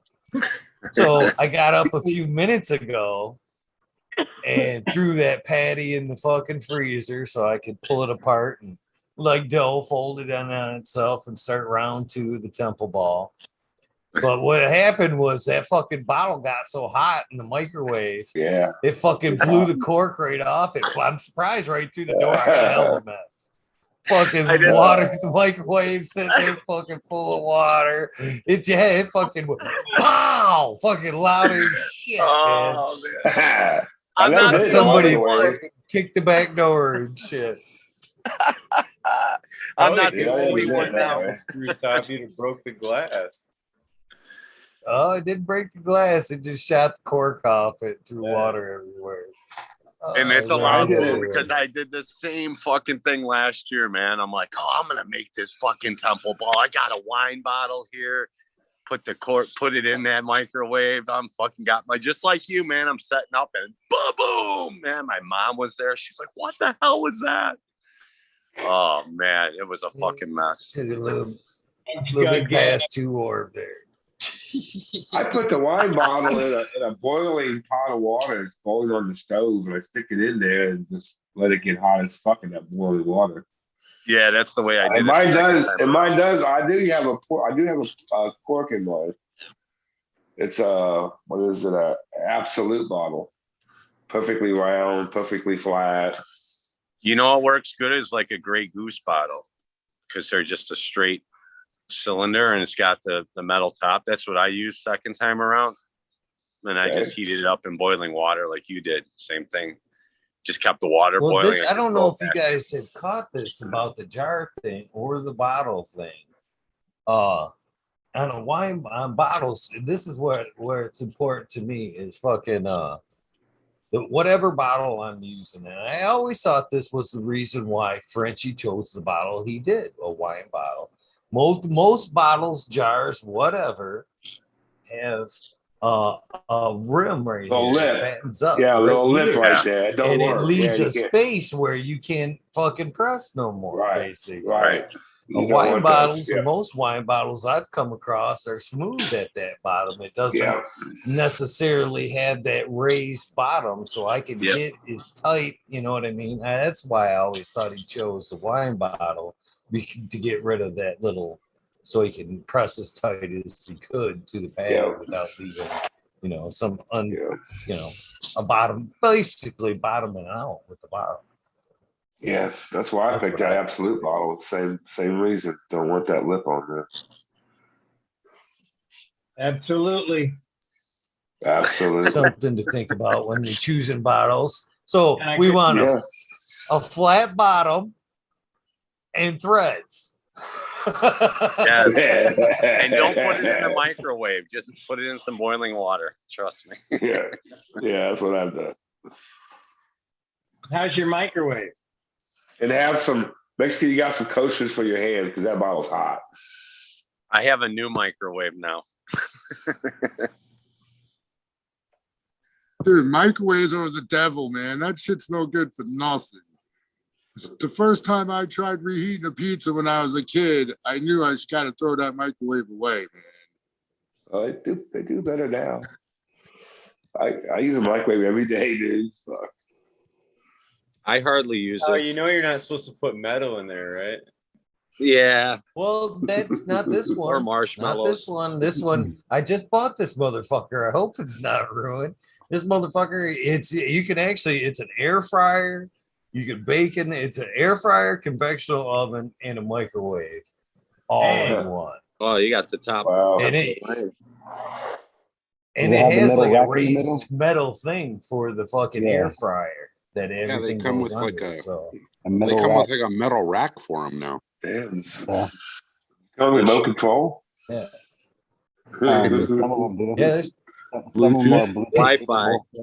They really are. They really are home. I actually have Wi-Fi. So I was really loving that air fryer feature. Hopefully that bitch ain't all fucked up from shooting water all over fucking. It's got to be waterproof. It's got to be somewhat waterproof. Yeah, I would think so with all those features. But I mean, my microwave still works. I mean, I just ended up getting a new one anyways because it was fucking old. It's like 12, 13 years old. Did you keep the inside? I did joint my hand. I didn't do much investigating. I laughed and said, I was going to smoke this joint. I'll come back and clean this up here. It's like, come back relaxed. Hey guys, I wanted to jump in and say I'm gonna head on out. I got a few things to do in the morning, so I'm gonna go try to get some rest. But I've had a great time hanging out with y'all, and wanted to shout out the chat and tell all the panel members here for having me, to Eagle for hitting your 3,000, and grower love to everybody. And yeah, I'll see you on the next one, I guess. Peace, my poker and crispy wannabe. Peace out. Good to I'm see sorry you, to say I Smot love Poker. you more. You want to be Take it later? I'm gonna follow him. I'm gonna follow him. I'm not gonna make it to the 440. You can't follow him. You're the host. Oh my God! You started too early today, huh? I was just gonna say I can't check out because I gotta pass the baton. Oh, 40. Just kidding. Grandpa Smiley. Yeah, I know. You know. I go off West Coast time. West Coast I time got only. nowhere to go.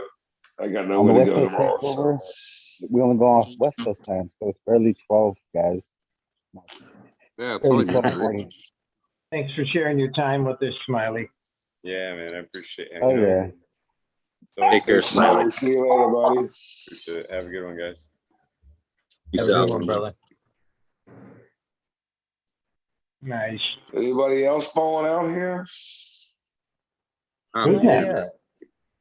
Right, let's party. Greensfingers, good Shit, show I'm tonight, up and man. I'm here. I'm at least riding in it till 4:20. Shit. We got 40 minutes. Yeah. No, it's the West Coast takeover, man. We got like 3 hours. Yeah.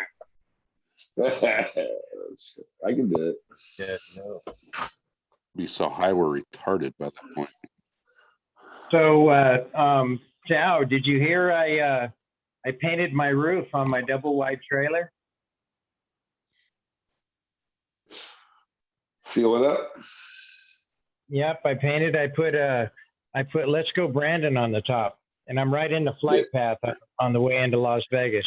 Did you really? Yep. Hey, Johnny, have you ever heard our song "Let's Go Brandon"? No, I haven't. Oh, you haven't? No. All right. I'll have to send you a link. It's on Okay. YouTube, but we're everywhere. Catachronic. All right. Yeah, we got a song called Let's Go Brandon, man. It's not a heavy rock song either, man. It's pretty, you're gonna be surprised, like, wow. It's our number one song, I can tell you that. Out of all the songs we have, that song has been played the most, and actually we offer it for free, but there are other spots where you can pay for it, and actually people have gone and paid for it too. So it's the only song. Well, tomorrow I'm going to go up on my neighbor's trailer when they're gone, and I'm going to paint "I Agree" on that one. Somebody today came into the city commissioners meeting and asked if they would change one of the main roads in our city to Donald Trump Way. Swear to God. Hey, they kind of like, everybody was like, okay. Nobody said nothing. It was like, okay, the guy left. Hey, man. It was hilarious. Man. Speaking of Trump, I was downtown not too long ago, and where his tower sits, I'll tell you what, man, whoever designed the layout for where that thing sits was fucking brilliant, because basically wherever you are, so the way these streets end up coming, they all kind of peer towards the river, and he's right on the river with his building. Right on the river. And the way it's set, like whatever street you're on, when you look down that street, the thing you see at the end of that street says Trump. It's fucking crazy. It's the same thing here in Las Vegas. Where the Sorry. Yep. Where the Trump Tower is here in Las Vegas, coming down the main strip, coming down a couple other sections. It's just visible from everywhere. And it's just a great big old bar. Yeah. I know. I was kind of like, what the fuck, man? You could see this thing from every angle, from every street coming towards going fucking north. Yeah.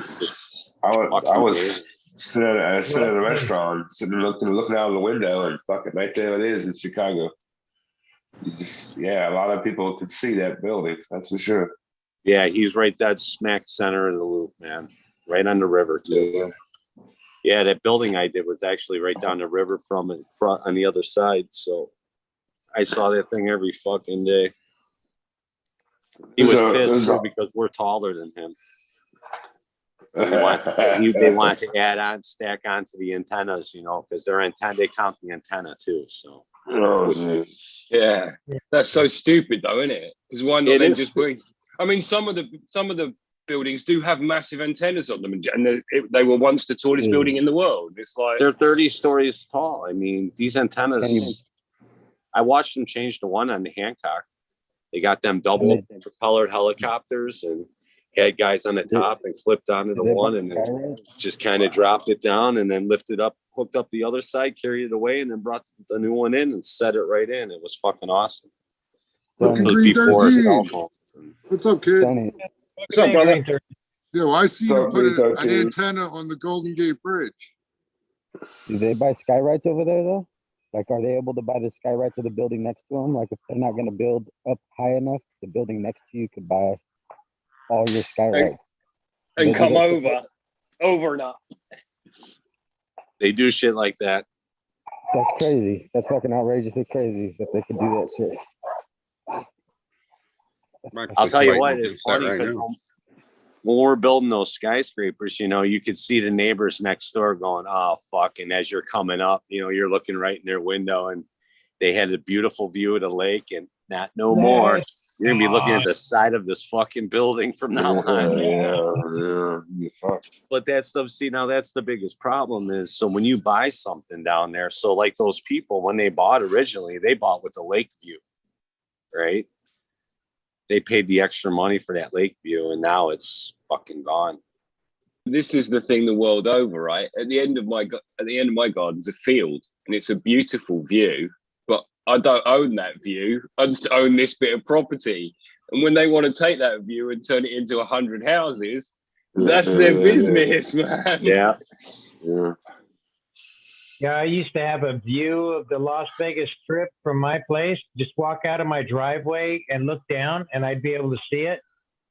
Well, they just built some 2- and 3-story buildings or houses right on the outside of our park. So that's gone.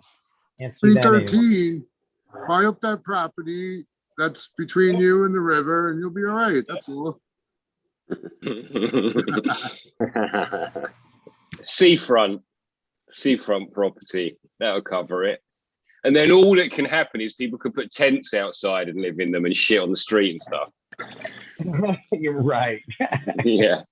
I thought you were in London, not California. I'm not in London. I'm in the country, but I'm on the same parallel as London. Same difference. But yeah, not Cali. But they say they've cleaned up Venice. They say that's not like that now. No, it's a shithole. Right. Yeah, it's bad.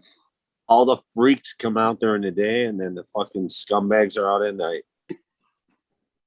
Yeah, I It's a kind weird of am place. attracted to it. I'm kind of attracted to it. Like I watch it on skateboard videos and I'm like, yeah, I kind of want to go and hang out in Venice and smoke a joint, So you get in trouble, right?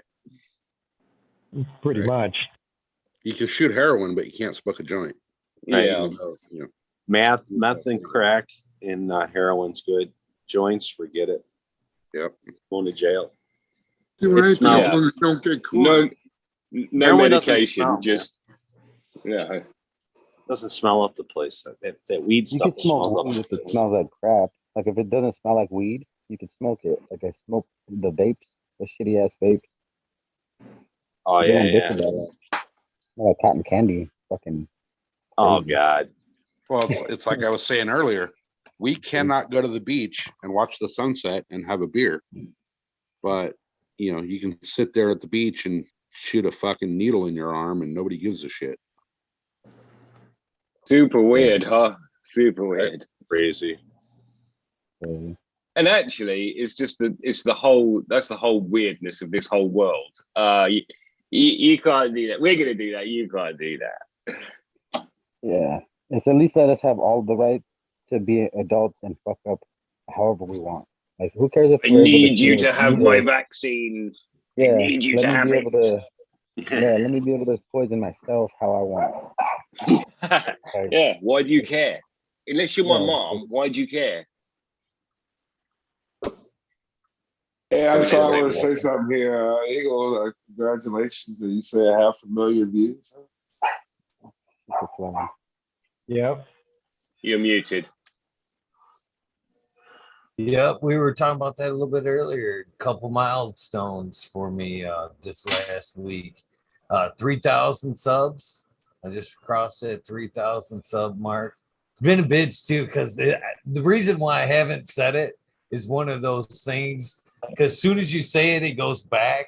You know what I mean? Yeah. Hooray, I hit 3,000. 10 people go, yeah, click, click, click, click, click, click. Fuck And I that watch guy. you go back and forth like 3 times.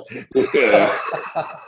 Right. So I hit 3,000 and also simultaneously almost, because the 3,000 was earlier this week, and as of by this time tomorrow, the channel will have reached 500,000 views as well. Yeah, Wow. so a couple cool milestones. Good. It's good. Yeah, that's very cool, man. Fucking hell. 500,000 views. For That's acknowledging. fucking. If you talk about Star Wars, you could get about 3 million followers, though. It's I don't probably know why. more. My kids are watching some guy on here, Star Wars guy, and the dude's on live for like 2-3 hours and does it once a month. You know, he talks about Star Wars stuff. He's by himself, and the donation. Of course, money, he's by himself. but he's got like 5,780 viewers watching him live, and there's just fucking they're throwing $10, $50, $75 at him just nonstop. Like, I think the guy walked out of it with probably about 50 grand. It was ridiculous. Before what YouTube paid him. Before YouTube paid him or IG or yeah, it's just cash money there. What the fuck? 2.2 million followers. Dude, my average buddy view. my buddy watches some guy that plays Call of Duty, and same thing, just nonstop, ching, ching, ching. Plus, people subscribe to him. Plus, he gets like, because he's so famous, he gets endorsements for shit. So the guy does nothing but play fucking Call of Duty or whatever it is. I don't know which one it was. One of those. And he just gets. Isn't that crazy though? Yeah, it's crazy. Good knowledge growing weed, and we could get like 50 people, man. These guys got 5,000, 7,000, 8,000 watching live, throwing money. It's crazy. One of us needs to be in a thong, and we can get like so many more. We'll get some I'm fake glad boobs. that you raised your hand, Mr. Greenfingers. What color would you like? Oh, you saw my hand? Shit. No, I thought it was off pink. camera. I was over here. I was like, after I get the pink beanie, I'll be in. All in. Pink beanie and nothing else. We're trying to get followers, not chase them away, man. Come on, my OnlyFans has like thousands of people. Congratulations, I've been though, feeling. I appreciate it. I've been feeling it all night with all these bots that have been in chat. I feel like I must be getting hit somewhere with all these fucking bots hitting the channel. To fucking, like, holy. Yeah, it's fun. They're on a good one, huh? Those bots. They're becoming more people. It like actually every made day. me feel good. I was tuning into Canna this morning, his morning show, and they were hitting him, and I was like, thank God I ain't the only one. They're Yeah. What's for everybody?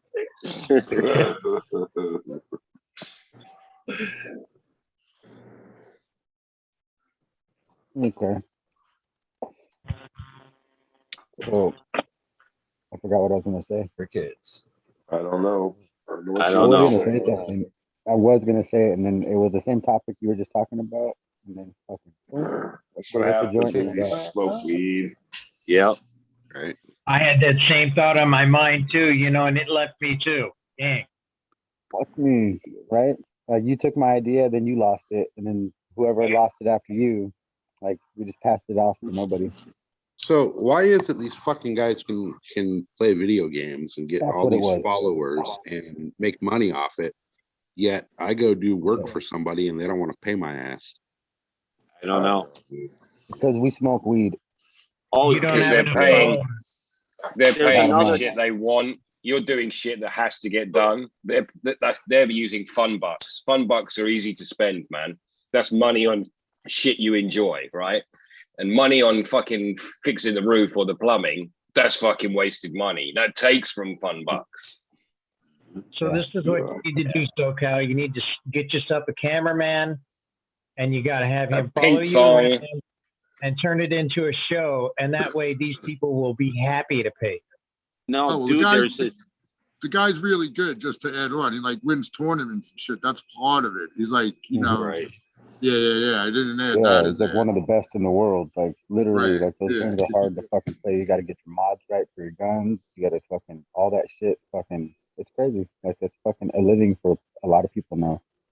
So hey, I don't know if you guys have ever have you ever seen the one dude? I think his shows, it's on YouTube. It's on the weekends. And I want to say it's like Scanners and Smoking or something. And he's got somebody in a car, like cruising the streets of the city. And then he's got a police scanner on. And he's sitting there smoking weed, talking, and they're listening to the scanner. And then they hear something go off. And the dude in the car, he'll kind of try and get to that area and shit. Yeah. And then they're just listening to the thing. And then he's got like 1,700 people watching him live.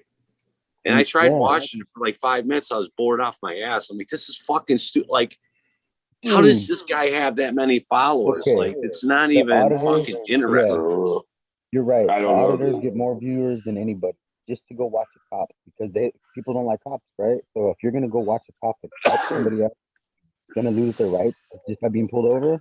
People watch that shit all day and they're fucking donating hundreds of dollars, dude, for just somebody watching the cop getting yelled at. It's like, what the fuck? The thing about the donation thing is they're going to carry on doing that stupid shit anyway. Why are you giving them fucking hard cash? You know, they're getting paid by YouTube. Like, okay, if it's your bro and like he's showing you something you've never seen before, or you're supporting a thing that's a movement that's growing, you know, but like you're just going to show me the possibility that a cop gets beaten up or beats someone up, and most likely that won't happen because they're all, you know, there's so many altercations and so few incidents in percentage.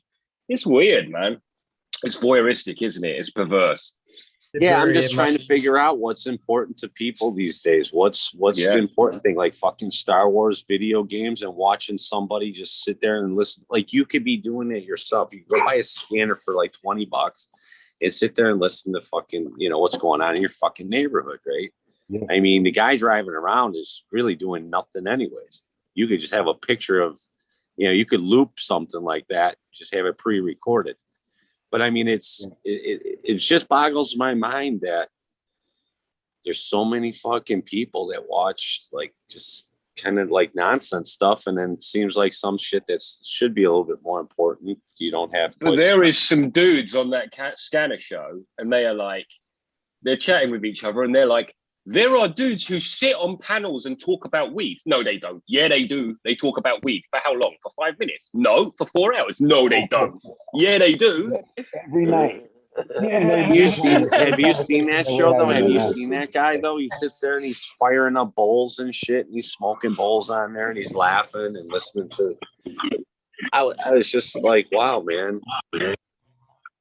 Yeah, I watch everything. Literally, whatever I can watch. I've just discovered that YouTube has more stuff than just cannabis shows. I had no idea that too. Weird, right? What are those other guys doing? I first learned really going on YouTube, looking on how-to videos of how to take a trim panel off or do something. I realized, wow, they got videos. Somebody done this, and I can learn how to do this. That's where I first started learning. Same thing I learned with cannabis. Started growing. It's like there's all kind of information about growing plants out here. Yeah, I started soaking it all up.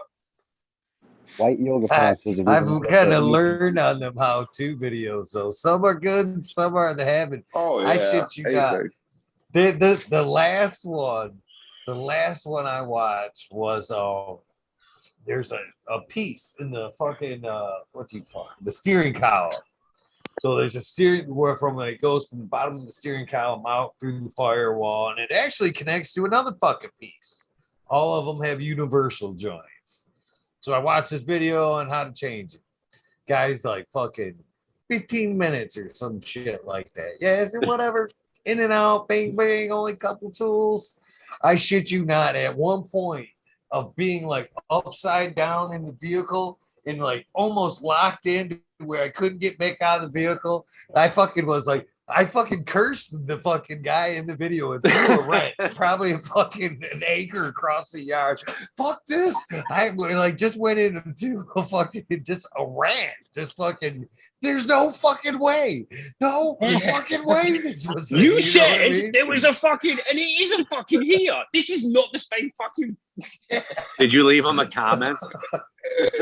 But this is where the down thumb has gone wrong, yeah? This is where not having the down thumb's a problem. So if you click, 525 BMW, such and such, click on it, and it's like all down thumbs. It's like, oh, you didn't know. Click next one. And now we can't tell, right? It's like, oh, it's got thumbs up, so maybe this is the answer. Now we might actually have to read comments and shit. Fucking, Right. I actually did the same thing, like probably everyone else learned the same way. Or off a YouTube. I remember my dryer broke, and I was gonna just go buy a new dryer, you know. And then I was my neighbor's like, "Oh, you should look on YouTube. You'll find." I'm like, "YouTube." I'm like, "That video thing." And like, "Oh yeah." So I got on there, and some chick, she's like, "Oh, I went and bought this tester thing." I'm like, "Okay, I got one of those." It's like, "Yeah, I just went in there and I tested this and that, and it's just a fuse. You know, it was like a $2 fucking fuse." I went and got it. I mean, you have to take the dryer fucking whole thing apart just to get to this little fuse. But still, the thermal cutoff switch. Yeah, exactly. The thermal couplers. It's the cutoff switch, and the other one. There's like it's like a 3-piece package, right? It was like that was $18. That was a for all YouTube three. lesson for me as well. I got another one tomorrow, actually. Oh, I've done this repair before, but I initially learned to do it from YouTube. The current washer is broke, and it isn't a belt. It's got a coupler, basically, where it's got 2 teeth with a rubber piece in between, and that agitates. And if the load gets too heavy, the rubber will break, and then it will fucking start clicking. But they kept using it, so that has to be removed and replaced tomorrow, which I've already done twice. Thank you, YouTube. It saved me many repair bills. The part's only like $20. The repair bill would have probably been $200. Oh, easy, yeah. Thanks to YouTube. Yeah. Same And thing so with that's the stove. so that's $400, and that's real money, you know. Well, you know, my next door neighbor across the street is actually an appliance tech. So every once in a while, whenever shit goes wrong at my place, I'll go over to, hey man, my refrigerator's like squeaking at me. And he says, yeah, just go down to the fan down there, clean it up, spray a little WD-40 on it, it'll be good. Okay. You know? And okay, actually, can you do it, dude? You want some of this? Yeah. Yeah. So I think he actually replaced that same part that you were talking about, Eagle, on mine. On my washer. It's pretty common. Yeah. And I told him it wasn't spinning like it was supposed to, and he says, "Oh, I know what it is." So he fixed it real quick. It was nothing but just a couple of seconds for him to pull stuff apart. Boom, boom, boom, done. You know, made it look It's easy. amazing how easy they come apart these days. It really is. I don't. Yeah, some shit, man. The last time I used the YouTube for something like that was my truck that I had a couple years ago. I had changed the light bulb, the headlight, right? And I had a Chevy Cobalt, and I mean, it's like it was kind of a pain in the ass. You had to take a few things apart just to get to the fucking thing and pull it out. It wasn't easy, right? So I'm looking at this thing's kind of similar. So I started looking at it, and I'm like, what the fuck, man? Like, how do I don't even know. And I'm looking through the manual, nothing about the headlight. Every other light in that car, it shows you how to take it apart, tail lights, everything. Fucking headlight, nothing. So I'm like, okay, YouTube, right? I get on YouTube, and this guy's like, okay, this is what we're going to do. We need some jack stands. We're going to need, I'm like, jack stands? What the fuck? You know, so the guy like pops the hood. He's like, we got to pull this whole top cover off. Then you got to unbolt this whole thing here, pull off the front grill fucking cover. I'm like, you're shitting me. Then you got to go down underneath and take this fucking protector pan out, stick your arm up. I'm like, oh my God, man. I just took that fucker right to the garage. It says, change the headlight. How much? $50. See, if before the YouTube videos like that, me working on cars was like a Three Stooges Curly fucking episode, man. Oh, wise guy, huh? I'll get to that, bitch. I'm gonna replace all these parts new, but I'm gonna cut all that shit off to get to that. Exactly. You know, Stoney, I bought a set of headlights for my my Nissan Quest van, and I can't even buy a manual for this damn van. They don't even make one for it. This specific one, you know, it's like illegal or something. But when I looked on YouTube to change out my headlights, literally same exact thing. I have to take the bumper off. I have to take part of the frame off of the front just so that I could get to one screw. Right. What kind of cars do you guys have? American? I mean, like, they have to be American cars. Mine was a Chevy. Mine's a Chevy. It was a Chevy. It has to be American because my Hyundai, you can just fucking Honda Accord. You just take the Hyundai and you take the light thing off and you put the lights back in and boom, all done. Yeah, but those cars are recyclable. Mine's a Nissan. You know, it's a Ferner. They build cars so they can assemble them quickly. Yeah, some of them. My Lambo, the headlight costs as much as a brand new car. You what? know, It's 3 hours start to finish. Ooh, on a car. My brother-in-law works. We got the Chrysler plant right here in town. My brother-in-law is a shift manager. He's like 2.5 to 3 hours. They'll have a fucking full-on charger built. Oh yeah. Yeah, we used to do hundreds of golf carts like that in a day. People wouldn't believe like 2 people could build over like 300 golf carts in like 6 hours.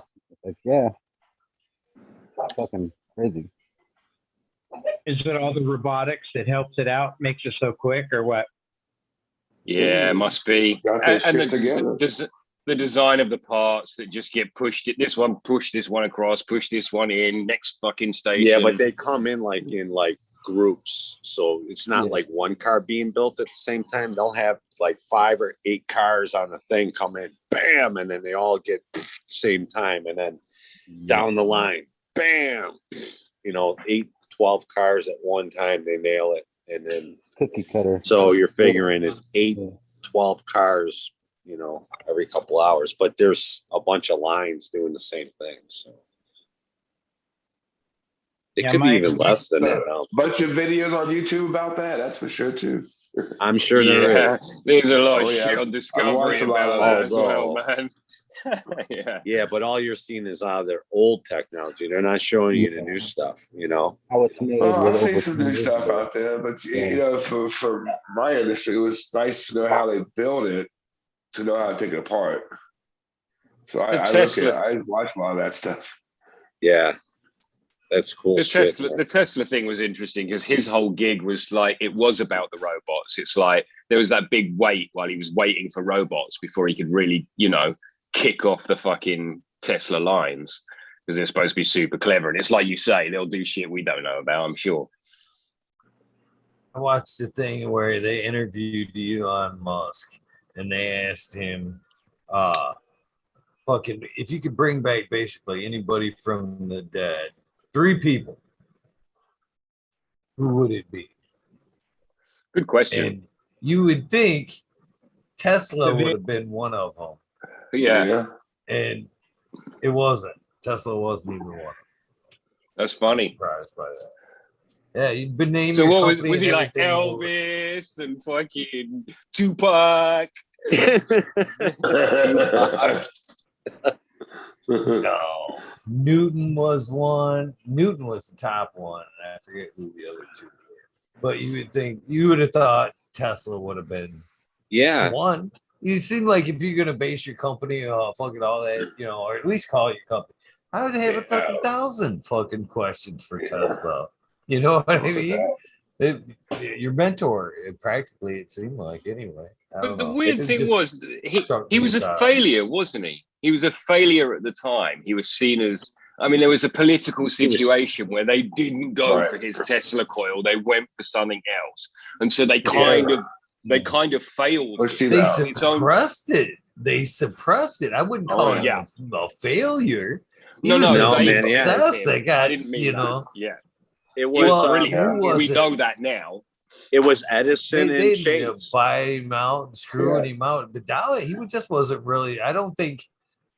I kind of think and now that I think, I like to think I'm a little bit like him in the cannabis industry. I was talking about that the other day.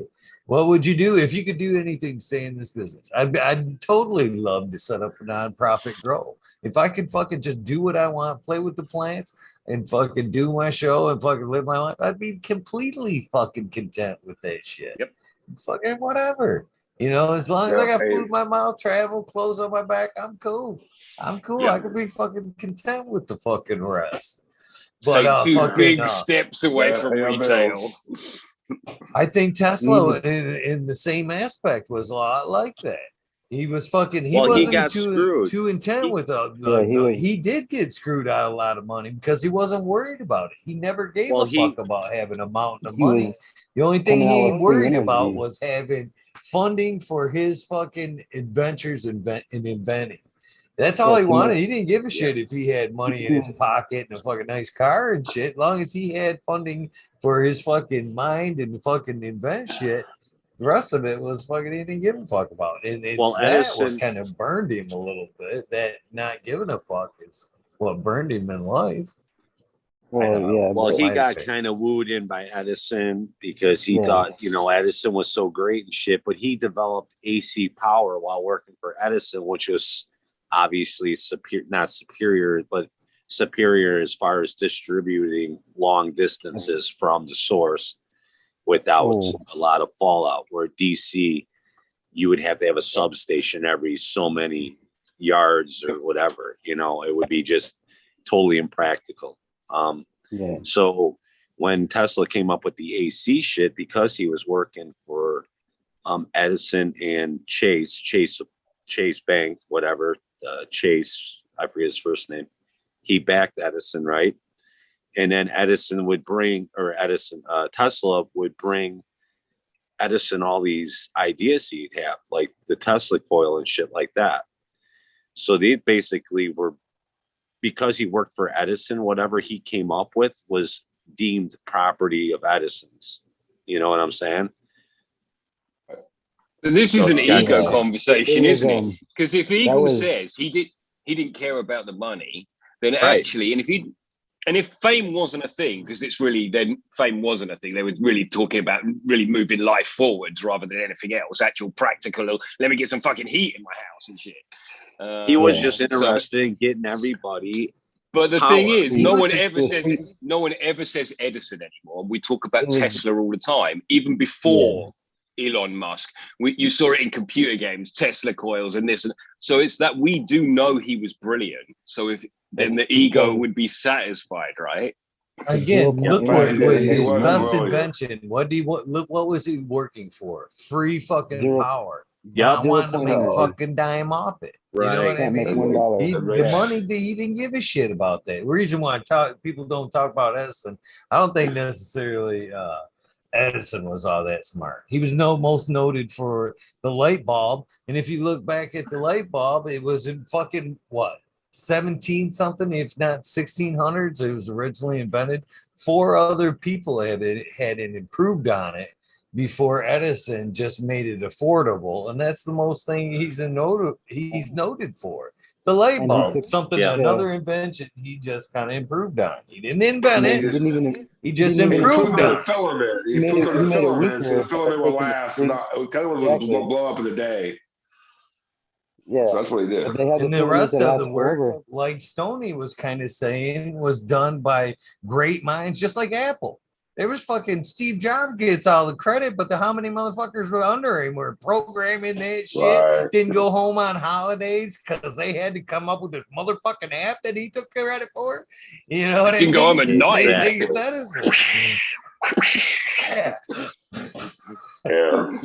Let me just stand over your shoulder and swear at you while you code. That's not right. Yeah. That's that New World Order shit that we came here to not have to fight. Like the History Channel the History Channel's got a pretty good documentary on him. Yeah, it was like a 3-part. It's like 3.5, 4 hours long. But it was pretty Yeah, interesting. The whole Westinghouse. But in story all is good, too. honesty, without people like him who were maybe funneling those things, taking those fucking crazy scientists who they were just working on their projects and getting them out, maybe that wasn't a really important thing, right? I mean, obviously it was a financial thing, but maybe it was important for us that happened, because otherwise those guys just stay in their sheds forever until, oh yeah, I've got a Tesla coil. No, I don't use it. You know? Yeah, we would never know about it if we didn't. Takes too much power.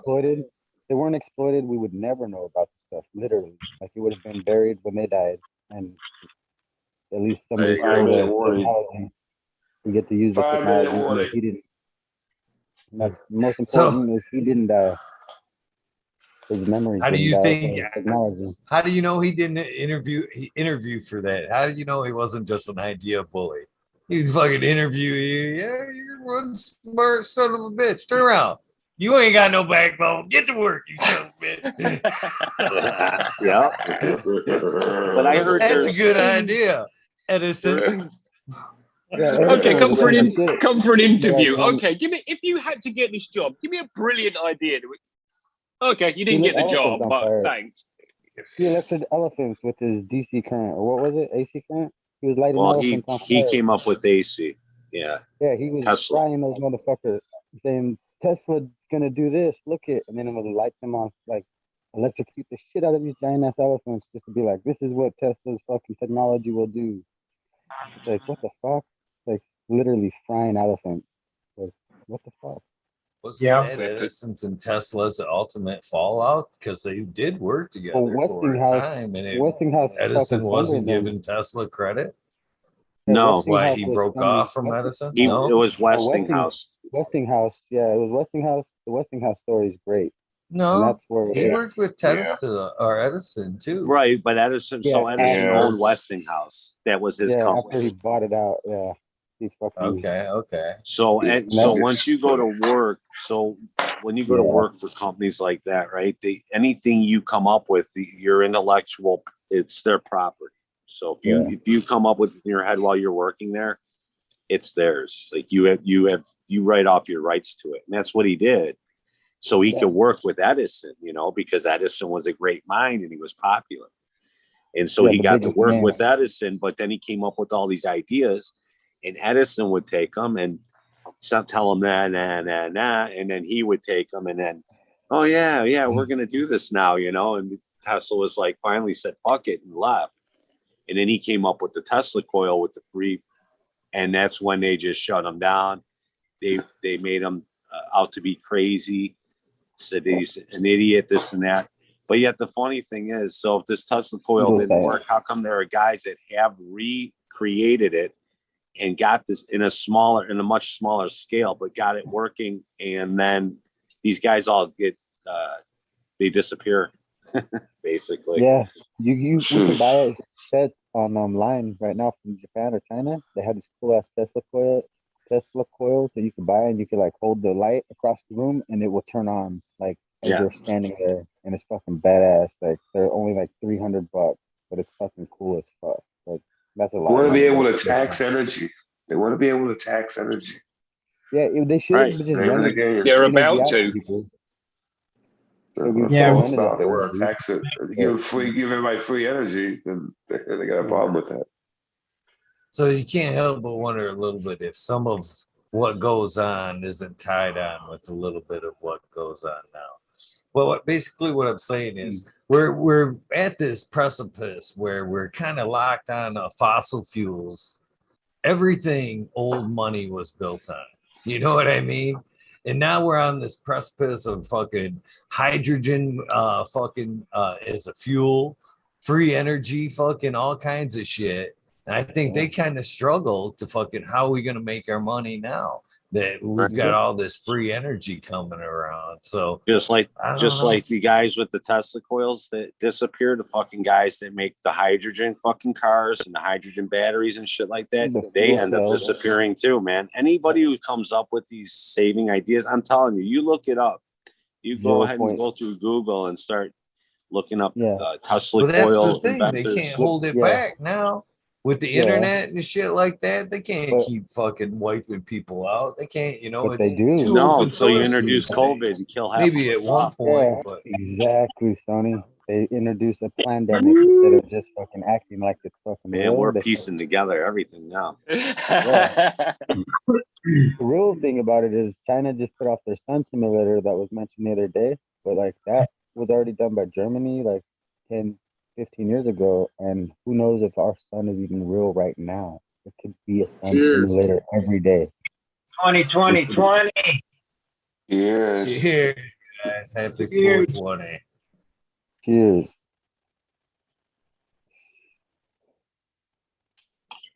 But knowing you guys were all gonna Cheers. stop, I Try that played the doobie song. up. We thought the song was gonna pop on. In my head, I was hearing it. Dun, dun, dun, dun, dun, dun, dun, dun, dun, dun, Yeah, dun. what's up? Everybody, come on. Dun, dun, dun. You guys suck. We'll all just I was gonna keep we'll all on get going. we'll talk over each other and it'll just be a mess. Oh, Yeah. that tastes so good. What are we smoking on tonight, everyone? Hash. I wish. That I sounds am so good. smoking a little bit of fucking Colombium. Colombium, of course. Earlier I was smoking Silverback times Primal Punch, which is a tester from Medgrower 1, which is pretty fucking delicious. It's like grape tones to it, but yet kind of, I don't know what's on the back end. Soup, maybe a little bit of fruit, but not grape. It's super good. Super good. That's two things I've got tonight. That sounds really good. I'm smoking the same thing I've been smoking since Cuvée. Endo That's your Jelly outdoor Man. I'm loving this shit. gelato, like always. But that was your outdoor crop, was it? Socal. Yeah.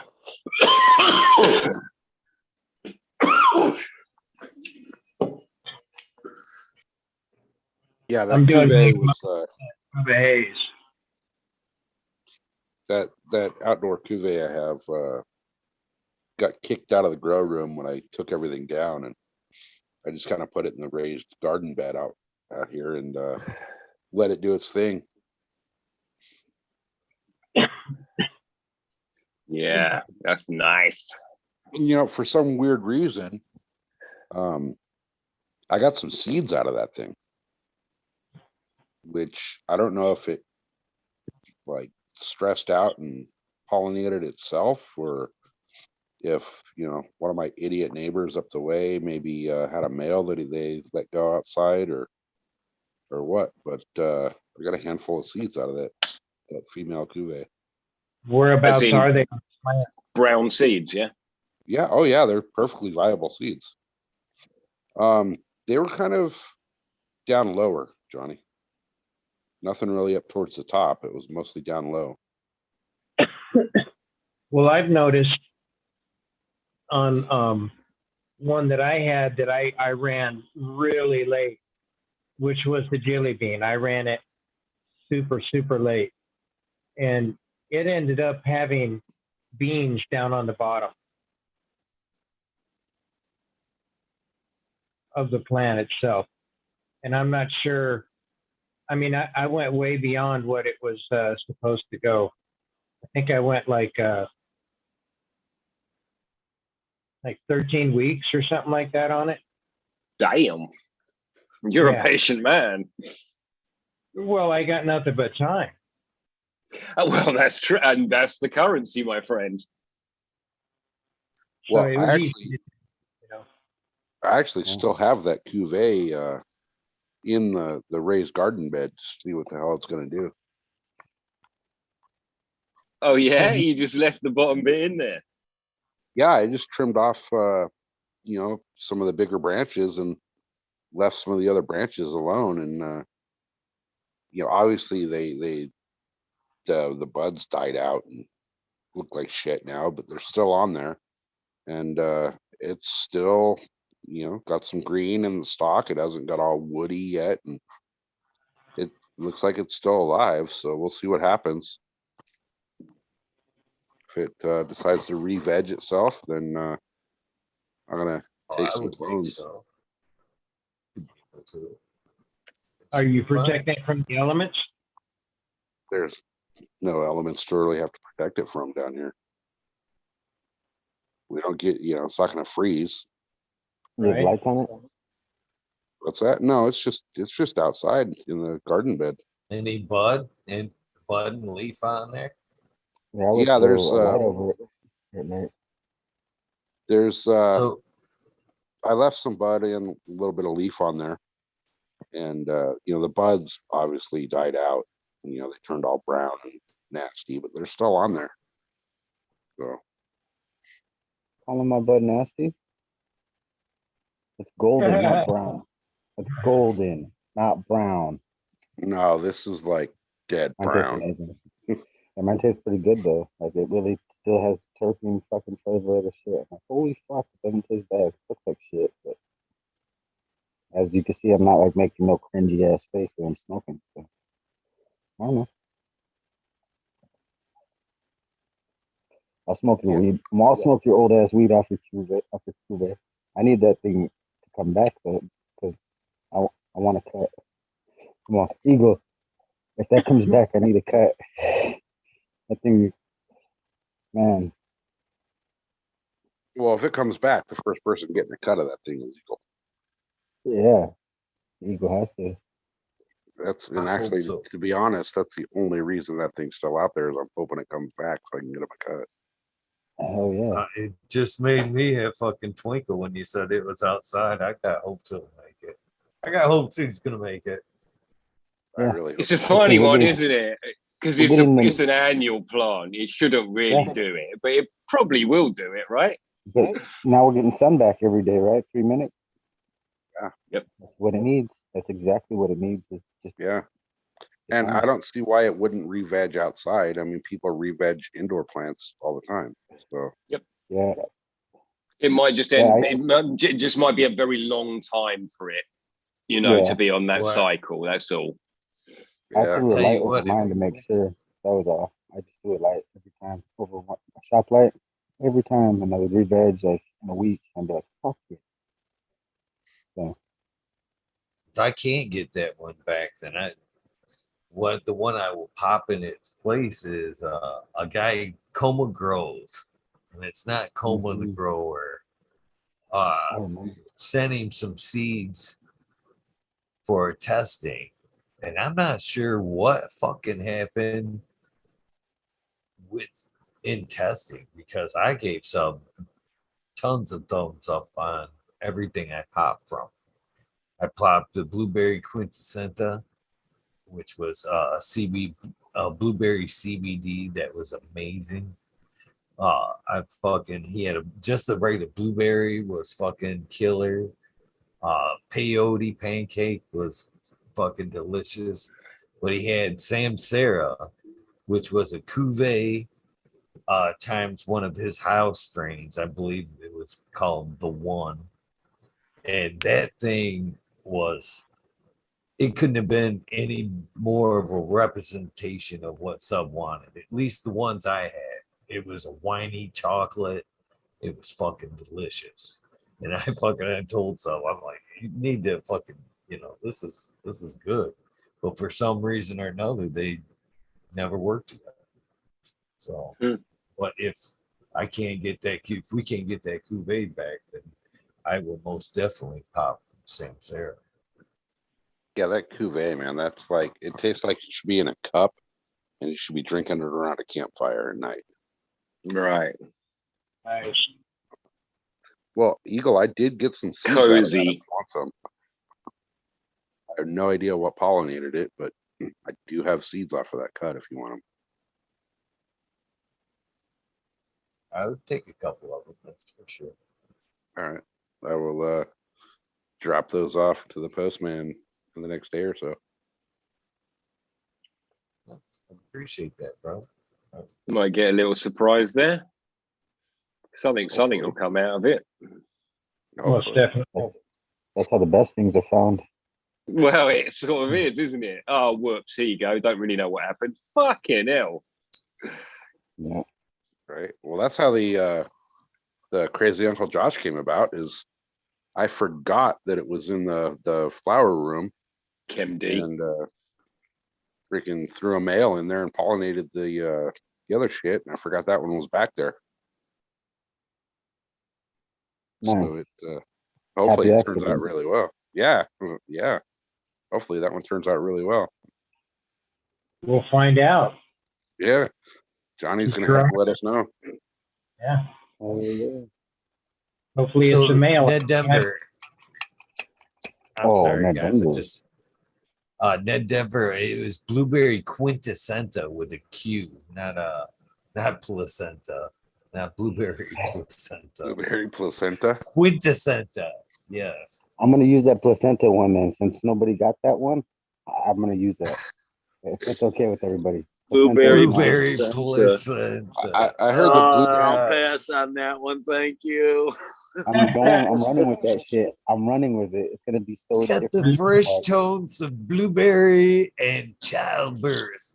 And childbirth, It gives I'm a running whole with new this. meaning to baby terps, huh? Hey guys, my buddy. Wow. From I'm gonna from what I find that hear, shit. from what I hear, that blueberry placenta goes really well on an English muffin. The side of blueberry, fucking be perfect. Just fucking. Oh shit. That's too funny. Well, guys, I got an early morning. I got to be at the doctor's appointment at 8:30. That's no excuse to leave here. I know you're I know. West Coast, Johnny. Just I stay know. up and just It's pretend. already, He's it's almost 30 here, so I got to be Pretend- there. Pretend you're 25 again, man. Remember leaving the club and going right to the job site and sleeping for like an hour and just go walking right in, man. So. double Okay, shot now of espresso. You'll be good. You'll be good. 5 hour energy. Follow it up. Peace, Yeah. Johnny. Be jittery all day. Cheers, Johnny. We love you, Good brother. season, bud. Wish you the best. for Go the play some needling. more. Love you, Eagle. Appreciate it. Peace out, Johnny. In chat, everybody up here on the panel, appreciate you. I got a blast on out. See ya. Big love. Peace, man. Love you, buddy. Have a good night. Good luck on that doctor's visit. Hell yeah. Anybody gonna follow? I was gonna say before Johnny said peace there, we were talking the blueberry, the placenta thing. My doctor actually, when I had my first child, that fucker asked me if I wanted that shit. Tried to tell me it was good fishing bait. I'm like, Oh what? my gosh. Are you Fishing bait? Holy Really? shit. There's people that yourself. eat it. There's some places You're like a supposed to fry it. delicacy, You're man. supposed to eat it yourself. Yeah, I'm gonna Exactly. say I heard that too. That's what I'm down Fucking with. full of fucking what's that? The white blood cell or no, what the fuck is it? What is it they use Stay young fucking these forever. days? They inject it into all the athletes and shit. What the fuck am I thinking I of? can't think of the fucking shit either. What did you say, I know, Tom? but I do know this, Eagle. That's funny, but Ozone? here we got one though. No, that's in The my heart. placenta is mostly used to make shampoo. No, it's Shit. whatever's in that placenta. Well, basically, it's not collagen, but god damn it, I'm fucking brain dead tonight. Smoked too many What are you joints. thinking? Whatever's in Cortisone? that, they inject it into fucking into injuries and shit. That shit will fucking Is that cortisone? regenerate anything in your body. Cortisol. Right? They just gave it to fucking Nick Risden. Really? It's like human aloe. Yeah. Yeah. Not stem cells. Stem cells? Yes, there you go. That's where all the human stem growth cells are. Yeah, human growth hormones. Yeah, that's amazing. If we would have that, do we have that legal here? Human growth hormone therapy? That shit fucking revolutionized everything. Yeah, they're shooting that shit into athletes every fucking day. Yeah, hell yeah.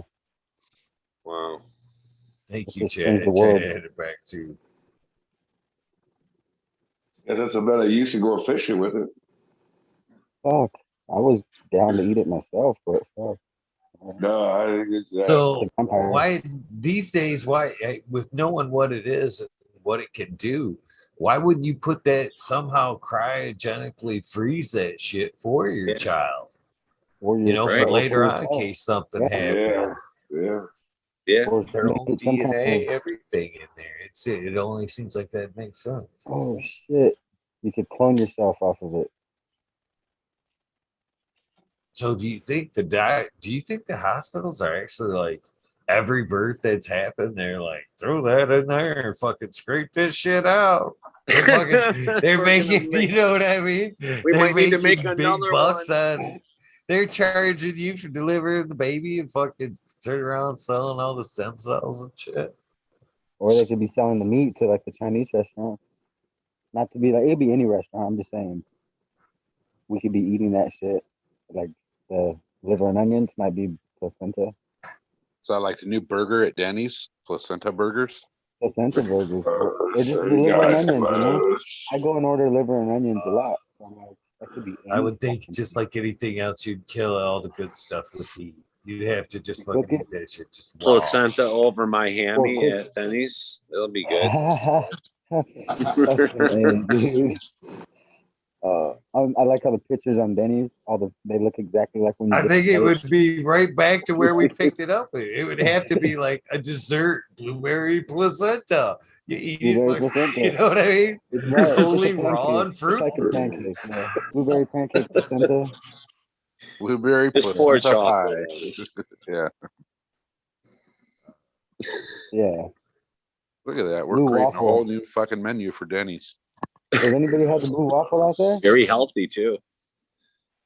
I mean, Right. I'll be smoking blue waffle all day if that's what I need to make. I'll create it because I got the nose for it, but it takes some years to come out with those flavors. That chocolate turnover is not smelling like chocolate right now. Yeah, be like, yeah, a lot of this stuff. Hard to find flavors, guys. How about your search for pine, Eagle?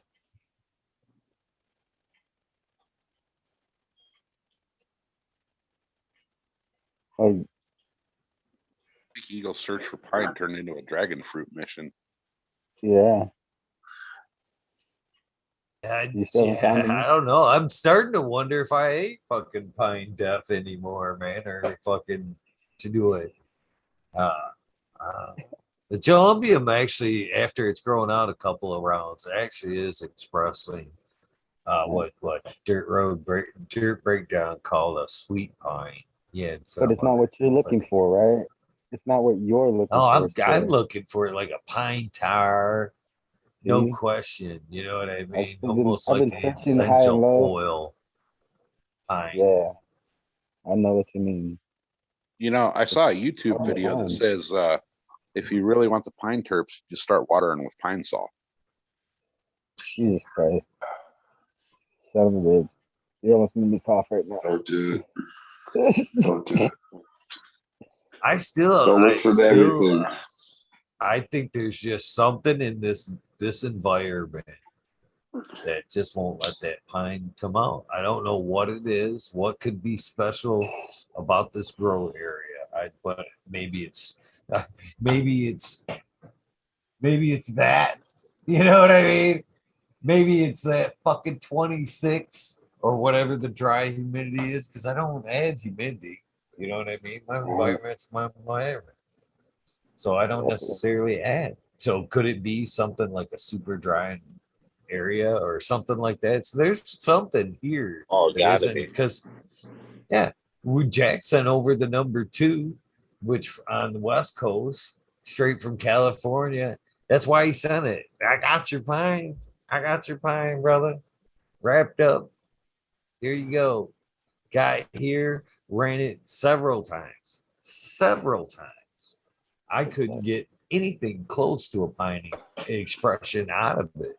But the one thing that comes out of every strain in my mouth and my senses is dragon fruit. That slight dragon fruit from Xmas, from number 2, from Columbia.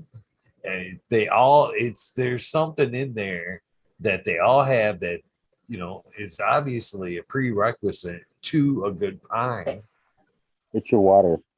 That it could be water, I narrowed down to environment. your water There's something because here that I think it's a just combination isn't. of it all.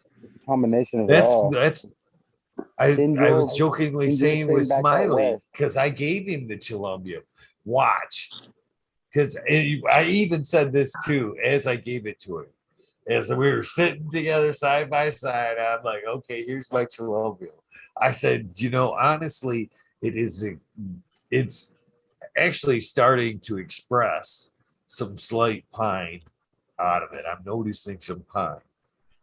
But the funny thing about this is I'm gonna pass it to you, and you're gonna fucking undoubtedly bring like say a pine out of it.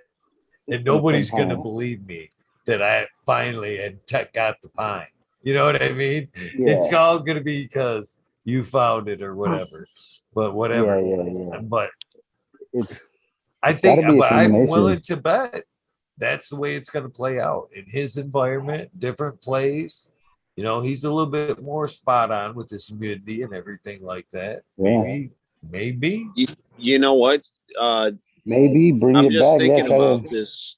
You're talking about the humidity and stuff being dry in there, right? So, I've grown this slippery Susan strain out a few times from Exotic Genetics, and it smells like pine sol and finishes with like a lemon pledge kind of smell, like a lemon chemical smell. And the first time I grew it out, man, that's exactly what it smelled like. It was crazy like that. But I had like perfect humidity. It was like never got like varied much from 50 to 60%. It's just stayed right in that area the entire time it was growing. Now, the last two times I've grown it, it's been more dry, 40s, let's say. And it doesn't have as much of that pine. It's got more of a lemon. Kind of reminds me more of a lemon Jeffrey almost, So maybe there is something to that dry with the pine. I don't know. I'm just thinking about that fro science shit, Does that slippery Susan have grease monkey in it or no? Yes, grease monkey crossed with Tina. It has. He had both of them. Holy shit! Yeah. I had the grease monkey. What's and with what? Genetic fingers and hands, and it smells really lemony and shit. One of The grease monkeys where you get that pine because that's a real oily. Yeah, that's it. That's what Yeah, it's not like a trike. It's not sticky like that. It's like smeary sticky. Like it'll just smear in your fingers, and you're smearing it, then it starts getting stickier and stickier. Yeah, and then that crossed with the Black Lime Reserve that I had. The Black Lime Reserve was more tobacco, or somebody said NL5 leaning, and that fucking shit combined with super pine pledge fucking saw, like fucking in your ass, like fucking too much pine. It was like disgusting. So like I had to like switch that and cross that over back to the sweet, and it came back all leathery and tobacco-y, but with fucking the lime on top of it, which was badass. And then I haven't been able to find that back from the seeds because I didn't keep the cutting. And now it's like I got a pheno hunt and just keep looking for it. But when I find it, hopefully it don't change when it gets sent out. But I'm growing my last seeds right now, or my last one. I didn't take a cutting off of it either. I wish I did, but there's more of those beans out there. I'm not worried about it. Yeah. So we'll see how this one comes out. I've been keeping the humidity more stable, so I think we'll find some piney soon because everybody's looking for it now. Like just to find you a pine eagle, like we're just like fuck this. Like it's got to be. I can switch when you get it. It's gonna switch, and if it does, we got to send you something that's different. That's gonna switch to pine. Like that's what I'm thinking. I just think the pine and the skunks are close to the same category, in my opinion. Yeah, we all remember that shit from high school, or like teenage years. The fucking real good shit that fucking would kick your dick in the dirt, that pine. If we had it, if somebody had that like same pine, that same skunk, we would all fucking have it. It'd be it I would have be the this funky cookies. cheesy. You know what Yeah. I mean? It would be the Yes. cookies. It'd be from coast to coast. I haven't shared my seeds with anybody, so now I have to do that because my mom's available. So she's gonna send you some seeds because now I got the cheesy, spunky cat piss, like, and it's just from open pollination. I didn't have none of those strains. I had cheese actually, UK cheese. So and then all the rest of them, grease monkey, bootylicious, all these badass flavors. Fucking man, all I find is cat piss and cheese and fucking throw up. And I'm like, what the fuck is this? Take it outside. I don't want to grow it indoors. Like, I can't grow those indoors. So take them outside. So yeah, I got to get you guys the seeds because you'll find some keepers for yourselves that are fucking fantastic. And it's not like bragging, right? It's like fucking old school shit that nobody finds anymore because they don't open pollinate. It's just bottlenecked out. Yeah, Yeah. no, I like the old school shit. And actually, when I first got in, that's all I was looking for and buying up, trying to get the old stuff back. But Yeah, the hash it's what it is. Like that's I what like the found a lot. modern genetics. Hell yeah. I like them all. Mine's sweet Oh, with yeah? the fucking hash plant. I like it. Does he have a website? I like the Does new he? stuff. He's getting I'm fucking. cutting out, guys. I'm talking whipped. Oh, Aw, man. man. Peace out, guys. Love you, buddy. Super Take care, Love, man. brother. Have fun, guys. Congratulations, Take brother. care. Fuck yeah. Have a good one. Later. Peace out, Myron. Peace out, guys. Congrats. Peace out. One Congrats. last congrats, Thanks, everybody. brother. Glad to see you also, Change man. This is proof that we could change the world right there. One person at a time. Modern change that shit. He did it himself, dude. Fucking hard. That's a bad motherfucker right there, guys. Oh yeah, You know, man. I think Eagle, if you start looking for dragon fruit, you'll end up finding the pine. That's what I'm saying. Yeah. If we send you something dragon fruity, it will pine up for you. Or if we send you something lemony, it'll pine up. It'll be like the opposite of what it's supposed to be. It has to work that way. Something will It's the work George that way. Costanza method. It'll be You- totally moot. That's what I've been thinking. I tell you what, you can say whatever you want, but at that point, it'll be totally moot because it'll always be at that point. Would it, could it, should it? You know what I mean? Because time seed get here, whatever happens, I reset up the new grow. It'll be a different place. It'll be a different environment. It'll all be different, and it'll be. Was it this? Was it that? Yeah. Was it this one? You know what I mean? Oh, it's here now. It was the seed. Well, I don't know. It was a different environment. The comparison will never be the same. You know, that's basically Dude, what I'm getting at. It's gonna be I'm kind of, fucking all that. I was Yeah. starting to like bum out about that shit, but then I started thinking about it, man. I'm thinking, just like I said, new environment, new fucking everything, reset up. That's fun. You know what I mean? It's like a whole new thing again. Yeah. Starting over. Everything that wasn't perfect can get a little tweak on it and a little redesign. All the things that are in your head. Yeah. Or you can go with a whole brand new different style, you know? Like that's a whole different aspect of it. Like switch it up, flip it, do whatever you want. It's all brand new. Like I said earlier in the show, worst comes to worst. This could be the year the first outdoor year. First year I took outdoor serious. You know what I mean? Took that as a learning experience, learning phase, whatever. That's that's the way I'm looking at it. Yeah. All positive. People in Michigan. It's amazing.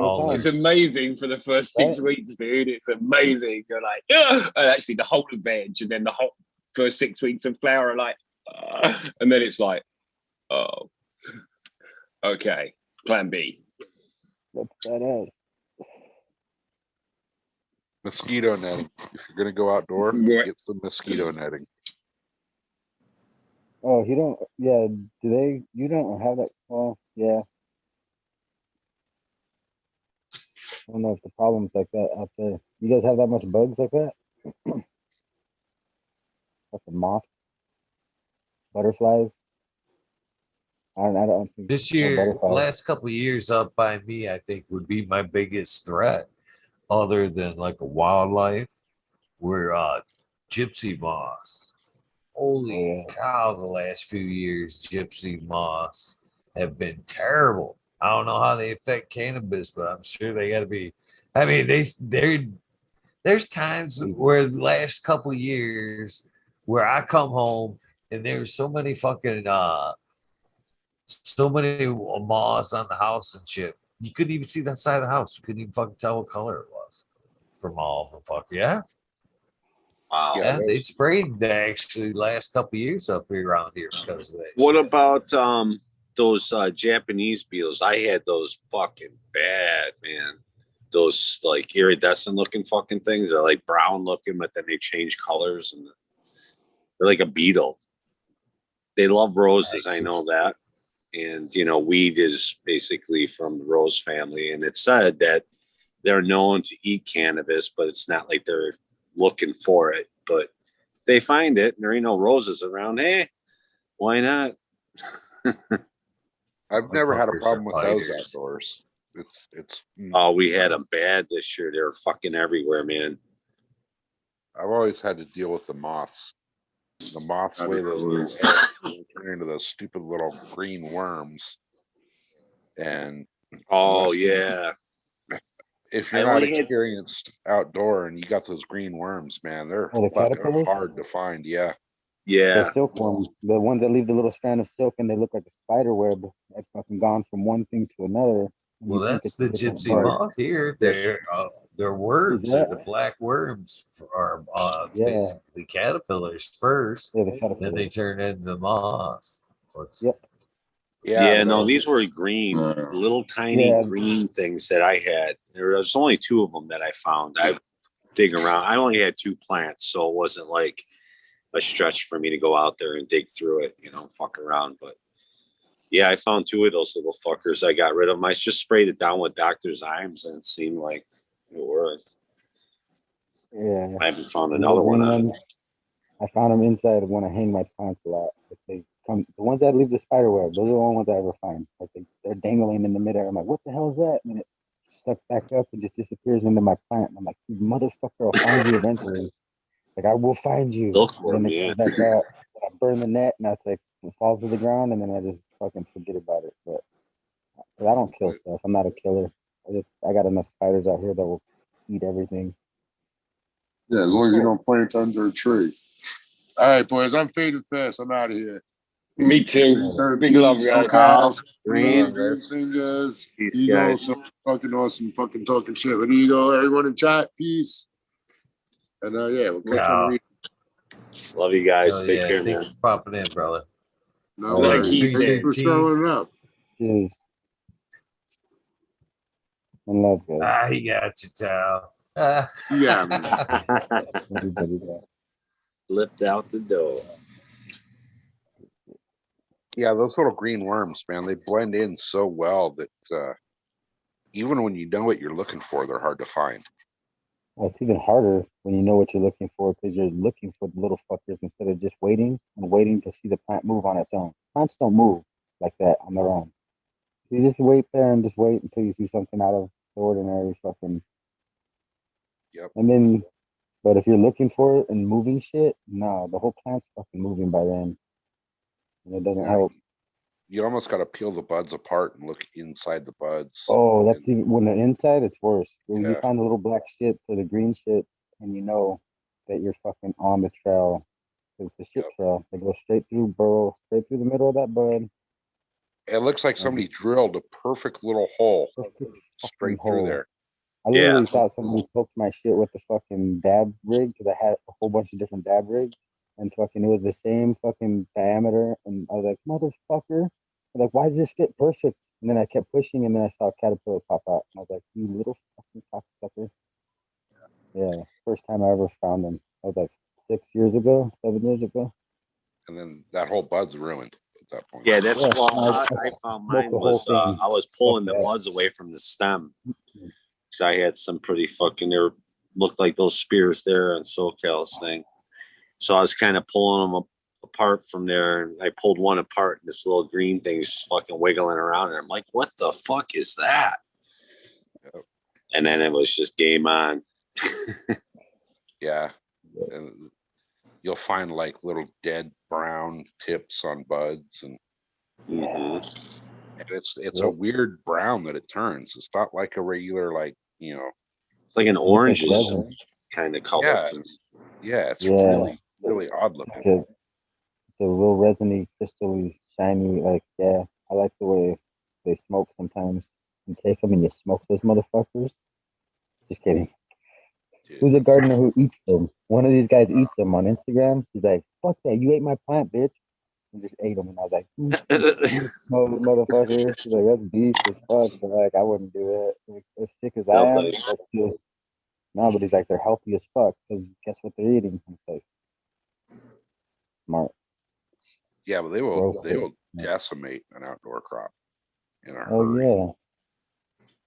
yeah. But the worst are the fucking not the grasshoppers, but the leaf hoppers. Those little fuckers, you never know they're there. Then they just fly away, and then they come back when you fucking leave, and then they keep eating the bottom of your plants, sucking all the sap out of them, and you don't know why they're yellowing out.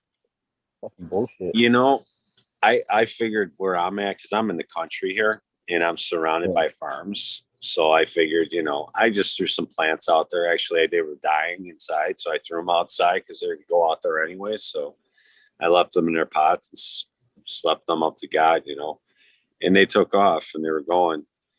But I figured, you know, they probably get molested by something, you know, because I don't do an IPM here. I don't have I don't go cruising into my garden after I've been outside and shit like that. I try to be very careful as far as that goes. So I figured they would get decimated, you know, with grasshoppers and shit like that. But then I was really paying attention this year, and I didn't see any fucking grasshoppers or anything like that. Just them fucking beetles, really. That was about it. And I was thinking about it, and I'm like, that's kind of odd at first. And then I started thinking, well, I wonder if it's because these guys spray these fucking crops that they whack so many fucking insects, man, that I don't have them, because basically my fucking backyard backs up to a farm. Yeah, that's what's happening everywhere. They're mutating them, and they're not transforming all the way, or their shell's not coming off when they go to molt their skin, and they get stuck in there and they just die because their bodies don't transform due to all the chemicals. It's fucking crazy. Well, yeah, boys, I hate to do this, but I'm gonna have to pack it up. I do what I'm gonna have. I gotta do shout outs. Even now, more than ever, I'm more grateful. You know what I mean? Absolutely. 3,000 subs, the half mil. I gotta do my shout outs tonight. So I gotta call it tonight. So all right, I'm out. Congratulations on the 3,000, Mr. Greenfingers. Great show tonight over there on Let's Be Buds. Socal, how'd you do on your race, real quick? It's not until February. Oh, you're still what were you doing? I thought you were, or were you just going riding? Oh no, I was trying to get the bike ready to go down to a race this weekend, but shit happened, and the mechanic ended up with COVID, and I ended up diving into that damn thing myself. I just got running tonight, so. All right, guys, love you. Peace out, man. Right on, Stoney. Have a great one, brother. Have a great day. Oh, sure. You guys too. Appreciate you, brother. Right on. Well, I guess it was a great show, man. Eagle, thanks for having us again. I'm sorry, Eagle. Fuck you for having us. There's a sickness in me that loves you for that shit. So yeah, I appreciate I hope you. so, man. I really hope so. Greenfingers, fuck off. I will, you motherfucker. Good. Go fuck yourself. Chat. I'll do that twice for you. Go fuck yourself. Hell yeah, brother. Fuck you too, brother. Fuck you all. We'll see you next time. Fucker. You fucking bounced out before I could say anything. You motherfucking ass. He's lucky I fucking love all you guys. We nerds, go plant some seeds. Go plant some seeds, guys. It's time. If you want really big plants, start them now indoors, plant them outdoors. Either way, we're getting that daylight back. So, Eagle, love you. Love you. I don't say the fucker thing. I only type it on fucking chat. Love you, bro. See you later. Thanks for everything. Greatest show ever. Right here. I appreciate you, man. You and everybody else that takes part in this crazy, crazy adventure. Well, that does end up this episode. What is it? 548 now. Fucking amazing. I can't believe you guys are still hanging out. 548 plus episodes. Fucking and counting. Be grateful. That's all I can say. Every day as you wake up, verbally say out loud, I am grateful for XXX universe. Thank you. That is the reason why I'm doing my shout outs, because I am grateful for you guys. And as soon as this here loads up, little Mendo dope, down you go. Wake them up. Sub cool, details today. Bubble off 710, Scarecrow 420, Green Thumb Bum, Christina MG 89. The Unplugged 705 Medical, Mabella Cuddy, Rick T, the Rebel, the 9207 Fabian, Selena, Saves I Hear, Tom Spook, Greg Walker, Mendo Dope, T Dog, Dung Beetle, Red Eye Jedi, Grows, Mother Nature, Justin Conway, Duckweed, Run Boy 7426, Justin Gooder, Strongman, Okie Grower 75, Corey Treble, Michael Wall, Small Vision 420, Who's Your Cat, Danny Tackle, Don Slug, Rick S. Into the Bushes, James Simmons, Kevin Hahn, World Slash Old Pats Fan 420, Bio Mentor, Kurt Rowe, Dude, Kanashiba, Jose Ramirez, Red Eye, Rustler, Dad, Goblin, Dr. Buzz, Let Your Ass Stone, 710 Canuck, Ken Queen, Genetics, Sabby, Tanaze, Fundor, Dirtman Dan, Keith Bill, Black Sales, Mr. Will, Simprio Gardens, Ross, Bob, Ross, and Jeff, Soul Root, Small Tunes, Tyler, Frosty Buds, North Michigan Micro, Ouija Buds, Stub T. Roy, Big Jar Grows, JC, Modern Genetics, Socal Weedner, John, Last PBJ 15, Green County Grower, CJ Epo. I see a new chat tonight, mother. Perfectly imperfected. Dollar Tree Grower, T1 Productions, Ain't Grower, DOA Grown Med Smith, Snooty Grows. I grew some Johnny Candice Nutrient Shootouts. Nutty Nicky, Zoe and Slammer, NNY Pixel Monkey, St. Bernard's Observation Booth, Clover 420, High Spy, Aldridge 25, Madam T, Stu Moo, Full Grower, the Canna Crate, Loki Grow, Sus, This Guy Burton 79, Polish Hammer, Midwest Outlaw 31, Voodoo All Thrust, Fresno Nerds, Cali Connection, Wolverine Grower, Big Jar Grows, Jimmy One for Life, Lay, Wayback Farmer, T Block, MMP Nation Creation, Amberlana, Psychedelic Warlock, Artist LD, Sir Sticky, Rob, Big Dave 420, Brent Wendell, Big Ed 1961, Matty Waddy, G3, The Green Click, JK Triple G, Mrs. Franklin, Brittany, Tyler Teasley, Hope Farms, Lisa G, John, B2 Crazy for You, BGW, G420, Dr. Baltimore, Perfect OG, Arthur Sons Media, Arthur Just Space 420, Beast Coast Road 420, Sir How, Trade Alone, Keep It Real, Haggerton 420, Zep Zeppelin, Audit Everywhere, BTWD Grows, Bingus, Green Puff, Man, Alex Boy, Jeff Seth, Life, School of Crop, Cause I Love It, Green Mountain Grower, Southwest Okie, Real 100, 212, Andy Man, Miranda Family Farms, Page Farms, Me All, Flower, Ryan Henderson, Green 13, New Shell About Wins, Kingdom Mac, Fondness, Indra, Michigan Native, Mary Jane Medgarden, Streamer 77, WD, Bad Bunny and Nutrients, Mr. Green Pots, Mr. Green Nugs from 619 to 664, Brandon Kruger, Jones, and Rope Pop G Grows, Raz Amy, Joe Grows, Cass, the Grow From Your Heart Podcast, Lily Luna, Green Men Flock, Jeremiah Miranda, Stoney Creek, Lost Art, Mr. No One, LG 420, Giant Mike, Prometheus Oil, Jason Iso, P. Wynn, David Colby Mason, 682, Scroggy makes Scroggerton, the fourth, the Goddess Grows, Kaylee Burrows, Chad Brad Family Farms, Polly P, Kevin Jodry, Mike Concho, Jay Huggins, UDA, Green Tree Hunter, Kush Cloud, Joshua Simpson, Organic Horn Bloods, Warren Nelson, Cam Wood, Maine Mystic, Show Love Always, Kelly Stone, Texas OG, Chuck Norris, RJS, Claire Fresno, Happy Guy, 311, Mix Up, Kinder Grows, Evergreen Hayes, G From Tree, MMJ, Matt S.A. Ball, Dragonfly Beef, Justin Meds, Travis Wells, Lucky Mike, Seattle Chronic Seas, King Chronic Titan from Blessed Coast Sea, Django Guest,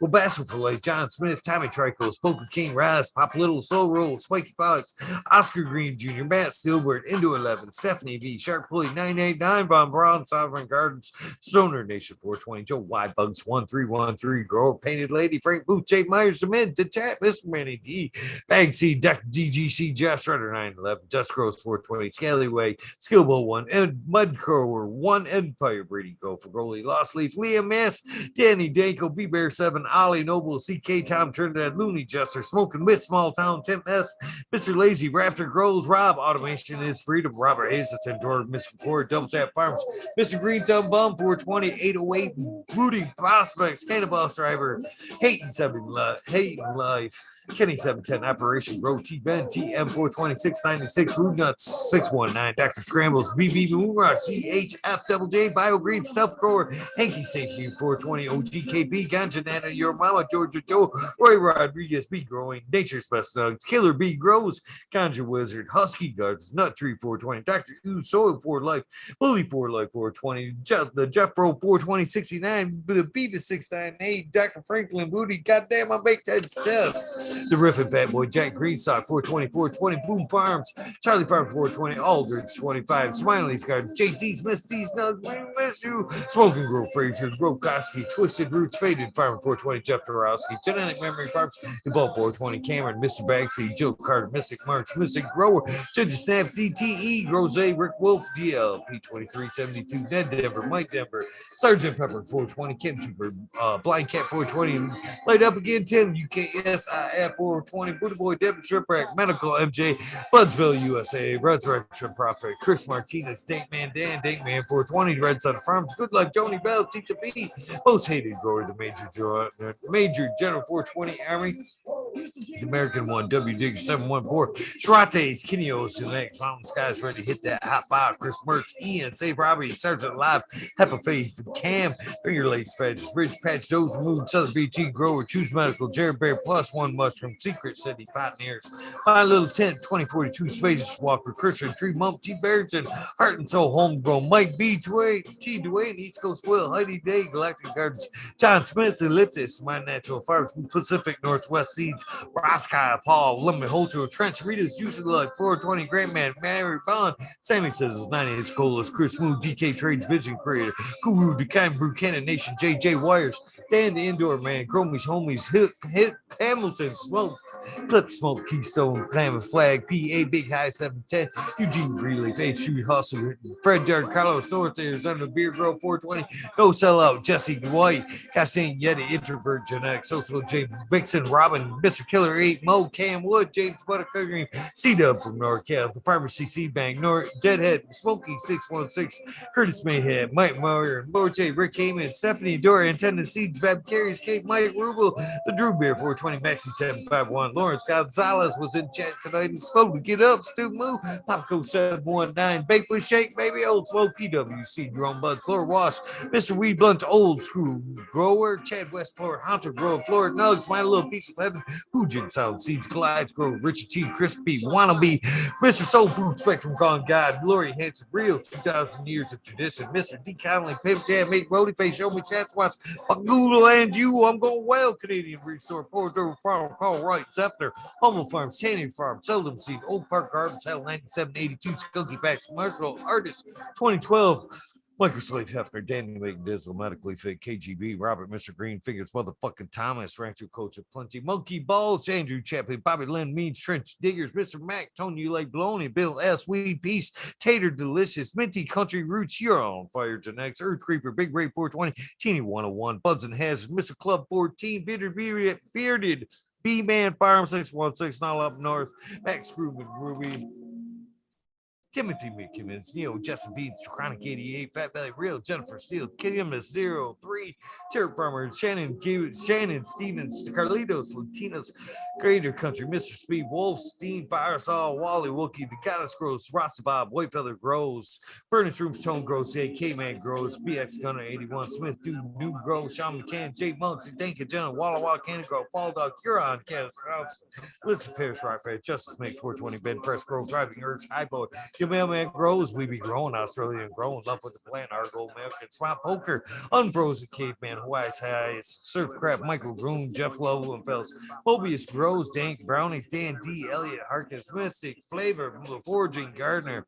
Overwater, Overkill, Seattle, Steve, Shadow Warrior, Valley, Green, 514, Amelia Jensen, Oz, Indica, Dr. MJ, Coco, Brandon, Russ, Matthew Gates, Steve's Bags, Drone, Star, Shotgun, Willie, Dank, Yoda, Jay, Simmons, Sure, Bro, Gross, Clackamas, Crew, DJ, Conley, Aaron the Grower, Light 1978, Michigan Robuds, your boy, Boy, Delta 9, J. McDaniels, Clackamas 420, Stinky Cola, Still Inside for PFC Farms, Husky Garden, Sun Grove 707, J8, Dro, J420, Cascadian Groves, Tito's McGee, Four Plants A, We Works, Captain Scrog, Skunky Bones, House Warrior, Jackie Young, Terry Lee Live, and Gaston Tempe, Annie Andy Urge, Green Jr., Leon from All Purpose Plus, Green Goose, 11 Smiles, 11 Big New Buds, Michael Rasta, Plenty, Richard Forbes, David Puenta, B4 P-Punk, Nick T, Roy, John Reese, What About Bob, Chris Patty, Daniel Bergman, Green Puffer Man, B. Doug Lee, James Chung, Sarge Rose 818, John Wayne, Carolina Root, Sister Golden Hair, Deanna,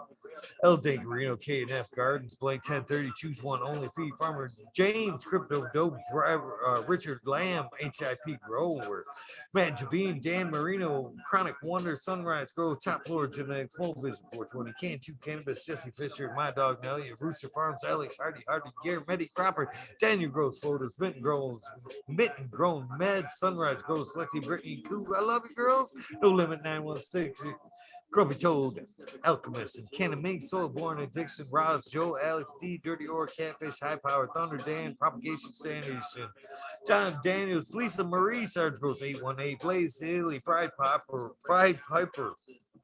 Perpetual, Evil Proud Warrior, Sarah Smiles for you, Frank Posada, The Dank Dungeons, Kino, Kelly Maxwell, Captain 420, Frank Posada, St. Fact, What About Bob, Ill Jester 420, Pop Shrooms, John Gorsey, Jen Doe, Dungeon Gangster, THC 4 PTSD, hopefully you're well, brother, T. Barrington, Honcho Grown, Swamp Camp, Valero, Canabika, Best Up Because, Jen Doe again, Mr. Manny V, Canafari, 412, AB Normal, Frank Guerrero, Bear J. Brent 74, CK Brown Guy 420, Pachyderm 420, Burning Tree Mates, EA Grace Ungrown 207, Hydro Daily, M with Gigi, Jamie Ream, Supreme Grape, Stoney Rockafeller, Caveman Cannabis, Brew City Sin, Hawaii Sustainable, Midnight Roots, Dead Sinners, Knuckles, Michael P, Polly B, Quick, Be Nimble, Bud E, Kilowatts, Michael D, 4889, Disbanded Brothers, Marcelio, Matt Joseph, Grace Medicine, RX, Keith and Chief RX,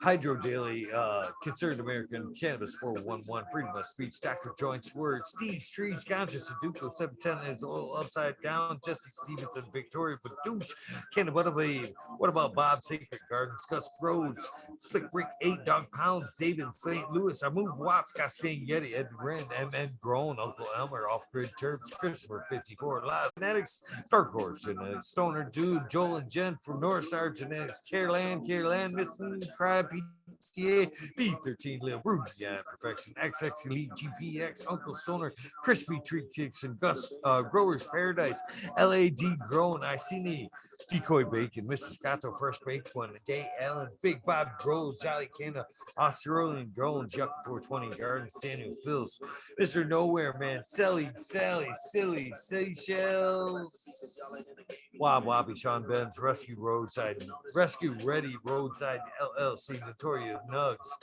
Magma Seeds, Father and Son, Trimming Tutorials, Sub T Dank, Jose Ramirez, Perez, Dog with the Hut 420, Buck, Chiba Man, GR 420, Community Videos, Detroit River Rat, Luis Garcia, Michael P, AJ Everyday, Captain Bottom, Bachetta Bob 13, Maine 420, Medgrower, Cooking Scoop, Jake Kendricks, In for the Grill, Kazoo, Aaron Burning Shrooms, Mr. Lincoln Stinkin', Aaron, who else we Chanel Simpsons, One Smoke Away, Adam Skankin, Angel Studios, MG, the 420 Grow 10, Paul T. Elliott, John Fleming, Dinkovich, Fibro Flower, Polly P. Seldom Seen, Elevated, Lenny Organic, Sunman, Chiba Sunny, Jeff Pollock, Ricardo Sosa, Dan J, Earth Friendly, Farming Candy Forest, Farmer, fuck all that be the Misfit Grower, Jason Line 512, Snake Eyes, Northern 4466, Jason Grayson, Sony Baker, MD, Sony, Creek, Russ, Sonic, French Dweller, Tarzan, Superman, Old Man, Hermit Hatch, Freebird, Mo Grower, Matty Gar, Simple Man, Survivor One Time, Tim Blake, Coast Coast. Tim Blake will here tomorrow. He was actually here tonight. I said, sorry, wrong night. I got to hang with the boys tonight. See you tomorrow, but Tim Blake, man, I'm looking forward to hanging out with you tonight. Gulf Coast Chronic, Scene Bad, Calero, Calabera. Fuck that all up. Sorry, Cala. Sorry. Just sorry. Harley Grower, Jen God, Steve Collins, Todd Kendricks, Property Maintenance, Sharpie, The Island Hayes, Scuba Steve Speaks, JR, Randy K, Scuba Steve Speaks, Steve Collins, TCDR, Steve Claire Killian, Wardrobe Filing, Randy Grande, Piff 1000, Ace Boom 3223, Wake Up Captain Burrito B Puffer Smiles 15 digits, Mr. Ganja Mook, Hash, Fred G, Super Bob, Broski 808, Weekend at Bernie's K-Bag, Justin Station, Strong Style, Organic Zippy, Penhito Head. Sorry, Zippy. I'm Medic, Honesty, K-Hell, Meow Flower, Brent Boog, Todd Kendricks, Newton's KNT, Chris D, True Serum, Both Times Folk, Natty Dread, Barbara Matthews, Ancient Soul Grown, Kevin Jiu-Jitsu, Canna Health and Happiness, Berserk 215, Collab Low Cut, Albert Trendley, Mo Manic Men, Raz Benty, Helen, Huge Janius, James T, Atomic Spoon, Miss Jill, a Big Daddy, LT Gardens, High Flyer, 420, Lobster Brush, Bro, Mother Tree, Maine, Red Pill, Miss Man, Yo Boy, Roy Boy, Aesthetic, Shannon, Gimmons, Ruhan, Rick W, Comfortably Numb, One Smoke Away, The 840 Show, Richard Lamb, Red Pill, 710. Again, we miss your brother, Cannabis Pursuit, K Rolling, Worthy Buzz, Logan Man, 81, Oil of Flower Podcast, Entourage Spec, Warren Dixon, Pink Lady Luck, El Mondo 420, surrounded by Keith Ferrari Farms, French Dweller, Single Father's Happiness Without Guilt, Mike Steve, 562, Ganja, James Chrysler, Green Ghost, Genetics, Zenzolo, B. Benson, Astro Charlie, Sativa Smooth, Ford GTCA, Bush Doctor, Dirty Hole Garden, TK, James E. Weaver, Growing Ohms, Corey Gagnon, Green Hill Farms, Hillbilly Herbs, Tasty Worm, Turps, Gunky Brewster, YBF, Larry OG, Avalis Farms, Spartan Drone, Johnny Green Thumb, 710, Michigan Wildflower, Seldom Seen Gambler, Todd O'Connor, DP 710 Caribou TV, Virginia Herbs, Red Pill, Equilibrium Genetics, Trophy Truck, Skyway, Kevin O'Donnell, School of Crops, Stupid Trucker, eBay Bud Tender, the Glass Girl 420, Ted Nugs, Matt Javine, Great 77, Ted Nugs, Skunk 8, Glass Works, Beast Mode 347, Mike, Atomic Skier, JME 182, Justin Gucci, Webcam, Dan Stoney, Baby Fat, Jake Kuda, Pip 1000, Dan Stoney, Sunshine Farm, Daydream, Brad Star, Mountain LaReed, Scotty Nowhere, Justice Not Sure, Red Bear Farms, Two Dogs, Seeds, Buck Plug, Bugaloo, Luck E, Claudie Goslin, Mao T World, Green, Gorilla, CT Gardens, Benny Ben, Up and Able, Missy Mar, Duber, Kush Terps 5, Zenti Mental, Green Goddess, Alberta, Canada Grower, Earth Creeper, Dawn Hazelhurst, Matt Ness, John Galt, Coonward, Robert Hazelhurst, Pedro and Dizzy, Joey Berger, Mr. DeVille, Mikey from Maui Gold Genetics. I got that motherfucker right tonight. Thank you, Mikey.